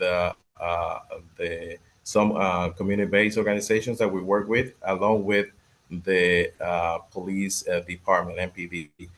So to inform, for instance, construction workers about the process of filing a report when there are victims of a crime. So those are the things that we are currently do that I can share from the top of my head. But obviously, we could do more, and we're willing to do so. Great, thank you. I need y'all in on this. I need somebody who's going to really dedicate to creating a safe space for our young people. In the Latino community, who be a trusted source, who can build those relationships. We can't intervene or prevent things from happening if they don't have that. And right now, that's a huge gap in my ward that I really want to see met. So if you all can really step up and participate and do that, Jasmine App has been a gem in that regard, but I really need that as we try to bring safety to our community. The last sector is our human services sector, which I think is the most important, and how you all are engaging to make sure people can have signed up for their SNAP benefits, have recertified with Medicaid. Even with DBH, sort of, the opioid crisis hurts all of us, right? And so a lot of times there's difficulty, there's language barriers there, cultural barriers there. I would like to see you all helping more bridge that gap and helping people obtain benefits and services in a way that I think only you sort of can do. So just want to, say that I think I have about, a few more seconds left. We as a district can do better by our Latino community.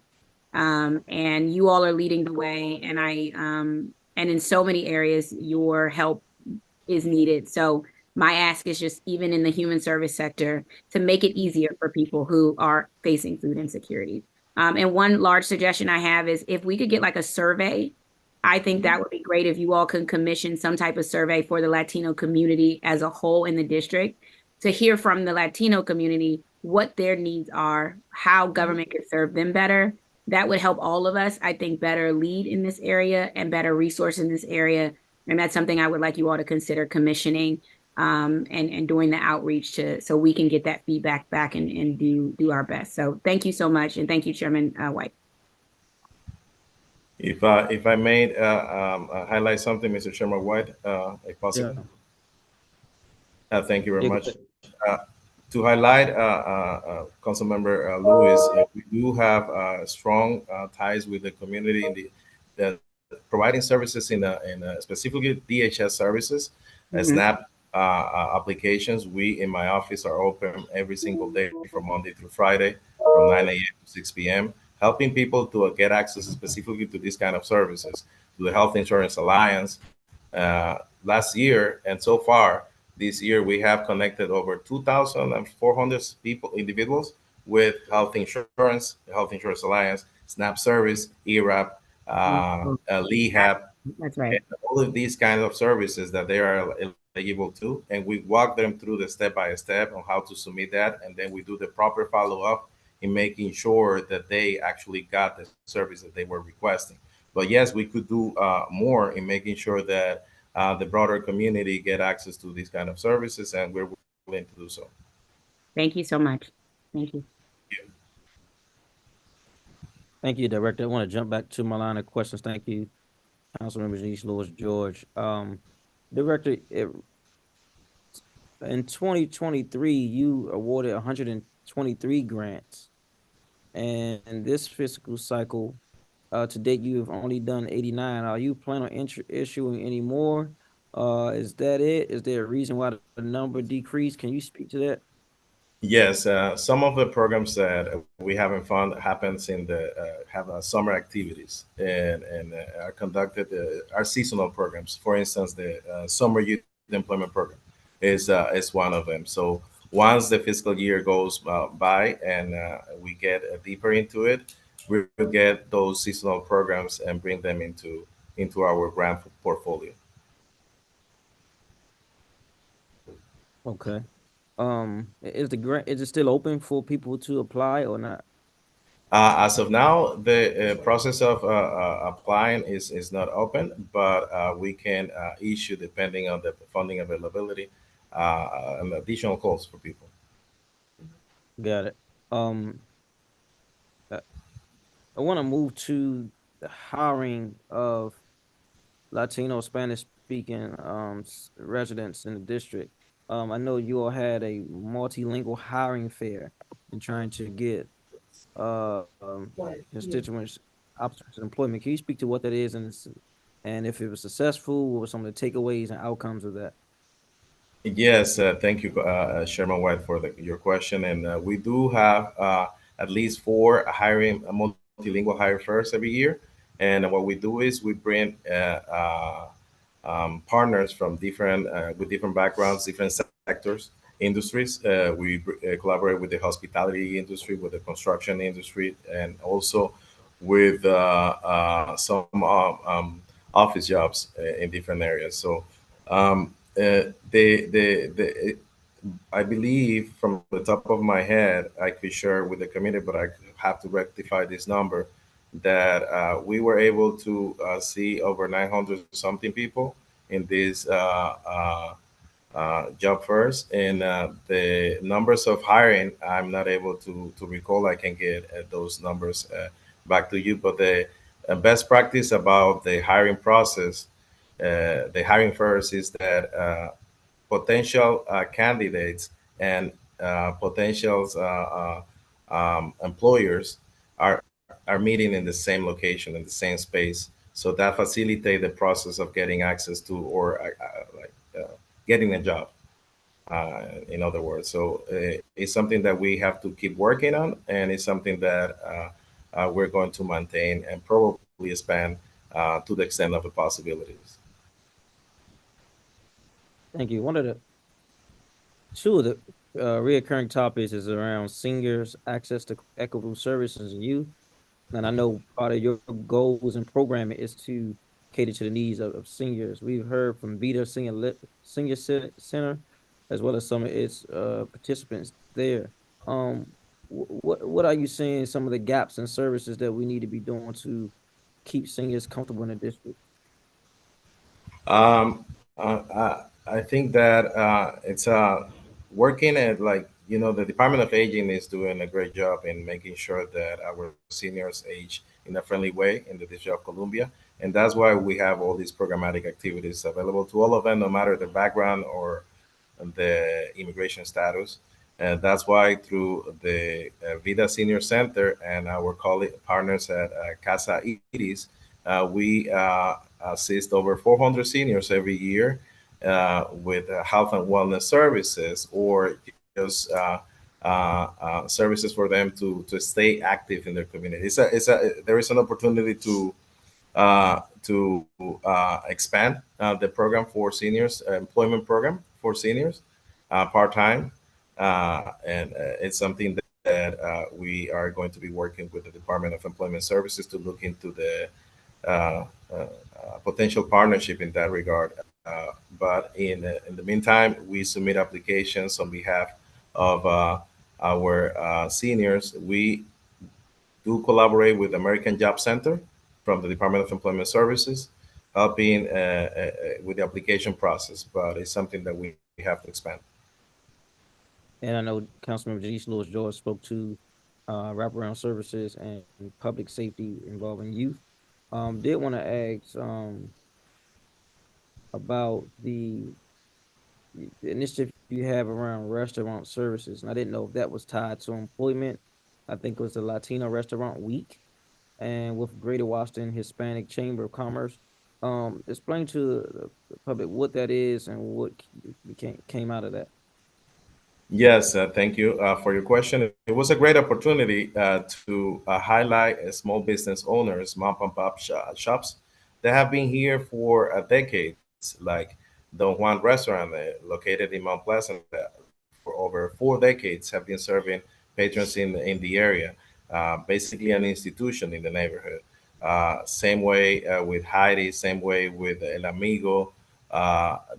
Those different restaurants are in different neighborhoods of Washington, D.C., but those ones that are not able to get access to the big restaurant week that we have in Washington, D.C., we engaged with over last year for the first time with 18 of them. We promoted their food, their culture, their business, helping them to increase their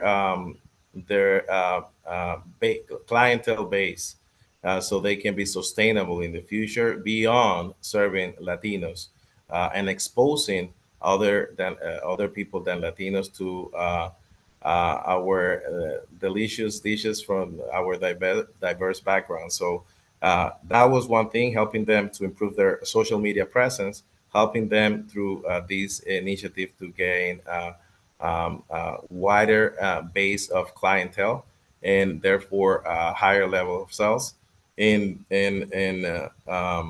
engaging in making sure that they have internal procedures to navigate the compliance process with the LCP or DOH.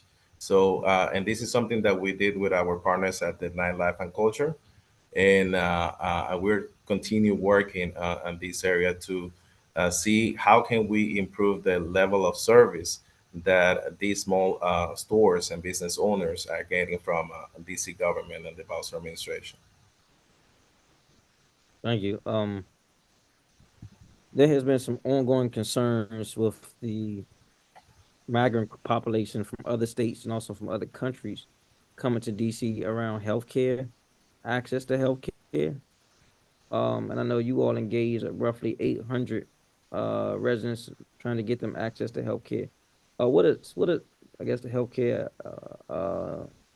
insurance alliance? What are some of the barriers you all are seeing in working with partners? Because you all fund a lot of the partners that do the on ground work as well to getting people access to healthcare. I think that the main thing that we have to achieve is informing as many people as possible that they might be eligible to free healthcare in Washington, D.C.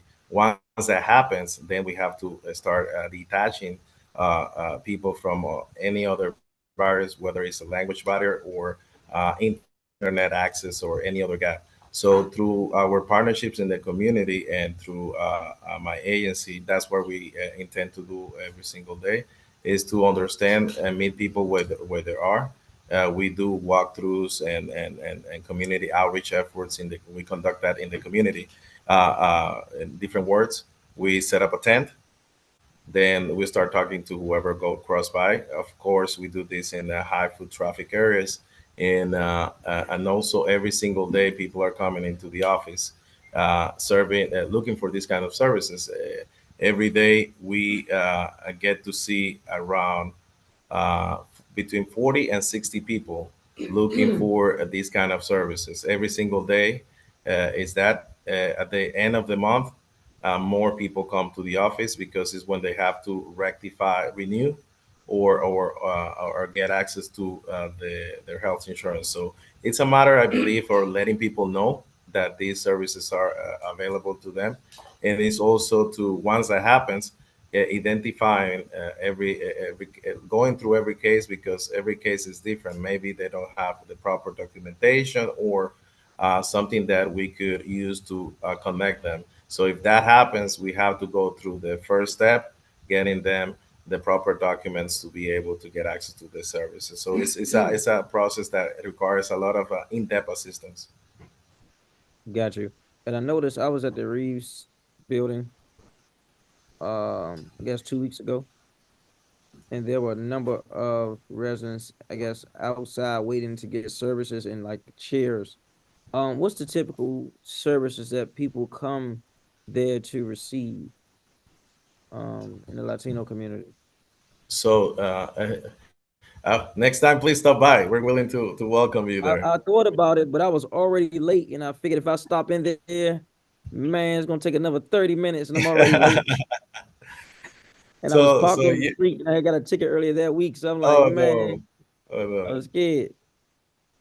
Yeah. So I mean, we have parking space at the RIF Center available. So Okay, I never we knew can that. help you out. So All right. what we see is often people looking for the main service look for is health insurance, the application or renewal of health insurance. Second is rental assistance. Then also utility bills and reduced electricity bill. And also we include them into the solar for all and SNAP benefits. Okay. So you are working with the DHS? Who is your partner with that? Yes, we partner with DHS in this regard. We are in the works of enhance our partnership with them to maximize the opportunities. And but DHS, we also work with our community partners in Mary Center, La Clínica del Pueblo, depending on the service, probably, or could be like housing counseling services and additional partners depending on the requirements of the individual. If it's, for instance, a senior, we might connect them with legal counsel for the elderly whom are going to be providing services to the senior. So it depends. If it's a person with disability, we work with EDS and we try to collaborate with other agencies that might help us to provide services to these residents. Got it. Um, I did notice that you all did what's the word I'm looking for? Um, Not survey, but had some subscribers to your newsletter. Can you speak to that work and the impact of that? Yes, thank you very much. We have we have every month we release our newsletter. Last year we released 12 of them, and at the beginning of each month, talking about the what happens and upcoming events and initiatives that our constituents might be eligible to apply to or benefits that they could access to. So we have a database of over 11,000 people that benefit from they get access to the newsletter every month. In addition to the 20,000 people that it's 20,000 people that get our information through our social media accounts. So our newsletters is posted through Gov Delivery and also through our social media platforms, and that way we can maximize the potential of meaningful engagement with our communities. All right, Director. Thank you for that.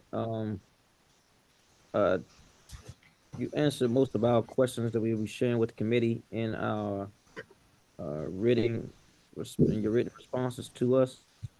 I want to thank everyone, especially the public witnesses and organization that's intervening, interacting, and directing and assisting residents here in the district each and every day. Because that work is on the ground, thankless type of work, and you don't always get the accolades and things like that.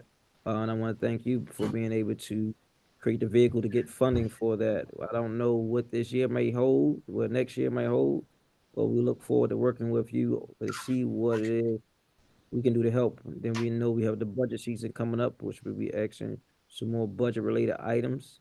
And we want to follow up on those vacancies that you have in your office, Director.